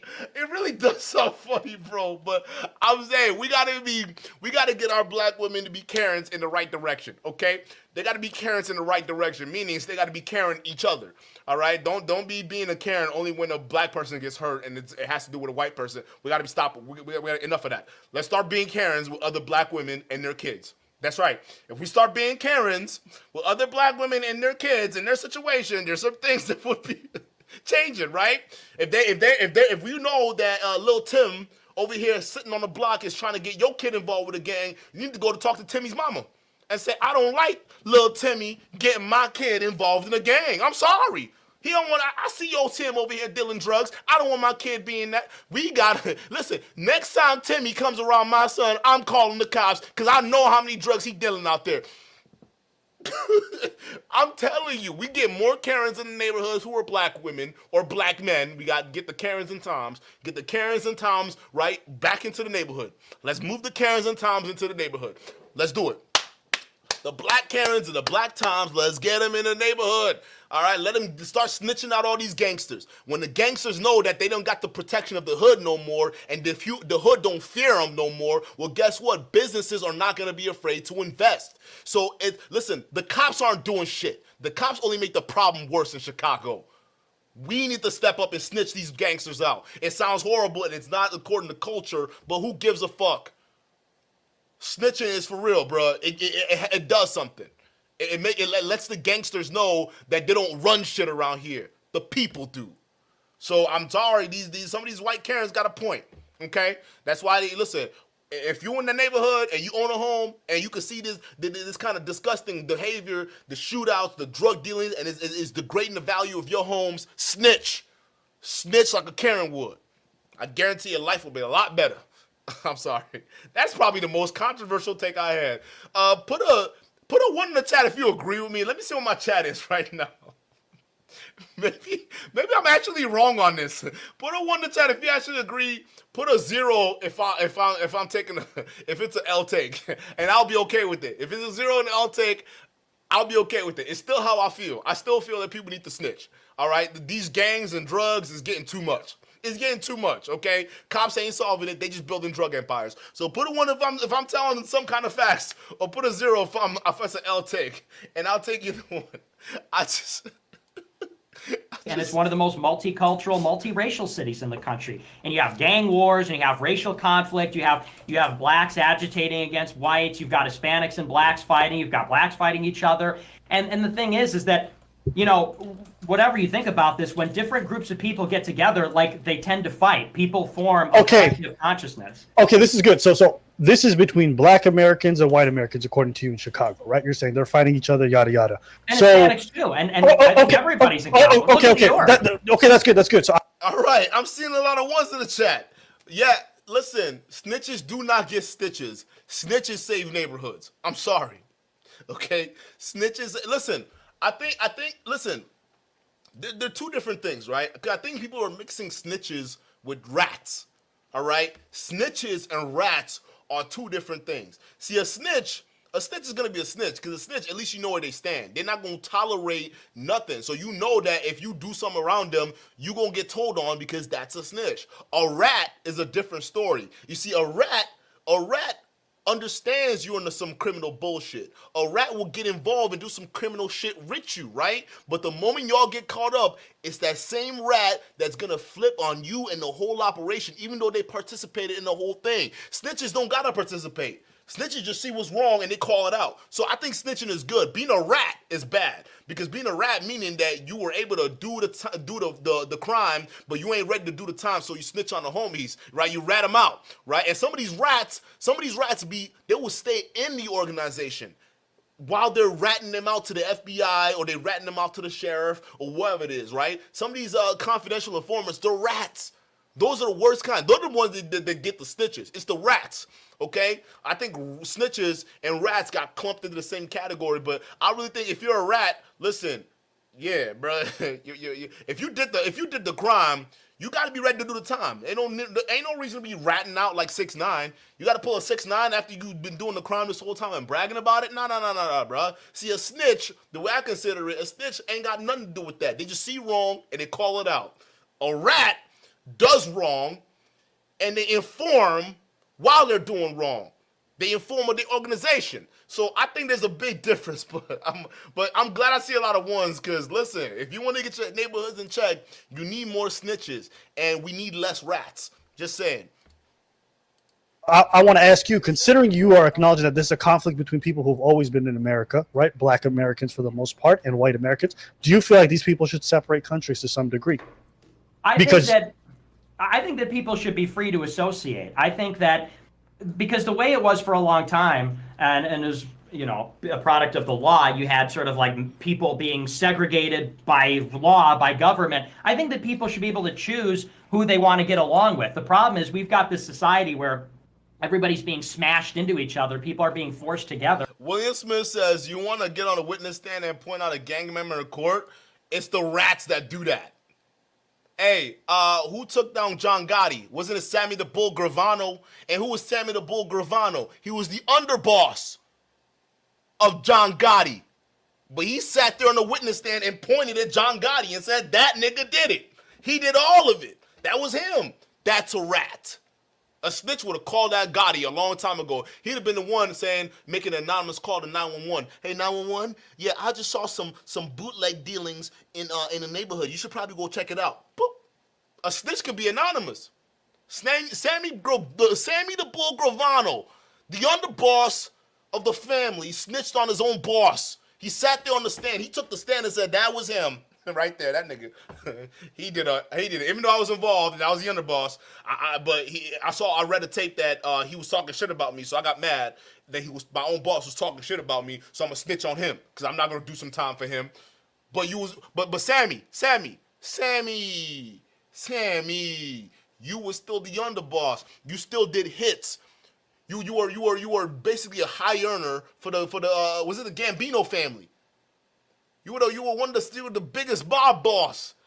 But when it came down to doing the time, because you saw John Gotti talking shit about you, you said, I'm going to snitch on him. You are a rat. I don't care, Sammy. You are a rat. You took an oath, or omerta. So your whole, what is it? The saint burns in my hand, so shall my soul, right? You took that oath. As this saint burns in my hand, so shall my soul if I ever rat on my family. You ratted, Sammy. I'm sorry. You took an oath and you ratted. Snitches don't have to do that. We need more snitches. And if people want to live in a multicultural city, then they can. And if people don't, then they shouldn't be forced to. But when people tend to mix and live together, it tends to create conflict. And then this is true. This is backed up by the data, by the way. The more diverse countries are, the more violent they are, the more conflict that they have within them. That's true. So, okay, so wait, Sneeko, you feel the same way? Do you feel like we should be separating the communities? No, it's too late. I think we're all too integrated of a country to go back, and there's no point in putting a stop to immigration. But what he's saying, like Japan and Sweden, the countries with the least amount of immigration have the most amount of harmony. That's true. In America, and I agree with Sneeko. I agree that America is the way it is, and we've got to figure out a way to make it work. I believe that. So Sneeko, if you had a magic wand, you'd want to separate the races and the cultures in America? I think that's an arbitrary question because, like, look at me. Like, I'm the result of America. Like, saying that would just evaporate me. I'm the result of how diverse America is. Well, let's say we took all the mixed people and we put them with the black folks. Would you be down if I gave you a wand tomorrow? Would you want to separate all the ethnicities? No, because then I wouldn't be able to exist. Okay, take yourself out of it. Let's say you didn't exist and you had to make a good world, okay? I gave you a wand. Would you want to separate the ethnicities because you say it creates more harmonies? And does slavery still exist? Well, in your ideal world, there's more harmony, so no, there wouldn't be slavery, right? Yeah, there's no slavery. So slavery never happened. Okay, I don't even know what the fuck that means, but let's move past that. Slavery didn't happen. No, okay? If you had the choice today, would you take a wand and separate all the ethnicities? Yeah, I think the world would have been better if white people didn't colonize the whole world. If they just stayed in their own countries and they let the natives do their thing and they let Africans do their thing and the Indians do their thing, the world would be a better place. Yeah. You dumb fuck. What do you think the world was like before white people got to it? No, listen, it's not even that. Even looking at just being from a pure, just base level, human beings have been interacting with each other all like since the start of time. You think that it was the modern times that people were sailing across the seas and bringing slaves over? People were already building boats sailing across the seas way before those modern those times that we were told in history. It's already been there. We've already been race mixing and all that stuff way longer. So I get it in the hypothetical world that Abba is setting up. This is the chess he's playing because he was exposed to Sneeko and Nick Fuentes talking points. But in reality, it's not the case. Race mixing and mixing is always going to be a thing. Hell, most white people got Neanderthal in their DNA. How do you think that happened? some Neanderthals were fucking humans. Some Homo sapiens, right? Because back in the day, there were different species of human beings. Just like we got different species of squirrels, different species of birds, different species of octopus, different species of fish. There were different species of humans. Some humans were small, some humans were tall, some humans were stocky. So, I mean, there were some really, really tall humans that some people consider giants, right? But there were humans of all different species until Homo sapiens were the ones that left lasting, right? We weren't particularly the strongest and we weren't the weakest either, but we knew how to use this and these. We knew how to use these, right? And our feet, right? We knew how to do all these, right? And that's what kept us on top. But some of these other people, they made it with Neanderthal DNA. How do you think that happened? Because even when before there was even race mixing, there was species mixing. We're animals, bro. This is what it is. I think the Crusades and everything started a lot of violence and war that was unnecessary. But that's the same mindset as like neo-Nazis. That's the exact same thing that they think. They think everybody needs to be separate and to themselves. I guess so. But there's just that's not a realistic thing to say now. So I don't think that it's possible to advocate for. But that's your ideal world, though. Like, obviously, there's a lot of things that aren't realistic, but that's you and Nick's ideal world. It would not exist. You're asking me to speak from like a white perspective, and I can't do that. But it's not a white and black thing, you know. It's just not white people, and there's not just black people. There's black people, there's white people, there's Asians, there's Mexican people. Desi, you don't think colonialism and the Crusades and that's what's ruined a lot of? I think that there are problems, but I think we can aspire to a more than like a mono-ethnic fucking world where we have to say that like there's no possibility for all of us to be able to get along with each other. Like when we look at the divides in the United States right now, we look at our huge divides, they're not even really racial. They might seem like it, but that's not true. Like the biggest divide in the United States is between city people and country people. Can you hear me? Yeah, we hear you now. Oh, okay. Or you might find like huge divides between like classes sometimes. You might find huge divides between like different geographic areas, but it's not just like all black people versus all white people, right? Like a white person and a black person living in some deep south fucking Louisiana, Alabama or someplace is going to have more in common than a white person living in Louisiana and a white person in New York or San Francisco. That's just true. Yeah, so, I mean, like, the idea that, like, we can divide so cleanly ideologically along racial lines in any country is almost never going to be true. I mean, look at like Ireland and Northern Ireland. How long were these people fighting and bombing each other? And these are like the whitest fucking people in the world. If you guys hold on. Go ahead, Don. I was just trying to point out though, like I just pulled up a list of the most violent countries. It's not like these are all cultural mixing pots. It's not like, you know, we have Afghanistan, Syria, South Sudan, Yemen, Iraq. If you look at the ethnic background of these countries, you'll find that they're all pretty much the same. There's a great degree of homogeny in these nations. So what do you say to that? America is ranked all the way at number 36 while possibly being the most racially diverse country in the world. So the idea that racial diversity is what is yielding this violence in society is just completely unsupported by the information. Boom. A blow to the freaking ideology that these white supremacists have. Nick Fuentes believes if there's less white people, there's going to be more violence in the United States. That's not true. Because the more diverse a country is, does not equate to violence. America has a bunch of diverse people. We're considered a melting pot. But the violence in America compared to Africa, it's two different things. In Africa, I'm going to use Nigeria again because I'm Nigerian. We're all black and we're still murdering each other. So it's not a race thing. But watching Nick Fuentes, he's going to go to the ethnic and tribal thing. But you weren't talking about the ethnic or tribal thing, Nick Fuentes. You were talking about the race thing because your initial argument is if there's less whites, there's more violence. But that's not true because the most violent countries are countries that usually are of African origin. They're all destabilized countries. Hell, not even just Africans. Look at Haiti. Haiti is incredibly destabilized. And there are a bunch of black people in Haiti. Look at some of these other South American countries. There are a bunch of black people there. Destabilized as fuck, and there's still violence. So when you hear things like, oh, if there's less whites and more immigration, there's more violence, he's lying. He's it's just another way for him to advocate for white supremacy, even though he claims to be Italian and Mexican. Liar. You only claim that because you hide behind your race when it suits you. Watch. I want to see if he answers this, bro. And to add on to what Don just said, a lot of those countries, when you really look into it, is more religious based than it is racial based. Well, here's what I would have to say about that. I would say, number one, if you look at the most violent countries, it is a lot of ethnic diversity. America is actually not one of the most diverse countries in the world. If you look at Africa... Whoa! You see how he's trying to go past that now? When he gets pushback, well, America is not really actually diverse. But you just got done saying we're diverse.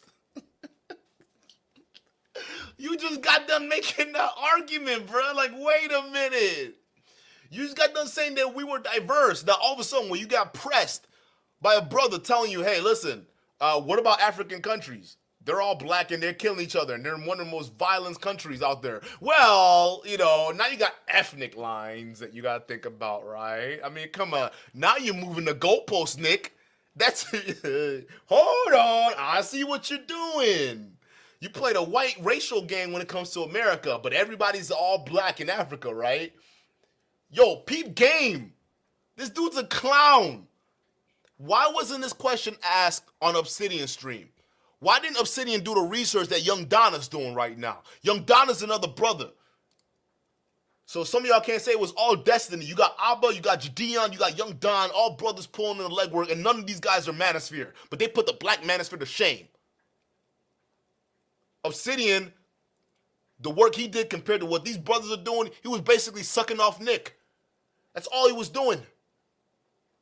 Angel Nicole, shout out to you for the $5 super chat. I really appreciate it. She says, now this was a real debate. Loved how you juxtapose Olympian's convo with Nick Fuentes versus Abba, Sneeko, and Destiny. Yeah, because I needed you guys to see that Nick Fuentes was actually pressed. He was pressed heavy, but by people who were smart. You got guys like Olympian. He's not a smart guy. He just LARPs as a genius. That's what he does. And he gets a lot of incels to believe that he's some kind of genius, but he's not. Olympian is stupid, right? I've been calling him stupid since the first time I talked to him. The first time I talked to him, when I was debating with, what's that other dude? Benny Boy. Bernard Riley. Benny Boy! I almost forgot about Benny Boy, right? Dude tried to do a hit piece on Duke the Don, right? He invited me up to get ambushed by all these other clowns. Because Bernard Riley is another dude that got a bunch of incels on his chat. Y'all, hold up. I'm gonna do that other video because they took down that live stream that I was on. Dude invited me. I got the text message and everything, bruh. He invited me under false pretense. They attacked me on his stream, right, along with Olympian. Olympian was on that stream, but he wasn't even making sense on that stream. He was just talking a bunch of bullshit. But I basically, and after I did a video exposing them, they took that stream down. But I kept the recording because y'all was on some bullshit. Y'all was just trying to take a brother down for calling out Donovan Sharp. That's right. The whole reason why they were mad is because I was talking about Donovan Sharp's dumb ass. And they didn't like it. Because deep down, these people right here, Obsidian, all them dudes, they love Donovan Sharp. All the racist shit he's been saying about all these other people, all the crap he's been saying, even about Kevin Samuels. They love that shit. But he's the same one to pretend to be Kevin Samuels' friends. They're all fake. They try to attack me because I was clowning Donovan Sharp. Believe that. I got the tape. They took it down. Hey, Benny Boy. I still want my ones, nigga. I still want my ones.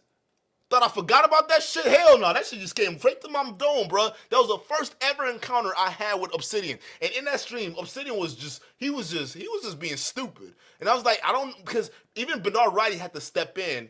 Because Bernard Riley had to say, oh, no, that's how Obsidian is. He just trolls. But something about that, I'm like, nah, I don't think this nigga's trolling. I really think Obsidian is stupid. Because he wasn't even asking questions. He was just talking about, who are you talking about? He was talking about some other content creator. No, Steve the Dean. They tried to get me to say something bad about Steve the Dean on that platform, because I was so confused. Because he was like, do you believe that Steve the Dean, something with strap-ons or some bullshit like that Obsidian was asking? And I was like, I don't know. I don't know what you're talking about. I don't know anything about what potentially such shit you have against Steve the Dean. eating the booty like groceries, because they said that Steve the Dean believed that people eating booty like groceries, and I'm like, I don't know anything about that, and I don't even think that's true. I think Obsidian was just talking shit, and he kept saying that the whole stream. Well, why would Steve the Dean say that eating the booty like groceries is a good thing? I'm like, I don't know what you're talking about. I've never heard Dean say that. So what are you saying, Obsidian? That's how I knew Obsidian was a clown. So I'm clowning this dude for a reason, bro. Countries and Asian countries. You might look at an African country and say, oh, it's all African people. But there is a lot of ethnic diversity in Africa. There's more ethnic diversity in Africa, arguably, than in any other continent. So I would say the looks can be deceiving if you look at it, and if you plotted all the countries in the world on a map, the least diverse are the least violent, and the most diverse are the most violent and the most civil disorder. But look at how. Wait. Just one quick question. How do you? Because earlier you were saying. Whoa, you just finished. I didn't interrupt you. Okay, he's just gonna ramble for 20 minutes. Fuck, it's gonna unbeatable. ramble. You ramble so much. One quick point. I'll put a timer on. Go ahead. I got a quick point, which is, yeah, there are religious conflicts. There are ideological conflicts. That does not negate the existence of racial conflicts. And what does that say, though? People with different strongly held views, people with different identities, people with different... But you were just talking about race. Your idea was diverse, right? Because if you said if there were more immigrants, more Mexicans, more blacks in the country, there's going to be more violence. So they just gave you an example of a fully black country, and there's more violence than that diverse country you were talking about. Now, all of a sudden, people are different on ethnic lines. You're lying, Nick. That's why your ideology is bullshit. Different cultures fight. Religious conflicts are a conflict of diverse religious thought. Ideological conflicts are... That's not race. That's not what we were talking about earlier, son. Result of diverse ideological thought. Racial conflicts are the result of diverse races living in the same polity. That's all I'm saying. And to an extent, we have to live with that. Okay, Destiny, go ahead. I counted just 30 seconds. Sure. Okay, so I just want to be clear. Like, notice how slippery he is between how he defines positions. Earlier, we were talking about how, like, you can't, like, his point earlier was that black people are black, brown people are brown, white people are white. Looking at, like, difference between black and brown people is really dumb. But now when we're talking about Africa, all of a sudden, that place where everybody's just black, well, now it's the most ethnically diverse nation on earth. Boom! Destiny took the words right out of my mouth. He's talking out of two. This is why Nick Fuentes hates Destiny. He's scared of Destiny. This is why, bruh. Right out of my mouth. Dude is talking out of both sides. How the fuck do we go from one to the other? And then secondly, earlier he's talking about like really diverse places, cause crime. The more diversity, more crime. But what do you hear white nationalists always say over and over again? What's the number one killer of black men? Other black people. It's not like we've got like race wars going on in the United States where there's a lot of ethnic diversity exists. It's usually people that are victimizing themselves. Facts. That's another facts. Because it's true. White people kill white people. Black people kill black people. So Nick Fuentes is making it seem like, oh, there's this violence where black people are killing whites. No. Or whites are killing blacks. No. It's blacks killing blacks, whites killing whites, Hispanics killing Hispanics. You go to Africa, it's blacks killing blacks. You go to South America, Hispanics killing other Hispanics. It's not a racial thing, bruh. It's just more of a self-hate thing than anything else. We see ourselves and we kill ourselves. Is this what it is? You can't deny that's the truth. Black people aren't murdering whites en masse in Chicago right now. That's black people doing that to black people. White people aren't murdering themselves en masse all over the country right now. It's white people doing that to white people. Most crimes, usually they have the same race involved. So when you're talking about more violence if white people or less violence if white people were more in control, that's not true because white people would still kill each other. The example I brought up was European countries. Europe has always been at war for eons since it's been inception. They've always been battling it out. They're all white. They still kill each other. It's not black people running out killing white people running out killing black people. It's just crime within communities. Okay. No. Let Don. 30 seconds. Let Don. Bro, Nick, you just triggered now. You triggered now because you getting called out. You getting called out. Imagine if they had somebody like Abba, someone like Destiny, someone like Dion, someone like Young Don on with Zico with Obsidian. He wouldn't have gotten away with this bullshit. But in the black manosphere, because we don't understand how to call out racists, we just let these racists get away with everything. I don't get to respond. No, you got more than him. You got more than this. I'm timing everything. Don, go ahead, and then we'll go back to you. Nah, I was just saying that Destiny spin bars. I ain't got nothing to add to that. That was all bars right there. All right. Yeah. Go ahead, Nick. That is, first of all, earlier Destiny was saying that we couldn't tell what races the people on this call were. And it was in the context of that I said, are you fucking kidding me? Of course we can identify the races of the people on this call. I said, though, earlier, if you remember, I said that it is complex. I said identity is complex. And people have different levels of identity. And different identities have different levels of salience. You have an ethnic identity, you have a racial identity, a national identity, your religion is part of your identity. People are complex. A black person is not just black. A black person could live in a particular region and have a regional identity, and they come from a certain country in Africa and have a certain tribal thing. It's complex. And the point is, it's not to say, we're talking about concepts here. The more diverse a society is, the more the potential for conflict there is. If you have a group of 10 people and they all look the same and they all are the same, the possibility for conflict will be reduced dramatically. If you've got 10 people and one of them... What? This guy is stupid, bro. Believes in God and one of them doesn't, and one of them's a Muslim and one of them's an Indian, and they're all different races and they're all different genders, the possibility for conflict is greater. Now that's a hypothetical and that's abstract, but that's to demonstrate the principle, which is that diversity... What principle, you dumb fuck? Listen, in Africa, I'm going to go back to Nigeria. One of the biggest problems Nigeria has is that Nigeria has a jihadist problem. All right? Jihadists meaning people who believe in the extreme versions of Islam. All right? And what do those extreme versions entail? Meaning killing anyone else. I'm talking about murder. They murder anyone else that don't believe in their jihadist Islam. They even kill other Muslims they feel as though isn't Muslim enough. If you don't adhere to what they have going on, whatever their strict worldview of Islam is, you would get killed even as a Muslim. So it's not even a problem with Muslim. We have a jihad problem. It's religious. But guess what? You look at those Hausas, Fulanis, and you look at the Yorubas that they're killing, you look at the Igbos they're killing, we're all black. It's just that some of us, maybe we don't believe in the same kind of Islam they believe in, and some of us, maybe we just believe in a whole different religion like Christianity and Catholicism. But does that mean we deserve to get killed? Does that mean there needs to be a religious civil war going on? No. But unfortunately, there is. And we're all black. Now, we're moving into your position. We're bringing it to the United States. We have a melting pot of people who look different. The violence in the United States is completely different than the violence in Nigeria. The violence in Nigeria is much worse, and we're all black.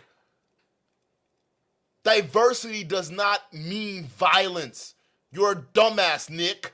And anyone that believes this is some kind of epiphany that you're having, they're stupid too. As a rule, leads to conflict. Difference leads to conflict. Now, if we understand that rule, then we can understand society, which is that not necessarily we should have no difference, because that would be boring and then you don't have progress and things like that. But it is to say, is it a good idea to import 30 million immigrants in 30 years? No. Just so 2 points on that. So number one, this is just a quick question. Do you know what race Sneeko is? I do actually. Yeah, he's Haitian, Asian, and white. And would you have known that just looking at him without knowing his background?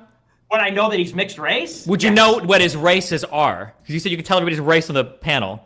I like I said, I could tell he's a mix between black and white, which he is. But okay. I guess the Asian, maybe not. Sure. Okay, yeah, so you can't wait. Hold on, wait. So you can't tell the race of people immediately in this very diverse sense you talk about when Africa is the most diverse place in the world. Did. So number one, mixed race. That's not an answer. Mixed race is not an answer. So number one. Yes, number it is. two, you said something earlier that was really important. An you said that's not an answer. So something you said but earlier. Keep moving on. Something that you said. Yeah. So it's not an answer because you said that Africa was the most diverse continent on Earth, which means they can't all be black. They're different types of races. So you've defeated your own argument. We're talking about ethnic diversity. So, diversity is diversity. So, we're not strictly talking about... Yeah, it's the ramble, dude. It's unbeatable, okay? So something you said earlier is very true and very astute. You said that diversity leads to conflict, and that's a really good point. However, Fuck, I don't know the name. Wait, do you agree with that, Don over here brought up that there are all sorts of racially homogenous countries, and there are countries around the world right now in current genocides that are very homogenous when it comes to race. And you very correctly and very intelligently pointed out, well, hold on, people can have a diversity of religious thought, of cultural opinion, of different types of backgrounds, of different forms of government. These people can all fight.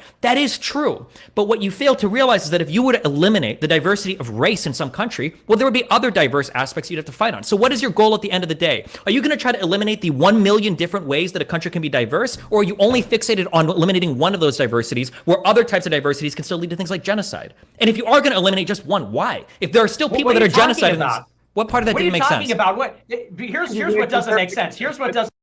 Listen to this. Listen to this. Now he's getting pushback. All of a sudden, what are you talking about, Destiny? He's explaining to you your fallacies. Oh my God, dude. Like, bruh, you're a bullshitter.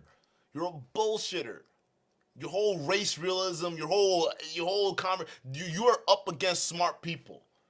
You aren't dealing with idiots on Obsidian's channel. This is what happens when you get real pushback. You see how flustered he is? He's all flustered because he's getting called out. People aren't letting him get away with this bullshit. This is how you hold somebody accountable who's a racist. Doesn't make sense. Hold on. I think Destiny's making perfect sense, but he's building it on a valid point that you made, that when people have different beliefs, I believe that is what is at the heart of the matter. It's different beliefs, different ideologies, different moral codes, right? I think that is what is at the heart of all of the conflict, in conjunction with what are those moral codes? What is your morality based upon? If it isn't based upon something solid, then even in a society where there might be a degree of homogeny in terms of ideologies and religions, you might still see a lot of violence happening in that area. You look at a place like Afghanistan, right, which has a lot of homogeny in both the ethnicity of the people and the religious beliefs, but still one of the most violent countries in the world, far more violent than far more violent than. Yo, I like this brother, man. Young Don is a brilliant dude. I like this brother. He's making so much sense. You got the Kurds, you got the Sunnis. They're all ethnically homogenous. They're all killing each other because one doesn't believe in the right religion. So in your worldview, Nick Fuentes, just because they're all the same does not mean it stops violence. So you saying that white people need to be in the majority in order to quell the violence doesn't work in America. Diversity does not equal violence. Bruh, this is what happens when you talk to smart people instead of dumb people. America, far less diverse than America. At least we can look at that. And we can still identify that it is far more violent. Why is that? It's because the moral codes that their culture is built upon allows for that. Or at least the people in charge, what the people in charge believe. You know what I mean? So the people with all the guns. Okay. So I want to move on from this race discussion because I think it's one. Can somebody tell me, it's the Shia and the Sunni Muslims, right? And is it in Afghanistan that are fighting right now, or is that in Iran? I forgot. I know it's a thing, but like y'all let me know. But like they're all Muslim at the end of the day, and they're all ethnically homogenous. Yet there's still violence. Fucking A, bro. Nick Fuentes is an idiot. Look how he's throwing his arms up. He knows he's getting called out. Look at him. He getting called out. No. I want to move on because I think it's like Destiny and Nick going back and forth. No, because I want to say one thing on the matter because I know they've all had their chance. So I want to say one thing on the matter. So you said oftentimes diversity leads to conflict, and as a result of so much tribal matters going on in Africa, that leads to a lot of the interpersonal conflict between a lot of the communities. But I would say like the main differences that exist between different tribes within Ethiopia, for example, aren't that drastically different than the differences that exist in America between someone from Texas and New York, someone from Sicily and Milan, someone from Paris and Toulouse. Those people feel so drastically different about their identity and their community, and that is a difference. It's pretty much the same thing as tribalism, just by based off where you live geographically. So my question is, if you feel like diversity leads to so much conflict, how come you're not seeing that replicate in a lot of these countries, which I would argue are just as diverse in regards to how they think about things and how they view things politically? Facts, Well, I would Saba. say I want to say something. I'll answer that, but about Destiny. And here's the issue always with the debate. Here's how it always goes. There's Oh, now he's gonna go after Destiny because Destiny called him out. You're not even gonna answer Abba's question. Really, he's gonna go. That's how butthurt he is when he goes up against somebody that called him out to his core, and he knows that. Destiny is one of the ones that he knows that, like, he wouldn't let that nigga get away with anything. Well, I gotta go back to Destiny. I don't agree with what you said, bro. I'm angry, bro. Mr. Jabber, shout out to you for the $2 super chat. It says peace, something for the pod. Shout out to you. Thank you so much, bro. Really appreciate it. There's always the string where it goes, okay, there are races. You know, races are real. If there's difference, then there's a possibility for conflict. All of that has sort of been conceded, but Destiny goes, okay, well, that's great. So why do you want to eliminate race? And it's like, I never said that, okay? And I came on the stream saying, this is my understanding. My understanding is that I don't like necessarily making a country more multicultural, more multiracial, because, you know, while you may bring in diversity, which is good in some regards, it also tends to create destabilization and chaos and problems. And so we need to understand the problem. I never came on here and said, we need to eliminate diversity. I never said that. I never said we need to eradicate diversity or eradicate difference. What I said, in fact, was that, like Sneeko said, America is a multiracial country. We're going to have to figure out how to get along together. But to understand that, we need to understand difference. We need to understand how people are in their human nature. Tribalism is an unfortunate fact of human nature. People like people that are similar to them. That's just a fact of human nature. We unfortunately can't eradicate that. Wish we could. Then we could create heaven on earth. Okay, what does that have to do with the countries who like each other and they're similar to each other, but they're still killing each other? You still haven't answered that question. This is crazy. We can't create heaven on earth. But we need to understand each other to make a harmonious, prosperous society. Now, as far as what was your question again? It was about. But I think the issue that everyone here is having is that you're trying to see there's this huge separation along racial lines. But what most of us here would argue is that somebody who's black and lives in Texas would have more in common with the white person living in Texas than they would with someone from New York. So I don't understand why there's such a fixation on race when really it's a matter of geography and localized culture more than it is about race. I don't know why you and Sneaker are like, yeah, I think things would be better if black stayed there or whatever stayed there. I think they would still have equal amount of conflict. But I mean, yes. That's a good question. But all we have to do, and you go by Cozy? Yes, Cozy TV. Okay, Cozy. Oh no, that's not my name. My name's Nick. That's my website. Nick. Okay. Yes, pleasure to meet. I'll meet you. Nice to meet you. All right. Yeah, my question is though, but does the race get in the way of your ability to, you know, interact peacefully and happily with other people from other races and other ideologies? Not for me, and it shouldn't for a person. But when we're talking about a country, we're talking about a country of 300 million people. And so when you're forcing a large people, right? What's that? If there were 300 million individual, all right, let's put it like this. If there were 300 million people like you, then there would be at least no violence as a result of racial differences. Are we? No, because I'm a nice guy. I'm a sweetie, and I'm a peaceful person. So the point probably is not really about.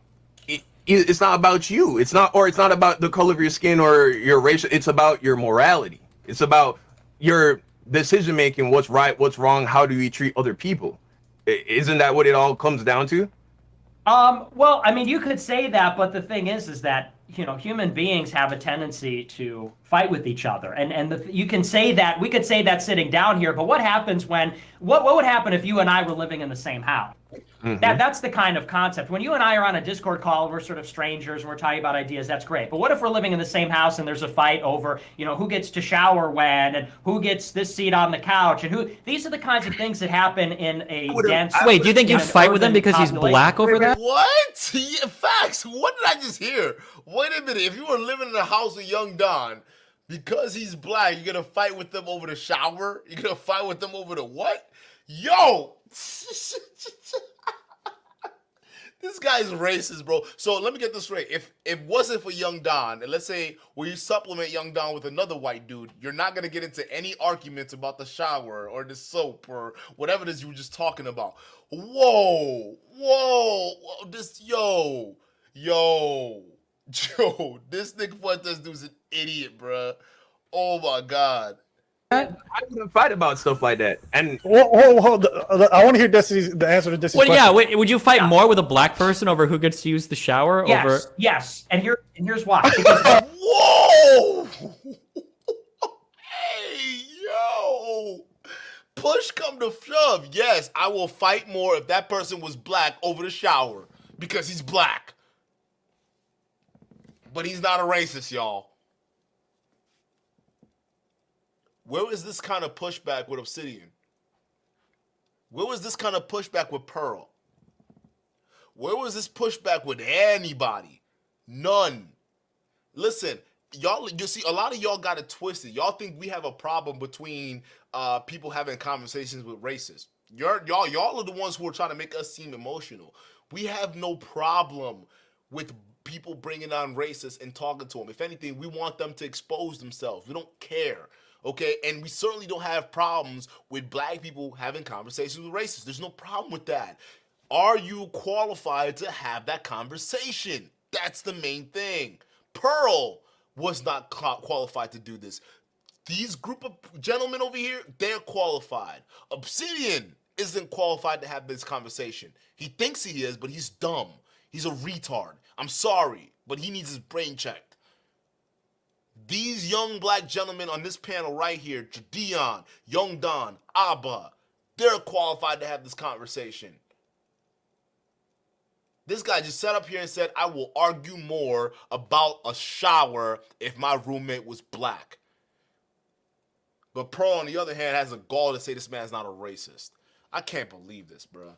Bruh. Let him answer. Let him answer. Go ahead. No, listen, hey, here's the thing. Let him answer. I want to hear this.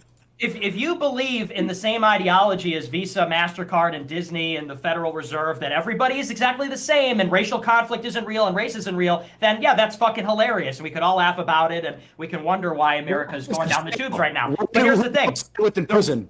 White people stick with the white people, black people stick with black people, and they're obviously going to fight a white person, a black person going to fight with a white person, and a white person going to fight with a black person over the shower. Hold on. Why are we talking about prison? Well, prison is a completely different environment. That's when we don't have like Discord, and that's where people act in their natural state. People are very prison is literally the least natural place you can be. You're literally locked in there with more rules. Listen, this is why I don't trust Sneeko. Okay, this was only 4 months ago. Matter of fact, let me just look at the dates real quick. Let me look at the dates.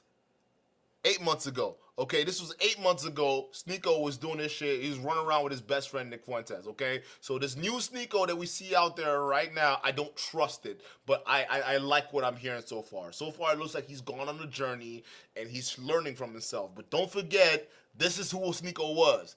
A dummy before this. So I don't know what the fuck Sneeko was saying, but that's not what Nick Fuentes was saying, okay? No.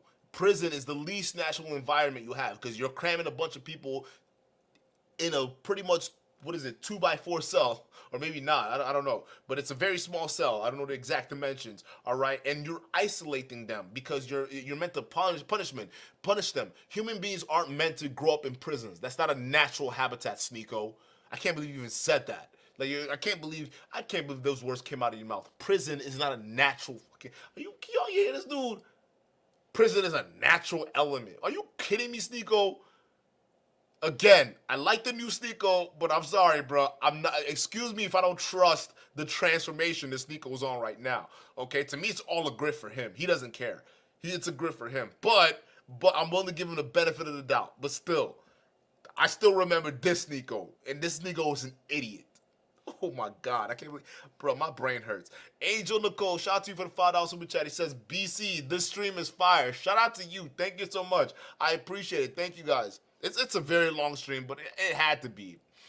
It had to be because I had to play Obsidian stream long enough, so I had to play you another version of what that same conversation would look like if you had smart people talking, okay? We had Obsidian stream, which was a bunch of stupid people, and then we have a smart stream, which is a lot of people who are competent, people who bring the facts, people who know better, and they're not going to let a racist get away with their bullshit. It sucks that these guys aren't in the... I wish Jadion was in a black manosphere. Real talk. I wish Young Don over here... I wish Young Don was in a black manosphere. No joke. He'd be a better leader than Obsidian. At least he seems genuine, honest, and fair. Obsidian is just a hack. I wish Abba was in a Black Manosphere. For real. Abba would bring some wisdom. Matter of fact, instead of Pearl, I wish Destiny was there, right? If we're going to promote Pearl, why not Destiny? Why not? At least they're going to hold racists like Nick Fuentes accountable. But yet, the Black Manosphere like Obsidian likes to uplift Pearl and Nick Fuentes. Y'all saw the live stream. You were just shitting on black women less than 10 minutes into the stream. Nick Fuentes, tell me what you thought about my opinion about the black women fuckery. Why are you saying that to a racist? You should be canceled. Just the same backlash that Pearl got, Obsidian should have gotten that for what he just said. Any other part of society. Fighting for your survival. Prison Like, is literally no. the least natural environment for a human being. Gang up by race in jail. The reason they do that is just because of tribalism in a survival-like environment. If I threw people in the jungle and then they only had a few morsels to feed off, I'd imagine they find some ways, either men with the men or tall people and big strong people with the big strong people. No, They but find ways. They pick race. So doesn't that apply to Nick's logic? Well, here, let me explain what I was trying to say by the house example. The point is, proximity and competition over resources creates racial conflict. That's my point. And this is what goes on in a city. In a city, you've got large groups of different kinds of people living together, and then you get things like racial inequality. Then you get things like income inequality. And then guess what happens? The black people start to say, well, hang on. Why is it that our income is low compared to the white people? Why is it that our unemployment is high compared to the white people? This is where resentment and animus begins because of the... Whoa. No, that's called systemic oppression, dumb fuck. What? Wow, this guy's really stupid. Natural difference between people, difference in cultures, behaviors, habits, Say customs, difference in these genes. kinds That's of what you things. mean. Difference in genetics. So you're basically saying because black people are black, they're not apt to make more money than white people, but yet we complain that we're not making more money than white people because we're black? And Destiny's on the money. Destiny's just saying, say what you really want to say. You're just saying black people are genetically dumb. And he actually ends up admitting that. It was this stream that he admitted that. That's what he thinks. He thinks that we're dumb and we can't amount to what white people are doing because it's in our DNA. But we like to complain about it. Where was this, Obsidian? What was this pushback? Watch this shit. Because they're different, Destiny. They're different on many Well, just levels. say what you mean. You mean difference in genetics. Destiny, you're such a rat the way you debate. I just want you to be clear. Wow. Destiny just wants you to be honest, bro. Be honest. What did you mean? Why do you think, what explain what you meant by saying that black people complain about where we are in life income-wise, but what are you trying to say? You trying to say is because it's in our DNA to not make money or be just like our white counterparts? Is that what you're trying to say, Nick? And Destiny's just getting you to admit the truth, what you really think. This is the psychology of race realism for a lot of these guys. They believe in that genetic stuff. I'm going to tell you this. The first university was founded in Morocco. It wasn't in Europe, dummy. You mean that black? I'm not being sneaky. We are sneaky. You're sneaky. I'm just trying to make. When you say, I just want to be clear what we're talking about. We're not. We don't mean. Hold on. Hey, shout out, white on white violence. W in the chat. Let's go. Abba's for real, bro. Let me get out of here. Hang on, because we could argue. Talk to the hand, Destiny. I'm just saying. Let's just be clear. When we say black people are different, we don't mean culturally. We mean biologically different. You mean biologically different. That's a completely different conversation. We could argue if the differences come from history or whether they come from genetics. That's a wow. So Destiny was right. Again, this guy had the balls to come to Obsidian's channel. Why do you think that was? Because he thinks a bunch of those guys are dummies. Yeah, Obsidian. That's what Nick Fuentes thinks of you. He thinks you're genetically stupid, and you proved him right. All of you people there did that. All of y'all. Sitting there, all y'all did is caping for Pearl. All y'all that's caping for Nick Fuentes. You proved him right. That's why he feels comfortable going on Obsidian's channel, because you're a bunch of dumb incels. That's what he thinks. He thinks genetically black people are stupid. Admit it. That's beyond racism, bro. Like, if this guy was alive when Hitler was alive, he'd be running those concentration camps. I'm just being honest. He'd be one of those dudes running them labs that experimented on Jews. He'd be one of those dudes. I wouldn't doubt it. He thinks that people's intelligence is based on biology. Whew. I can't, bro. Separate conversation. You're a race The realist, point so they is come from there's genetics. difference. Yeah. The point is there's difference, and you're derailing this because you don't like what I'm saying. No, it's the point. The point is No, that's Destiny's right. Again, when people say race realist, they don't. They mean it. This is what the conclusion is for a lot of. Go study race realism. For a lot of people that believe that stuff, they start to buy into the features of black people or Jewish people or African people or whatever you want to call it, right? Or South American people. When they start buying into those genetic differences, they start going into the intelligence, right? They start saying, oh, well, why is it that whites are so, maybe it's because of our Aryan genes that we're just of this caliber, and all of these black people, well, they're not as intelligent because they don't have the Aryan gene to them. So because they don't have the Aryan gene, their IQs on average are lower. He's a race realist. They're racist. That's the definition of a racist, bro. It's ignorance coupled with hatred.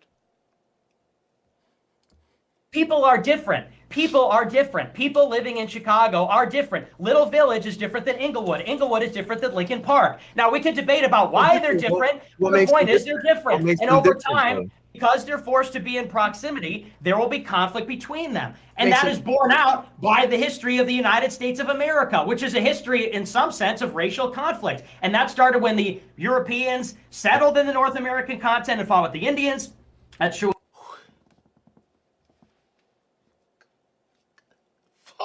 Oh my, this is worse than I thought. I didn't even know this was that bad. Wow, so you agree with all that?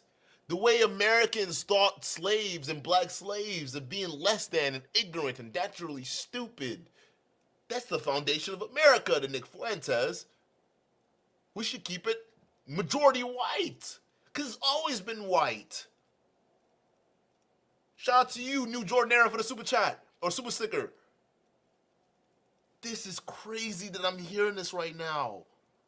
I didn't know it was this bad. True when they fought with the Mexicans. That's true when they fought.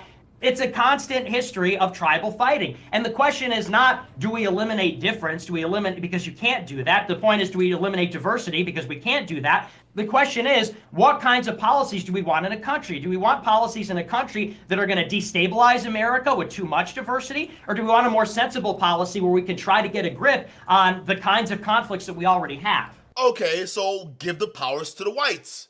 That's what you're saying. Because more diversity means more violence, according to Nick Fuentes. This is insane. Yo, this is actually shocking that he would never admit this on Obsidian's platform, because none of them are smart enough to call him out.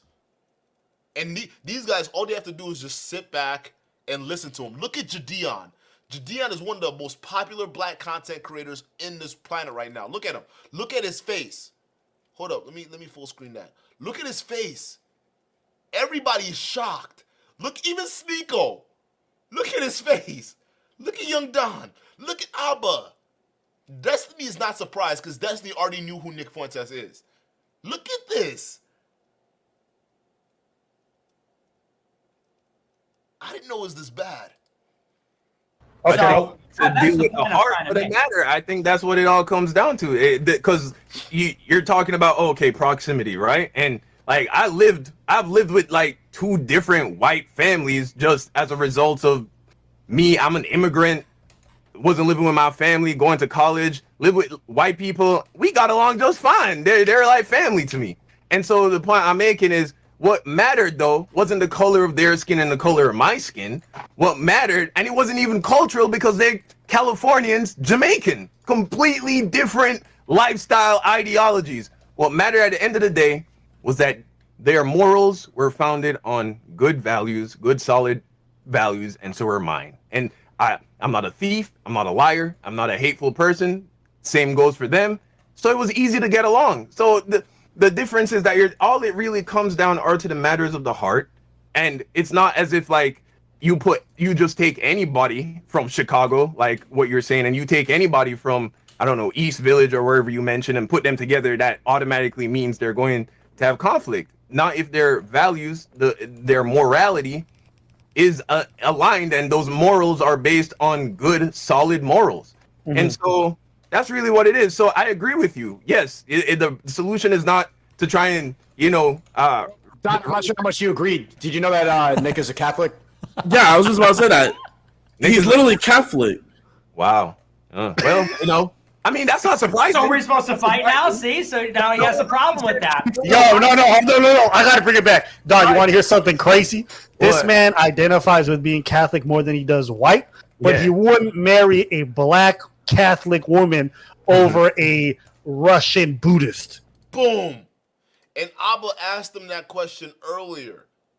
Hey, bro, since you value your religion and all that stuff like that, would you rather marry a black woman who shares the same religion as you, or a Russian woman who's a Buddhist?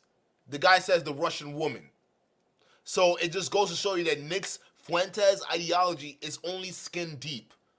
Because he can use religion, he can use all these other fancy ethnic lines to go ahead, or ethnic, religious, or tribal lines to go ahead and make his point for him. At the end of the day, what this guy really means, he doesn't want to fraternize with Negroes.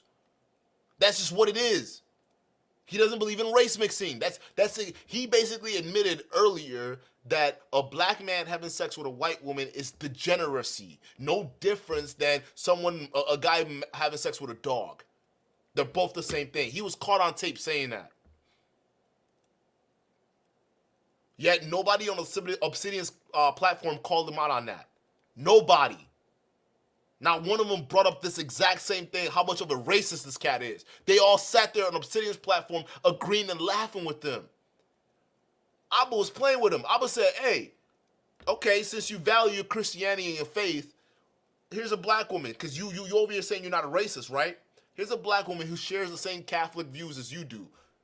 And mind you, there are black women who are getting together with white dudes all over the place. I'm sure those dudes don't have a problem with it. But we're asking Nick Fuentes right now. You got a black woman who shares the same Catholic views as you. Would you date her or a woman with a completely different religious views, but she's white? He went with the white woman. But this guy likes to hide behind being Italian and Mexican.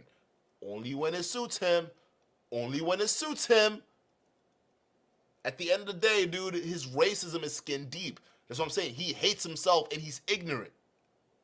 He's a racist.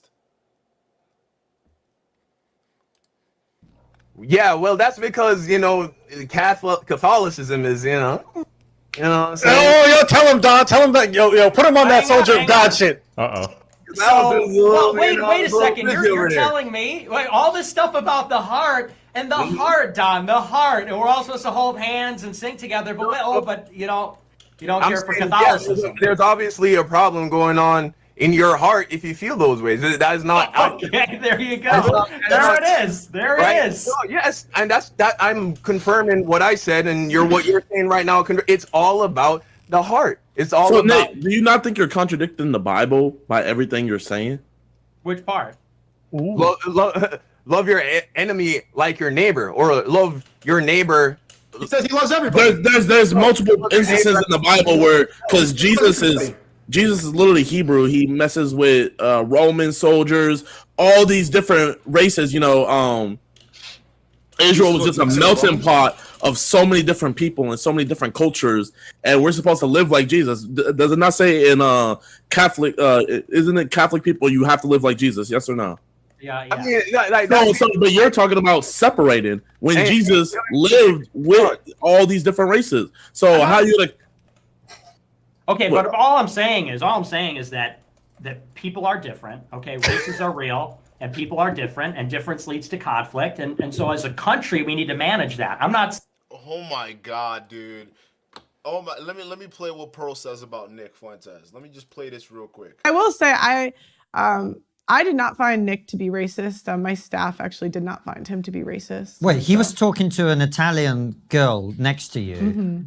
and saying that she shouldn't have a black boyfriend or something along those lines. He doesn't believe in. He You'd have to did watch. say, I am a bit racist, even in that. And in fact, in your apology, you said that he said racist things. Well, there's a video coming out about all of that, but you'll see. I'm just telling you my personal experience with him. We filmed hours and hours and hours of footage with him. There was that one to me, if you watch the full clip, it puts it in a little bit of context. Yeah. But he was really polite. He showed up on time. Like yeah. He also and honestly, he did a panel. And he spoke about his opinions on race mixing, and a lot of people agreed with him. Pearl, you're racist. Saying I treat like I've been kind to you. But guys, who needs and to manage wouldn't that? treat Who do you- people differently based on their race? Who do you think needs to manage that? Like, who? Because you said there has to be a culture in power for everything to run. So there has to be more people. There have to be more people in higher positions of that culture or of that race. So what race do you think needs to be in power here in America? I didn't say that. I said there needs You to be. literally said that earlier. I said there needs to be a cultural and a demographic core. I said What should the cultural you know, and demographic core of America be? What race? It should be white. It should be white. The fair. cult. Okay. But he says it's not a white supremacist, right? Hey, put a 1 in the chat if you believe this is a white supremacist talking point where they believe they should be in charge, no matter what. Even though the demographics are catching up, they still believe they should be in charge. Put a 1 in the chat if you believe that's a white supremacist talking point. Because Nick Fuentes believes he's not a white supremacist. But here we go. When you ask the probing questions, he's going to actually end up admitting the truth. Because he said the exact same thing about this crap on Obsidian's channel, but no one pushed back on him. No one did. No one asked the same question Destiny asked. Okay, what do you think the demographic core of America should be? Because he talked about demographic cores on Obsidian stream. No one said anything. But somebody at least asked the question, hey, Nick, what is that demographic core you speak of? Who are you talking about? What group? What demographic? He believes white people. But yet he's supposed to be Italian and Mexican. And you're telling me his brand of racism isn't just skin deep? Again, when these people like to bring up, oh, well, I'm Italian, oh, I'm Mexican, oh, I'm this, oh, I'm that, don't mean that you don't identify with the dominant culture. Because your skin tone, your mannerisms, you identify with the dominant culture. That's why you promote the supremacy of the dominant white culture. You think we're stupid? That's the difference. Obsidian's platform is filled with idiots. They want to, you got that one dude there, yeah, I just want to stand up here because I agree with everything Nick Fuentes says, and I want to run defense in case anyone has a disagreement. So I'm not going to have the intellectual capability to challenge Master Nick, but any other one of you black folks that got a problem with Nick Fuentes, I'm going to fight you because you can't get in the way of my master. That's Obsidian's panel. Over here, he getting that work. Don Juan Plagueis, shout to you for the $5 super chat. He says, just came from a successful date. Oh, yeah. That's what I'm saying. I was supposed to be somewhere, bro, but I done already canceled because I'm too invested in this. I'm way too invested in this. Plus, I pre-gamed a little too hard, so it's cool. But I'm way too invested in this right now because like I have to see this through. I have to see it. We're almost done. We're almost done. But shout out to you with the successful day. He says, and the money sign is back, Duke. Nick is so lost. Not even funny. Abba, Sneeko, transvestity, and other dudes. LOL. Bro, my dyslexia is wild, bro. Hey, y'all don't know this, but I have like crazy dyslexia, bro. I be seeing things in jumbled up fashion. So I know some of y'all have complained about it before, but like, yeah, when I be reading things out of place, it's because the words jump out of place and I read that first. I don't know if that makes sense. It's weird.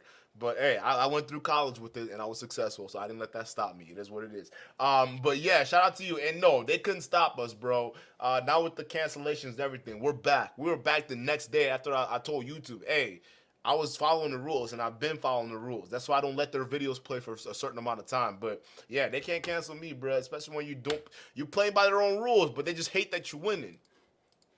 Cultural and demographic. But hang on. But you're Yeah, let's talking go. about something completely different. Let's go. Let's go. Hey, boys, we got. I'm just playing. See, the thing is, what Destiny.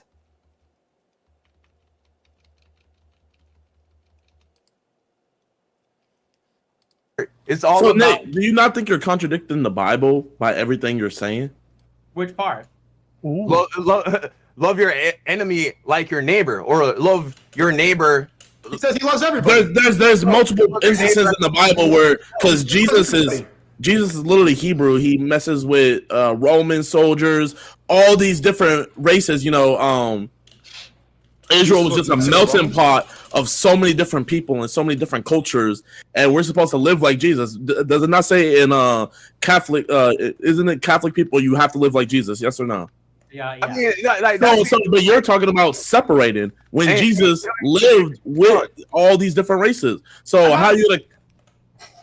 Okay, but all I'm saying is that people are different. Okay, races are real, and people are different, and difference leads to conflict. And so as a country, we need to manage that. I'm not saying I treat like I've been kind to you. But guys, who needs to I manage that? treat Who do you- people differently based on their race. But he needs to manage that. Like who? Because you said there has to be a culture in power for everything to run. So there has to be more people. There have to be more people in higher positions of that culture or of that race. So what race do you think needs to be in power here in America? I didn't say that. I said there needs You to be. literally said that earlier. I said there needs to be a cultural and a demographic core. I said What should the cultural you know, and demographic core of America be?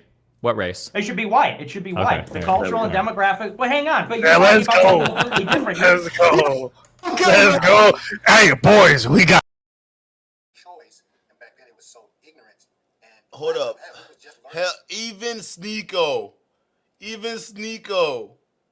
is like, God damn, bro. Why'd you have to say that, Nick? Even Sneeko knew this was dumb. Everybody knew this was dumb.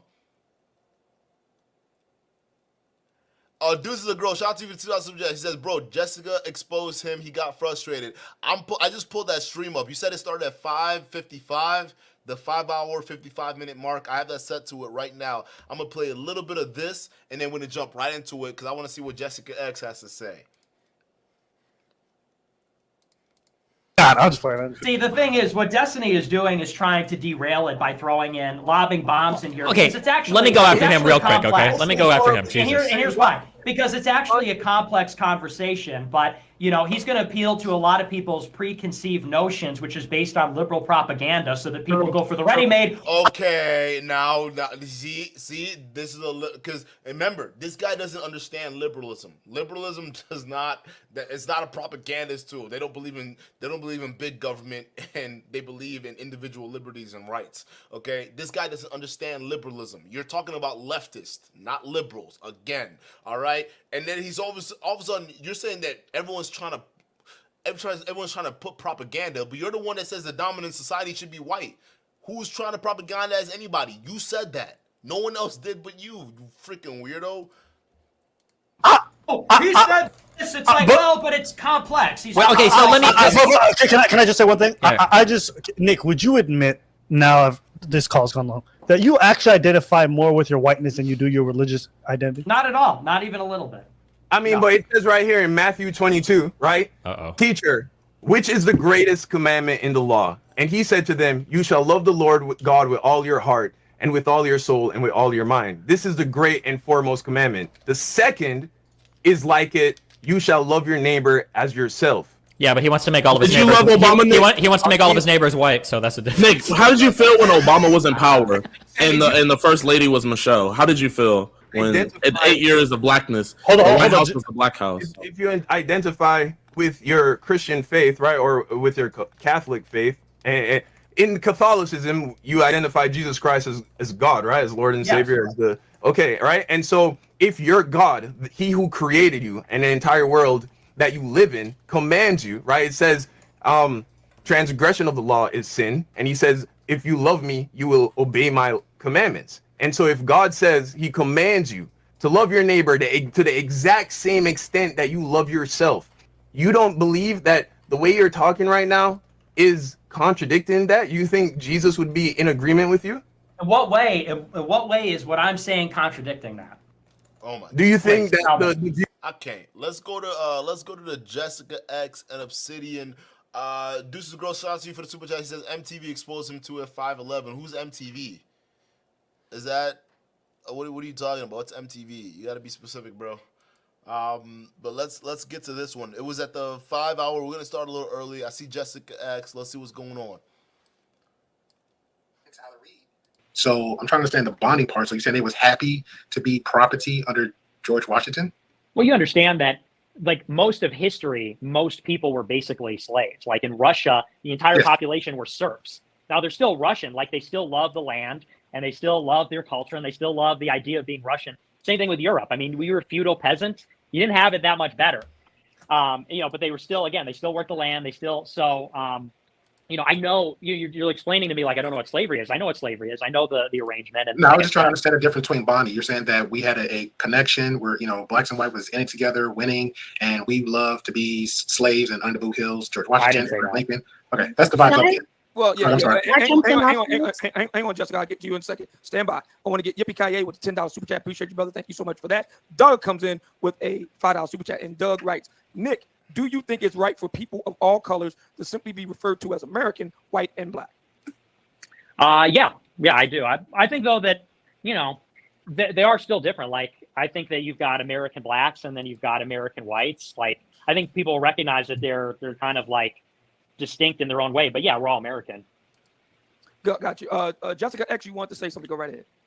Well, I feel like Nick is doing a lot of double talking because I asked you a question earlier, and I asked you by which metric are you using to say that white people should be the dominant force in society? Because that's Oh shit, he actually said that in Obsidian's episode.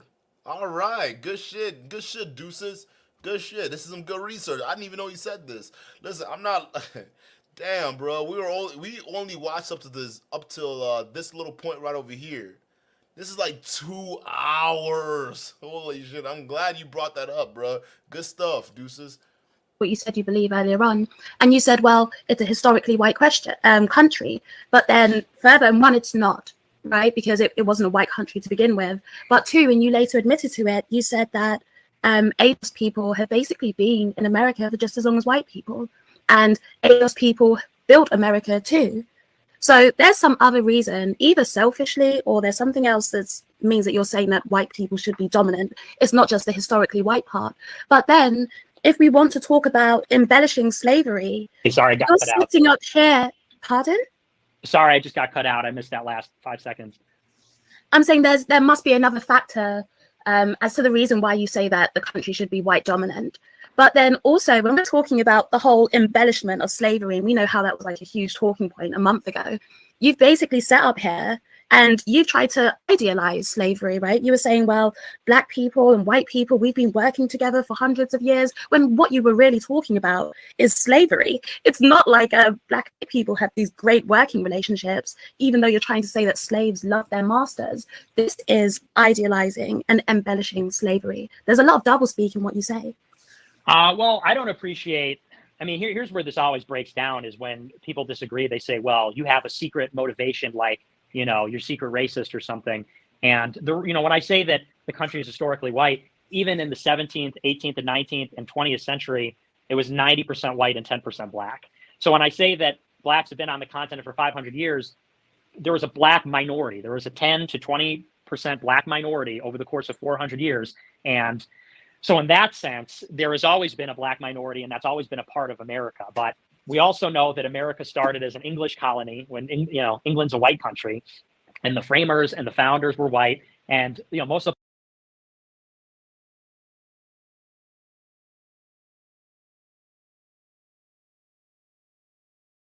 All right, hold up. I'm gonna keep this timestamp right over here. I want to see what Deuces of Growth is talking about. I don't know what an MTV is. We gotta figure out what's going on, but we'll come back to this point because I think Jessica X is making a lot of sense. Let me see what he's talking about over here at 511. Oh, nigga, Mike TV. Oh, hey, I'm sorry, bro. Hey, listen, bro. No. We can't have this freckle-faced, Chucky-looking bastard come up here pretending like he's for black people. Meanwhile, his girlfriend that he had a baby with was white. His sister's boyfriend was white. Okay, this guy's actively breeding out his own whitehood. He's not the right one to be talking about race relations. And by the way, as Mr. Real Estate, he wasn't even doing that. He wasn't even doing that. You want to talk about the same, bruh? Stop. Deuces, come on now. You on quote Mike TV? Him? The same one that's criticizing Pearl. Hold up, let me find that real quick. This nigga, I can't believe he put up a community tab talking about, oh, Pearl, she's doing subscriber only modes now. Oh, we got her on the run, fellas. And I'm like, nigga, you hypocrite. You goddamn hypocrite. You've been doing subscriber only mode for like years now. Since the moment you had this exception, right? You a hypocrite. Where is this? Let me find this video. Let me find this community tab real quick. Hold up. You want to quote Mike TV?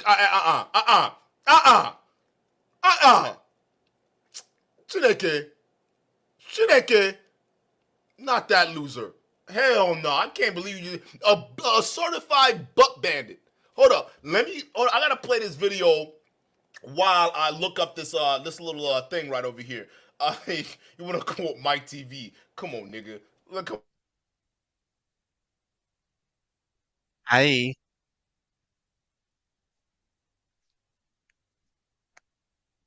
Hello. How are you? I'm doing good. Thank you for asking. What about you? Oh my gosh, I'm doing better now. You're like so cute. Oh Oh, thank you. Where are you from? You too. my gosh, I'm from like wherever you are, because that's where I want to be. Don't blush now. Don't blush now. But I have to ask you. Your name is Cookie, right? No. It says Cookie. No, my name is Milk, not the cookie. That's the milk. No. I want you to be the cookie because I'll bring the milk. Yeah. Oh. I've got some milk for you. 2%. I hope you're not lactose intolerant. Where are you from again? Oh my gosh, you're so silly. I told you I'm from like wherever you are. What is it, like the Philippines, Thailand? Listen. I'm just gonna get straight to the point, okay? Here in the US of A, I'm known kind of as a local celebrity. I'm known as the booty warrior. I take booty. Booty is more important than water. Booty is more important than food. Booty is more important than breathing. And let's just say I came across you and I must have your booty. So we can do this the easy way or the hard way. It's up to you. Sir, look at me. Okay. May I have your booty? No. Why not? Because I don't want to share my booty. But sharing is caring. Who said that? You want me to follow that? Hey, this guy right here is not genuine. Okay? All of this racism, it's a grift for him. He actually does it. He wouldn't dare have a one-on-one debate. And it's on you can either come on this platform or we go on a neutral platform. He wouldn't dare because I would expose him. I would expose him that he doesn't know anything when it comes to race relations. He doesn't know anything when it comes to systemic injustice. All he knows is divisiveness. All right? He knows how to pin Africans against FBAs. That's what he's good at doing because he has nothing else. He's a talentless hack. Him just popping up on a panel with Obsidian, it makes sense because he's a grifter. He did the same thing with Jason Black. He's a grifter. He doesn't believe anything he says. I found that little thing too. Let me share this real quick. Read this. Look at the hypocrisy. You want me to follow a hypocrite? Look at the hypocrisy. He says, damn, Just Pearly Thing is playing defense. Has been getting so much smoke lately that she is now getting her chat subscriber only mode. But wait, there's more. If you were able to comment on Pearl's live streams, you must be subscribed for a minimum of 41 days. Nigga, wait a minute. Hasn't that been the blueprint for your entire platform? When people criticize you, Mikey, don't you have it to be subscriber only mode? You had it up for 4 weeks. You're over. See, this is why Mike TV ruined his credibility. And all y'all still thinking he's credible. Shame on you. I'm sorry. No, get the fuck. No. If you fuck with him, don't fuck with me. Okay? No. I'm not with that fakery shit. Me no conversate with the fakes. That part. You pay attention? That part right there. I don't conversate. I don't fraternize with the fakes. I clown them. That's why my platform is where it is right now, and they're going to be stuck in the backwater. You're fake. You're over here criticizing Pearl for putting it on subscriber mode. Nigga, you had it on subscriber mode for 4 weeks. Because people were criticizing him. That's a bona fide booty bandit grifter. I don't conversate with fakes. Listen, y'all thinking that I knew Mike TV before this. I didn't know who he was before he popped on the Melanie. Literally, when you saw him on the Melanie King platform, because before that, he was one of the guys that he came on my platform. The first time I met him talking about, oh, Duke, you were my inspiration, Duke. You were my inspiration for starting this YouTube stuff, right? And then the second time I had him on was with Melanie King, and then I realized dude is crazy. Because I don't talk to women the way he's talking to women. I'm not going to sit there and do that crap. I'm not calling people bitches. I'm not calling people hoes. I'm a respectful dude through and through. I don't care. And then what did the guy do? He manufactured a beef to try to make me look like some kind of guy that banned him. Hey, you still not banned over here, nigga. I don't care. But you made up a lie. He's a bozo. And you want me to, nah, we going back to, listen, I'm sorry, Deuces of Growth. He got another super chat in here. I'm sorry, Brody. I'm sorry, bro. I'm sorry. You can't set me, I can't watch this dude. I can't watch him. I don't conversate with fakes. That's never been my brand. The moment I realized he's a fake, I dropped him off. We were never friends. Y'all YouTube niggas just wanted us to collab. I don't collab with fakes. The moment I found out who was fake, I called him out that same day. That's why it was the quickest collab to the quickest beef ever. Because he's fake. It'd be wrong of me to know that nigga's fake and then still collab with them. You know that booty bandit crap? That's the same crap he used to emasculate Sarah Garvey. That's the whole reason why he was getting criticized. Because you over here doing videos on Sarah Garvey being Sarah and being gay for pay. Meanwhile, you over here being a whole booty bandit. You're a hypocrite.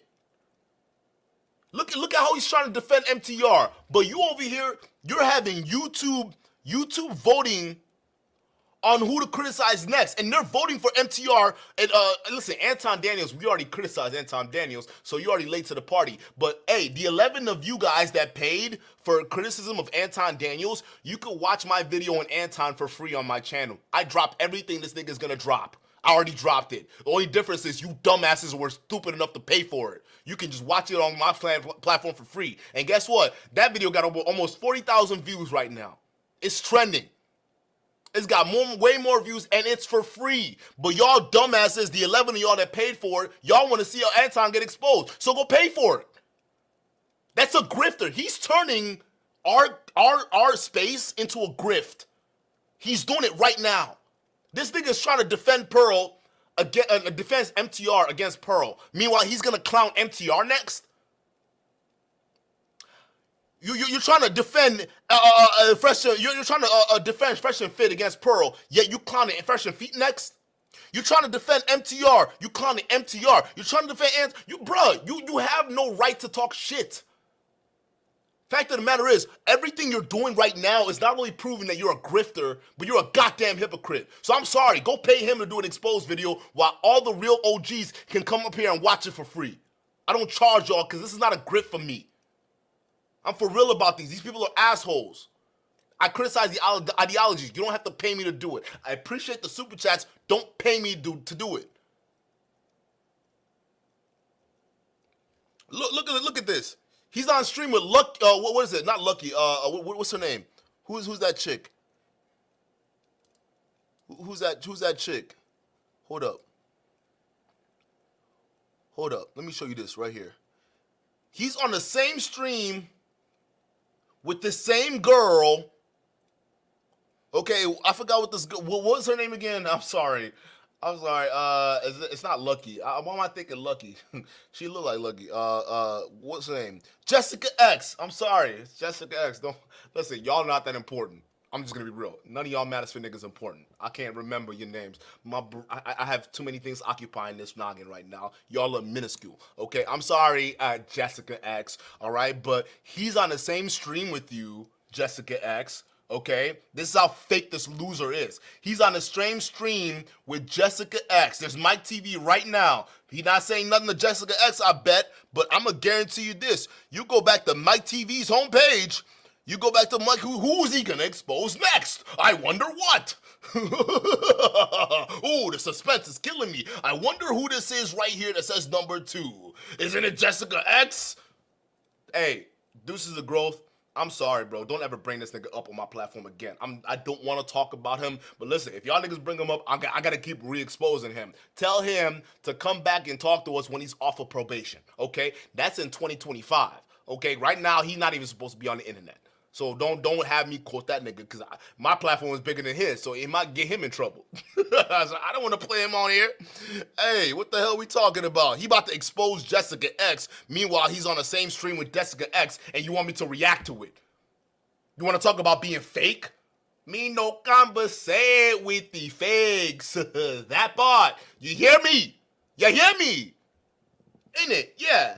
Cheerio. Chip, y'all. This is a girl. Shout out to you. He says, wait, nigga, are you on this stream too? Are you super chat? This is a girl. You everywhere, my nigga. You on the same stream too. That's you right there, nigga. I just realized that shit. Hey, yo. I'm sorry. Hey, you set me up, Deuces. Hey, Deuces, you set me up. What is this? Did you have me go to this point right here, 511, because you was on here? Is that why you did it? Because why is it your super chat on here too? What's going on, bro?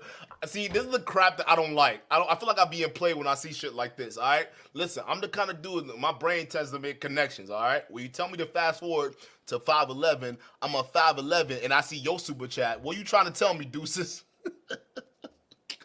Hey, shout out to you though. I respect you. You've been around for a long time, so you got my respect. So it's all just fun and games. But for real though, you trying to play me? What's this? Why you got me to talk about Mike TV? All right. Now he can get the clout. All right. Is that what the plan was? Is that what it is? Is that okay? Fine. He got his clout. Enough of that. All right. He says, "LOL, my bad, bro. But please check 4 hour and 10. It's a passport, bro. I want to see the audience. I already did. I don't know if I did that part."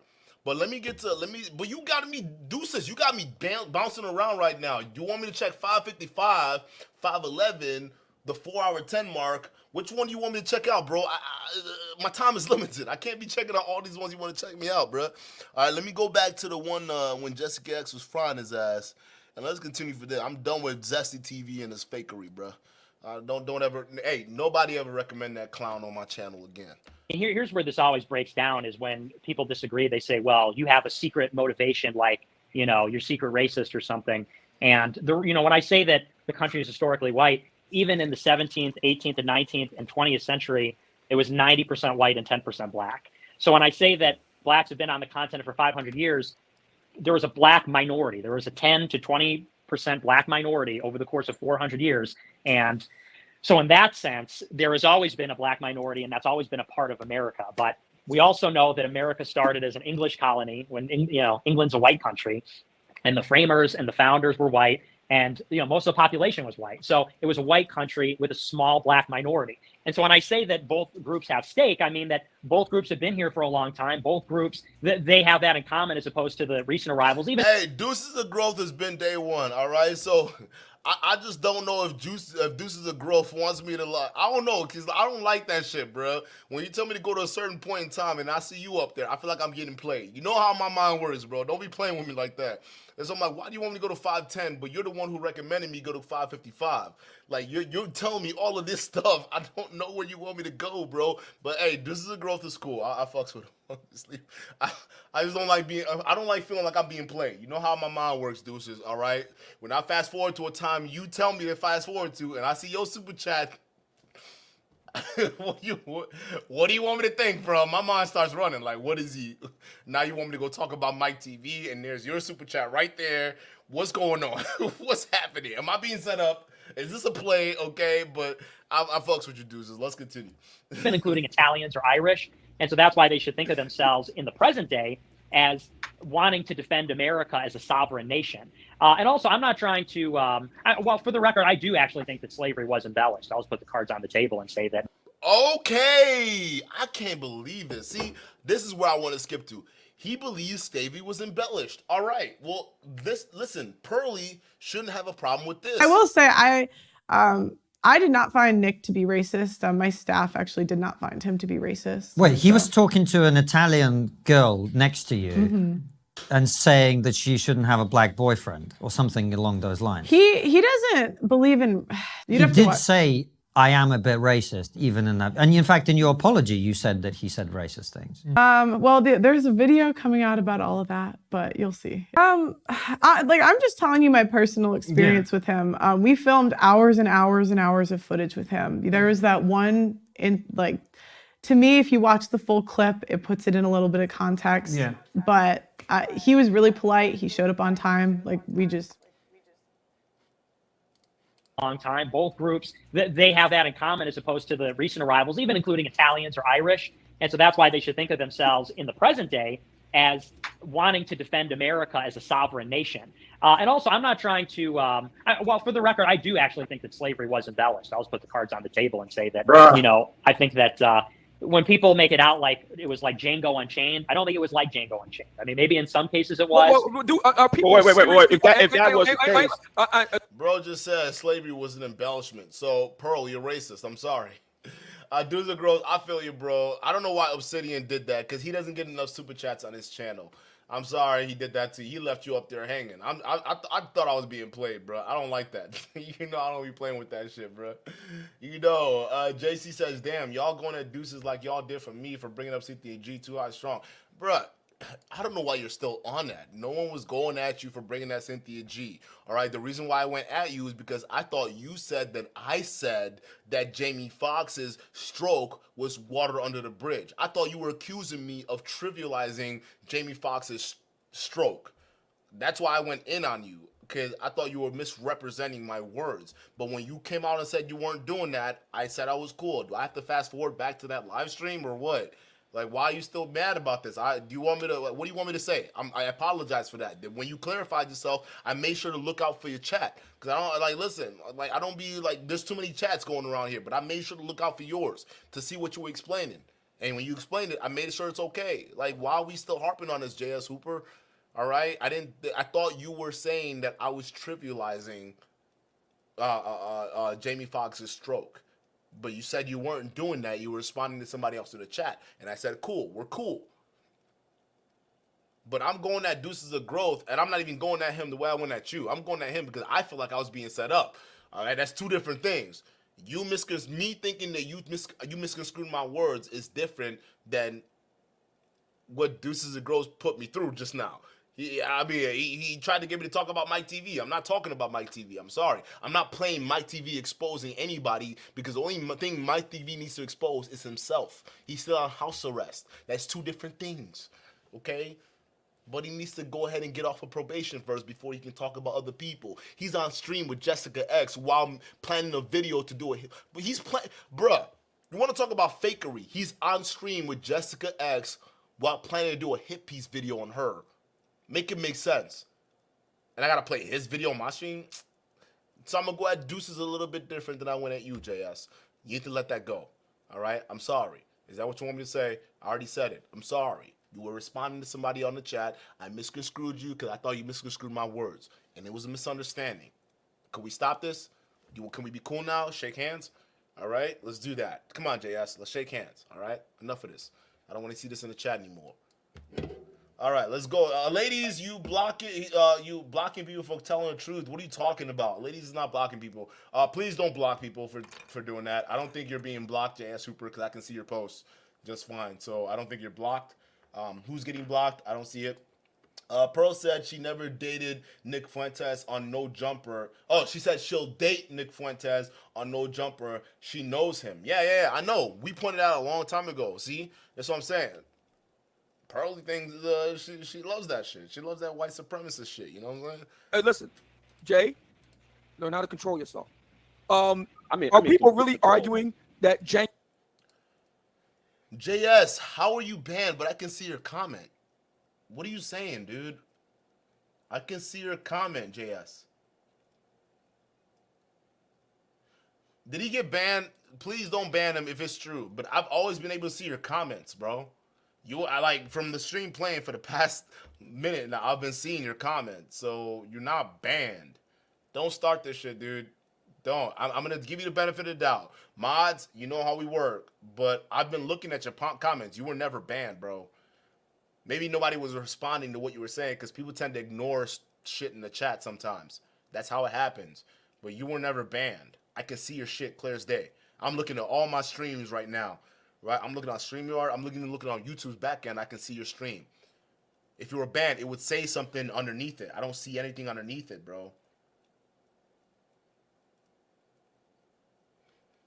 Don't start this stuff. JS Hooper, come on now. You're not banned. I can see you. You probably were timed out, but you weren't banned. But I would have got a notification if you were timed out. I didn't see that. Django Unchained was an actual historical account? I would like to think we all understand that that was a fictional movie.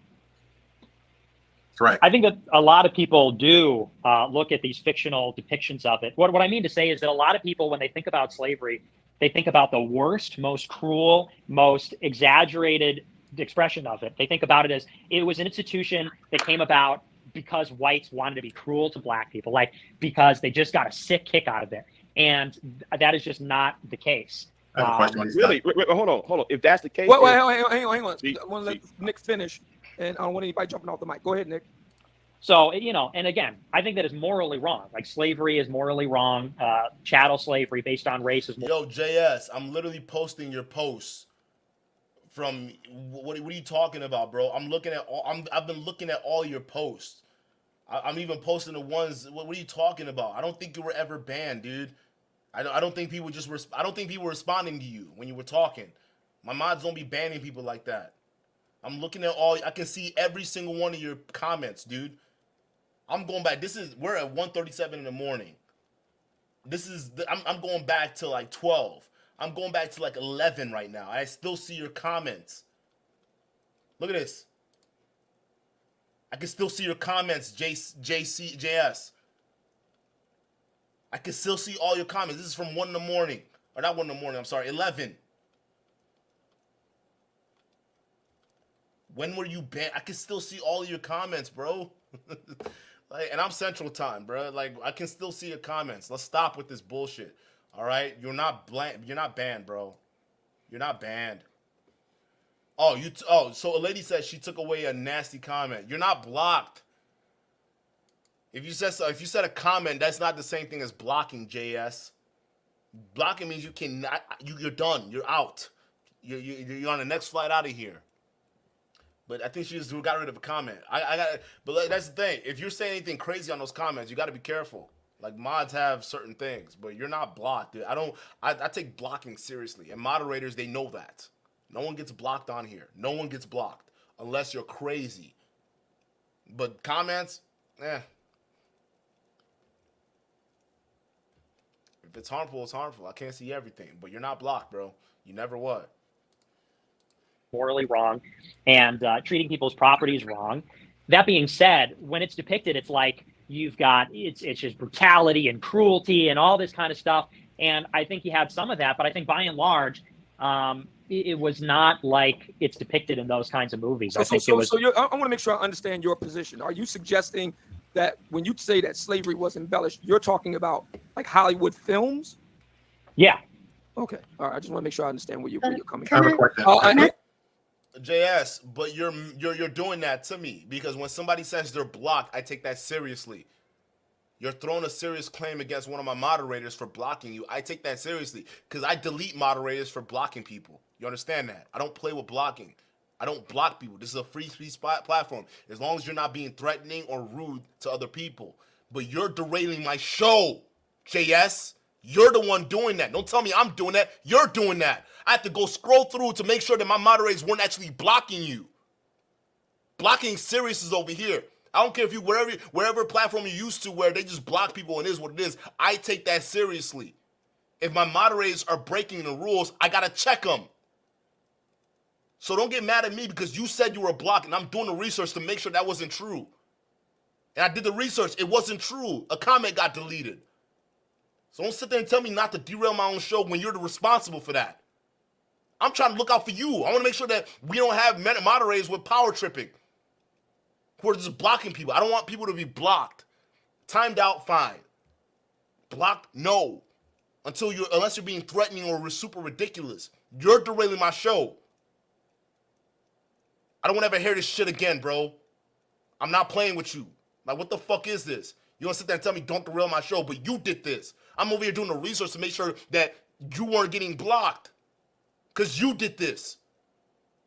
And you're a valuable person to the show. All of you guys are. So don't do this shit, bro. Don't play with me. I don't play this. I take blocking seriously. So if you say you're blocked, I'm going to investigate. You're derailing the show. Stop it. I'm not playing around. Hang on, everybody stay where you are. Let me get Big J, then I'll go back to Jessica, and then we'll go back to Great Pill Podcast. So Big J, you're on the air. Go right ahead. Yeah. I know, Obsidian, you want to mute me and stuff, but here's the thing, Nick, how are you going to say it's embellished and everything when there's a lot of slave revolts? Can you please explain that? Because you said good question. The slave revolts. That's a good question. Yeah, if slavery was embellished, how do you explain the slavery insurrections? Right, hold on. So if those white people were so good, if those masters were so good to their slaves, then please explain to me all the slave revolts in the South. Good point. Go well, I mean, slaves don't want to be slaves, of course, but that doesn't mean that these Hollywood depictions of it are accurate. I think it's sort of a non sequitur. Okay. There's all. Yeah, go ahead. Then what is the best? In your opinion, what is the best? Slave story that's accurate. Well, when you read the accounts of like George Washington and how when he I'm not treated slaves, I'm talking about the slaves themselves. Well, like his slaves. There you go. Oh, like how I forgot her name. Who when they moved to Philadelphia, she escaped to New York. I forgot her name. She was a slave. Well, there's an account that. Hold on. And since you'll talk about George Washington, what about those teeth he got in his mouth? What? We used to be told that used to be. Who is this guy? No, those were teeth he took it from slaves. Oh, wow. I've never heard that before. He took teeth from slaves. Oh, come on, Nick. I mean, not Nick. Hey, I want people to look it up.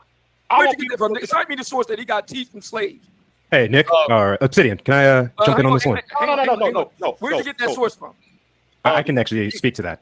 Yeah, well, I'm asking Big J. Where'd you get that source from? The University of Pennsylvania of your home state, the University of Texas in Austin, Texas. See, okay. I know. Even his own papers that has survived. So what are you talking about? See, we got teeth from slaves. Let me go. Hang on, Jay. Jay, hang on. This nigga, what about his teeth? What about his teeth, huh? Hey, Obsidian, I think you need to reconsider who you have in your chat, bro.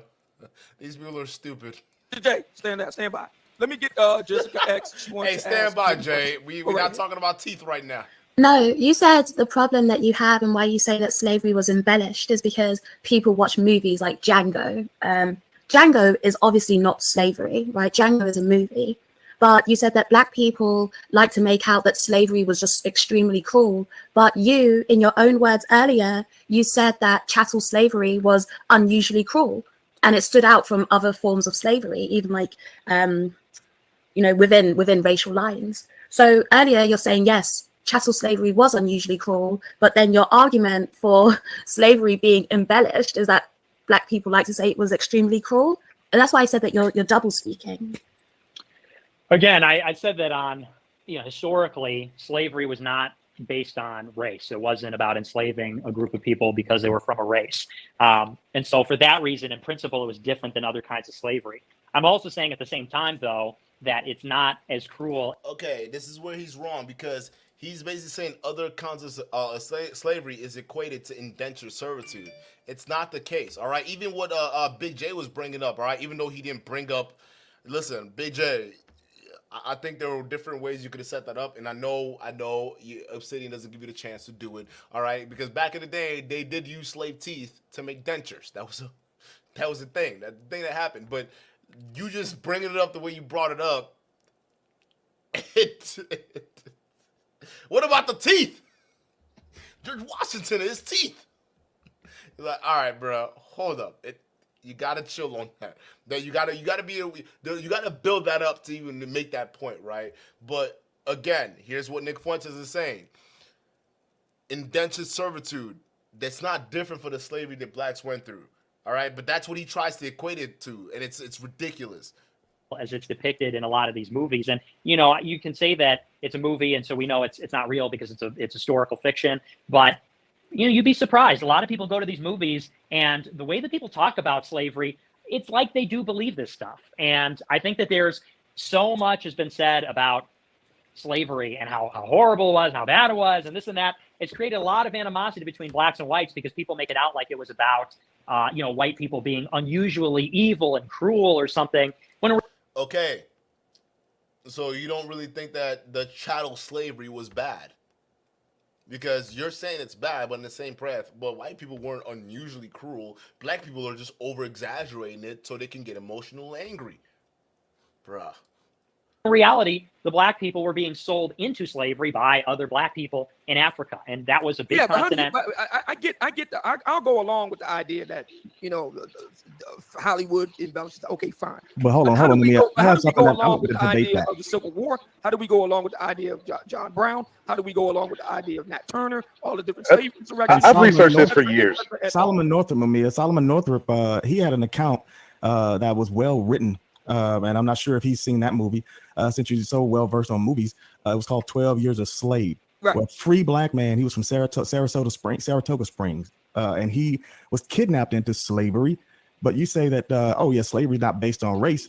Well, they saw that he was black, and they kidnapped him, and they made him a slave for 12 years. What's your argument for that, sir? I didn't say it wasn't based on. I said the opposite. I said it was. Then that was unique that it was based on race. Well, You're a liar, Nick. let's not make it okay. So now you're saying, well, now I'm right, and your point was wrong. But what are you saying that the rest of your points are right?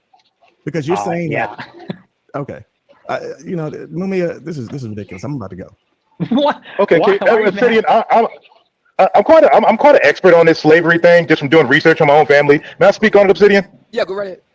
All right, so digging into research in my own family led me down this crazy rabbit hole of slavery. And I will tell you this, I don't agree with Nick or the other brother just speaking. I'm telling you this, black people owned every single part of slavery. I'm 95% sure of that. The 1830 census, I pulled these documents, 10,000 plus black slave owners in the U.S. on that census. And there's books written about it. You just got to dig for them. Then go to in Tennessee. Sherwood Bryant is a brother. He was like one of the biggest slave owners ever in Tennessee. His monument is still right there. There's a hiking trail which thousands of white people walk on every year that's named after him. I went to it when I was on the road. This dude, his family has a family reunion every year there to honor his legacy. William Ellison out of South Carolina, his family comes down every year to the planet.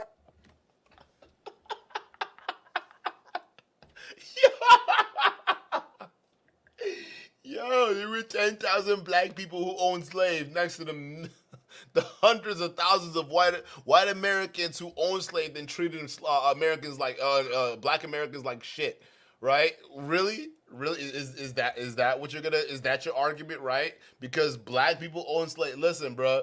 Listen, we're talking about the difference between race. All right, how white Americans treated black slaves. It wasn't the same, bro.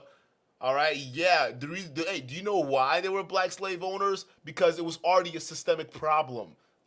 Just like it's no different than Anton Daniels telling us that we don't deserve reparations. He's part of that systemic issue now because he's making a little bit of money. It's no different. So those 10,000 black slave owners are no different from the Uncle Toms that are living amongst us today in 2023. There are always going to be people who look just like us. They're going to stand in front of us to protect the shit that they have. Because the moment they make it there to them upper classes and feel as though they're next to the white people, they shit on the people next to them. Some of them is African immigrants. Some of them is other black people. but you're equating 10,000 black slave owners to the mass injustice that have been done for over 400 years. Who are these clowns? Who are these clowns? Dude. Plantation where white people live at now. Mike chopping up. Oh, yeah. Except the white renovations on his house. Okay, can y'all hear me now? Yeah, go ahead. Okay, hit the white family that lived in William Ellis's plantation, dug up the floor and found all of his handwritten notes. And basically one thing it said was the white folks around him had to tell William Ellis, dude, you're too cruel, man. You got to be nicer to, your slaves, indentured, whatever. And just the story goes that he was the most evil cat around. Now, I think black folks got an issue because of, what the liberals have put in their heads. But all you got to do is lean.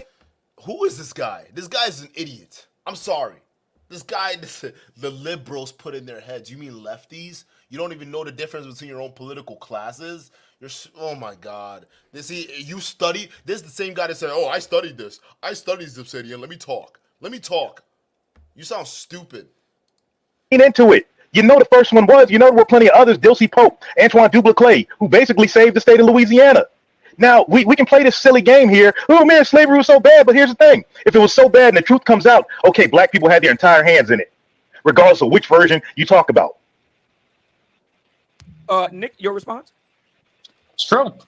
And that's... Of course Nick Fuentes agrees with this self-hating black dude over here with a dog avatar.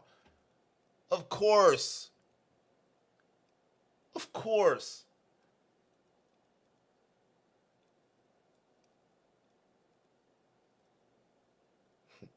I studied this Obsidian. I studied this Obsidian. I know about slavery. But black people were actually worse than white people.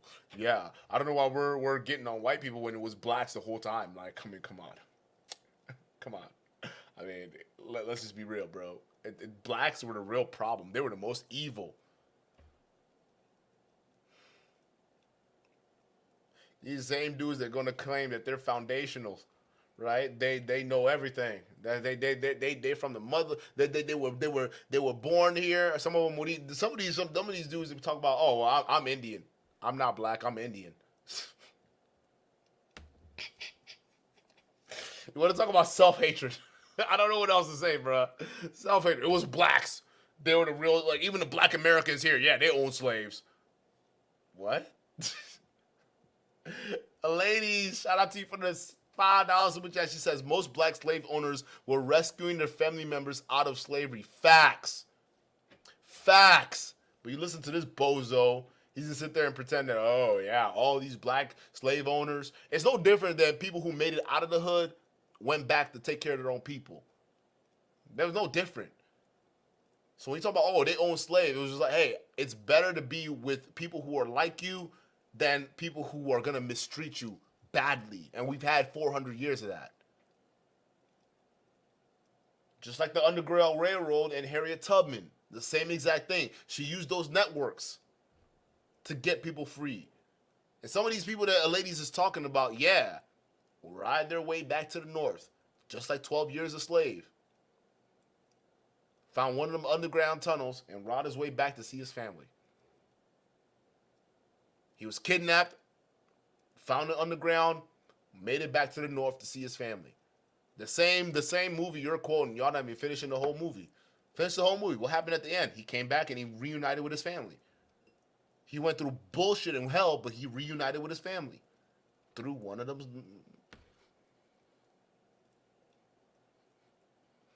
This nigga's stupid. So much of the slavery narrative, what I'm trying to get at here is so much of it is about antagonism between blacks and whites, when in reality it was very complicated. There were a lot of Jews in the slave trade. There were, and that's especially true. What he just said about blacks being involved is really blacks that originated it, and blacks selling blacks as slaves to Europeans so they could buy guns and they could finance other things in their own wars on the African continent. And blacks being brought to America or Brazil, for that matter, or Europe, was about having a cheap agricultural labor force. And so all it is to say it's not... Can you explain? Nick was speaking. Go ahead. Yeah, and I'm waiting for my turn, Big J. I don't want to Nick was speaking. Big J, you have to wait your turn. We'll get to everybody else in turn. Nick, you were saying. Thanks. I was just, without rambling on too much, I was just going to say that the heart of the matter is that the world is a lot more complex than like whites were picking on black people like because they're sick. You know, there's so much cruelty, inhuman cruelty. Not to say it wasn't wrong, but it is to say that there's a little more to the story than what a lot of people say. All right, well, that brings us to Soul Travel with the $5 super chat. He writes, so the actual accounts, forced breeding, buck breaking, and feeding babies to alligators wasn't cruel. If anything, Hollywood hides the worst of slavery. Your response? Feeding babies to alligators, I don't buy that.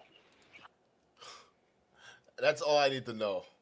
If you don't buy it, it actually happened. It means that all you're saying is bullshit. If you don't understand the cruelty of what white slave owners did to blacks, you don't understand. Yeah, black babies were used as alligator bait. Black babies used as alligator baits. You don't buy that though, because you're some 24-year-old punk that doesn't understand shit. I don't know, bro. I'm like, this is getting in my head, bro. This is getting to my head. And Obsidian, I guarantee you, isn't gonna push back on this at all. Deuces to Grow, shout out to you for $2 super chat. He says, do you really think Africans sold blacks by choice? No. It's because Europeans came with guns. They came with guns, they wanted the resources, and they saw that a lot of us were already warring, right? And here's the thing, in Nigeria, because Nigeria was also part of the slave trade, but the thing is, it was the Muslims, the Islamic North were warring with the Yoruba West, and they sold about a bunch of Yorubas to the slaves. Because they conquered, for them to conquer the northern half of Nigeria back in those times, the northerners, the people who are more aligned with Islam today, all right? These guys were the ones that were warring, and they were Islam before that, when they were warring with Yoruba tribes, okay? They were part of the Sokoto Caliphate, okay? That's why Sokoto, there's a state called Sokoto in Nigeria, okay? Sokoto Caliphate, they came there. Matter of fact, they came there and warred with a bunch of Yorubas, warred with a bunch of Igbos, and they were the main ones selling Yorubas to slavery. That's why there's a bunch of Yorubas right now in Brazil. There's a reason why that is. They didn't just get there by choice. It's because the colonizers came in, saw that these northerners were warring with Yorubas and Igbos, and they said, "Oh, the Igbos and Yorubas are losing. Take them." That's how they were able to conquer the territory they conquered. That's why you see a bunch of Yorubas in Brazil, Yorubas in America. A lot of American slaves are descendants from Yoruba culture. Yoruba's heavy, and they're really big in art and music. Igbos aren't known for that. I mean, they have the arts, musics, and things like that, but Yorubas, they're infamous for that. A lot of Americans right now, African Americans, if they actually did their lineage, Yoruba's ancestry. Some of them want to deny it and say, "Oh no, I'm Indian. Yep, I'm Indian. I'm an Indian man." Yeah, that's right. I'm not African. What? I'm indigenous to America. I'm Indian. Go get your blood work done. A lot of y'all, go get your blood work done. For real. Some of y'all are scared of this ancestor in me. Go get your blood work done if you don't believe me. Test me. Test me and find out. That's the real history. We weren't sold there by choice. It was by war. A lot of these jihadists, these northerners that are killing our people right now, even to this day, shit ain't changed. They still killing us. The only difference is no more slavery. They're still killing us. Yorubas are still getting murdered. Igbos are still getting murdered. But them niggas did it. I'm just speaking for Nigeria. I'm speaking for our country. And how we interacted with the slave trade. It wasn't by choice. Nick Fuentes is a dumbass. Okay. Let me see. Hang on. Everybody stay where you are. O'Dane in the building with the $5 super chat, right? Not only was slavery horrible, what about the violence of lynching blacks and the violence of the Klan, especially in the South, sundown towns, and more? Yeah, I mean there's racism that existed for sure. I don't know what that what that has to do with the rest of it. Okay. Duran with the $10 super chat writes, I don't understand what more do we want from Nick after he said that chattel slavery is wrong and that it was horrible. Let me go to Big J and then Great Pill. Big J, you want to say something? Go ahead. Yeah. Okay. So can you explain to me what was the cornerstone speech of 1861? No, Nick? I can't. Oh, wait a minute. Let me go. So he said he can't. Now we're going to go to Great Pill Podcast. I wasn't finished with my question. Yes, you are. You are finished. Now, Great Pill Podcast. Go right ahead. Yeah, I'm not gonna dig more into because I think at this point people's trying to get like moral grounds, trying to feed a little bit to Nick. But I find it funny that linked to what echoing what Jessica X saying, like it's a lot of double talk. For example, you can who got that? Somebody mute their mic. I think I hear a phone or something in the background. I don't know if it's Big J because he has some echo or something. Okay, it's not good now. It's not me though because the Nick. No, it's not you. We know it's not. Okay, yeah, you're good, Big J. Yeah, so I have to echo chamber. I have to echo the double talk speech because you're quick to root and cheer for the slave masters. You can give a great soliloquy on what they said, but when the other people on the panel was actually breaking down another side of history, you don't know too much about it. You're not aware of it. You kind of let me fall back on the conversation a little bit. You don't want to dive into it. So I think, and you're right about human evolution, the history, what's going on this side of the planet. But I think you need to dig a little bit more on that into before you give one full blown conversation of your side versus ours. I think that's pretty much what it needs to be. I appreciate it, Great Bill. I don't know. I think at this point we're talking to the wind. Let me get to this super chat and I'm done with this show, bro. My head is hurting. I can't do this, bro. But at least you guys saw the difference. I like these people are Obsidian. It's over with, bro. You're done. Get out of here. Get them out of here. All right. Deuces of Growth. Shout out to you for the $2 super chat. He says Europeans infiltrated and funded the rebels. Facts. They did. Even the Dangote tribe. You know the Woman King video? Not video, the movie, right? The Woman King, right? That was based on the Dangote tribe. Who did the Dangote tribe war with the most? Yoruba people. Yorubas, oh my God. Yoruba Nigerians, they've always been in war. If you look at the history of Yoruba, see, that's why I don't understand why Yorubas even sided with the Northerners to destroy the Igbos. Because if the Yorubas really understood their history, the Northerners were always the problem. They were always the problem. And I'm speaking just for Nigeria. And they're still the problem till today. Yorubas, you guys have been persecuted by the Northerners to get sold into slavery. You were persecuted by Dangote tribe, a bunch of women, and got sold into slavery. But yeah, y'all helped kill Igbos when it came down to fighting for your freedom. We were the only ones that decided that enough's enough. But yeah, y'all supported the Northerners after they persecuted you. Sold majority of your ancestors to slavery. You came at us and killed our people along with the Northerners. But every other tribe around Nigeria has been selling Yorubas to slavery. Yorubas are the main ones. I'm sorry, I'm talking about something completely different right now, bro. But like when I talk about the historical context of my country and what's going on right now, if you want to talk about the slave trade, we have everything to do with that. We have everything to do with that. Every single tribe in the Mama near West Africa, near the coast, fought with Yorubas. The British didn't tell y'all that when they redrew Nigeria, did they? They didn't tell y'all that.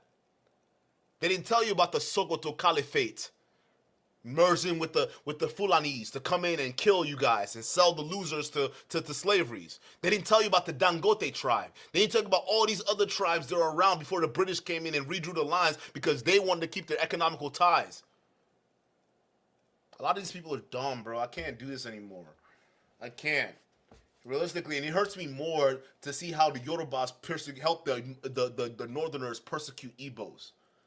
Meanwhile, knowing the fact these are the same people that sold you into slavery, sold your ancestors. They're the ones responsible. Northern Nigerians are responsible. They're all responsible. Them. If we're going to be real, let's be real. The people who need to apologize in Nigeria for slaveries are Nigerian Northerners. Your ancestors sold your Yoruba nation into slavery. That's why they're all over the world right now. There's a reason why. It's because your ancestors, the Northerners, Northern Nigerians are still a problem in Nigeria today. They've still been dominating. Why? Because the British allows them to do so. And every time we speak up, we get murdered. I'm sorry, this hits home for me. It does. Because I'm seeing this every day till today. Northern problem all over the place.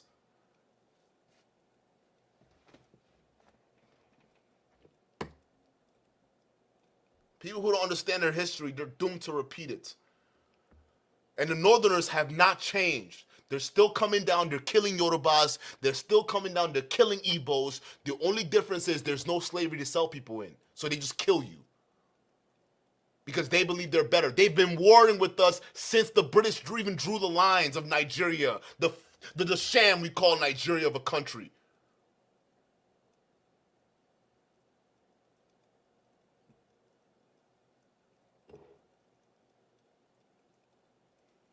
We still got a northerner problem. They're the reason why Nigerians can't grow. And I shouldn't be saying this right now because I can get killed for even saying this. But it's true. I don't give a fuck. Northerners are the problem. That's why the British gave them power after they left.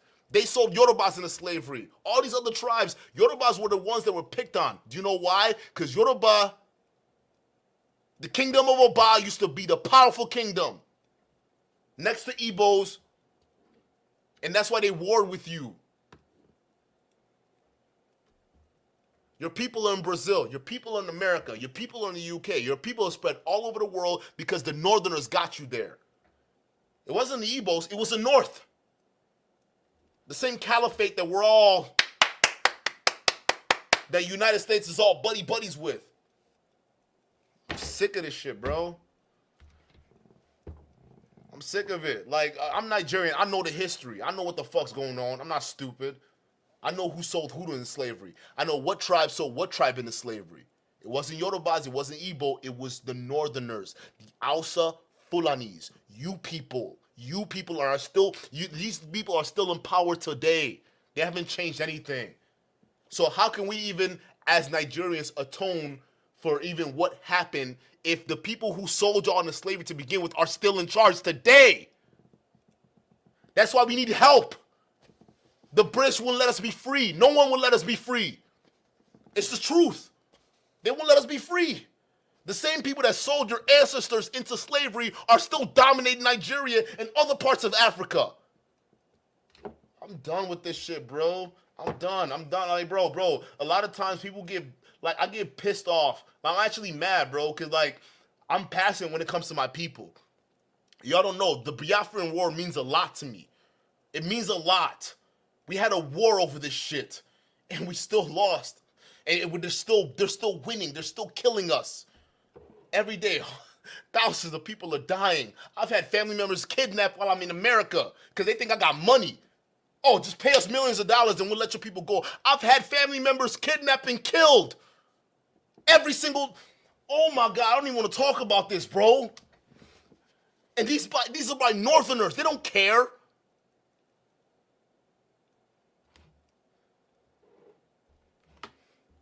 These people don't give a shit, man. They're still in charge. The same people that sold us into slavery are still in charge. They're still here. We got to get rid of them for shit to change. So don't sit there. Whenever people talk about slavery, it means a lot to me because I know the history. Because I know the people who did this shit are still in charge right now. Matter of fact, the British made them in charge before they left. They said, you people are in charge.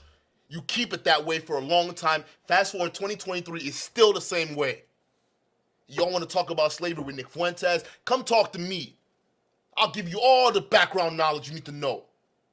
Fuck out of here. I'm done with this shit, bro. Like it just they don't understand this stuff. Y'all want to talk about slavery, but you only start from the boats to America. You understand the colonial manipulation that went through. You don't understand the tribal warfare that went through. There's a whole ethnic group of Northern Africans right now that sold a bunch of Southern Africans into slavery. They don't want to talk about that because those same Northerners are ruling right now. They're part of the ruling political class. They've always been. See, I'm telling you, these people who create these empires, ain't shit changed. Don't talk to me about fucking racism. Don't talk to me about slavery when I know you guys are spewing bullshit to me. I'm sorry I got to get this way, bruh, but it gets me so wound up, especially when I know the other perspective from the motherland. I understand that. I know the perspective. I know the truth. A lot of these people don't. They like to bastardize it to make it be like all blacks. No. I'm telling you right now, the same people that sold us into slavery are in charge still. They're still in charge in Nigeria. They're still in charge in all these other countries. There've been families that have been ruling since dynasties. Since the colonial era, they've been ruling. They haven't changed hands. They're all still shaking hands with their masters. We still got slavery, bruh. Ain't shit changed, man.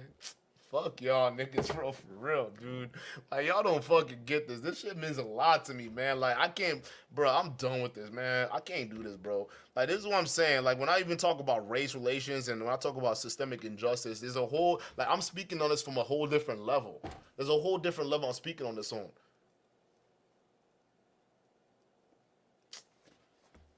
Hey, shout out to y'all. Thank you guys so much for being here, bro. You could be anywhere in the world right now, but you're here with us. I appreciate it, bro. Listen, I take it easy, right? Listen, a lot of these people, they want to talk about slavery. Yeah, you want to have a point where it wasn't just white people. Yeah, it wasn't just white people, but white people had a lot to do with it. And by white people, I mean these British colonial people, right? The British, the French, a lot of these Europeans, they were the main ones.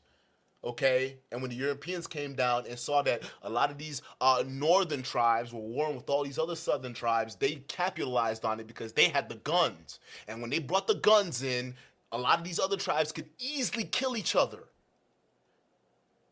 So when they came in, they gave the guns to the northerners. They gave the guns to all these other tribes. And they killed and enslaved a bunch of people that didn't have it, a bunch of people that resisted that shit.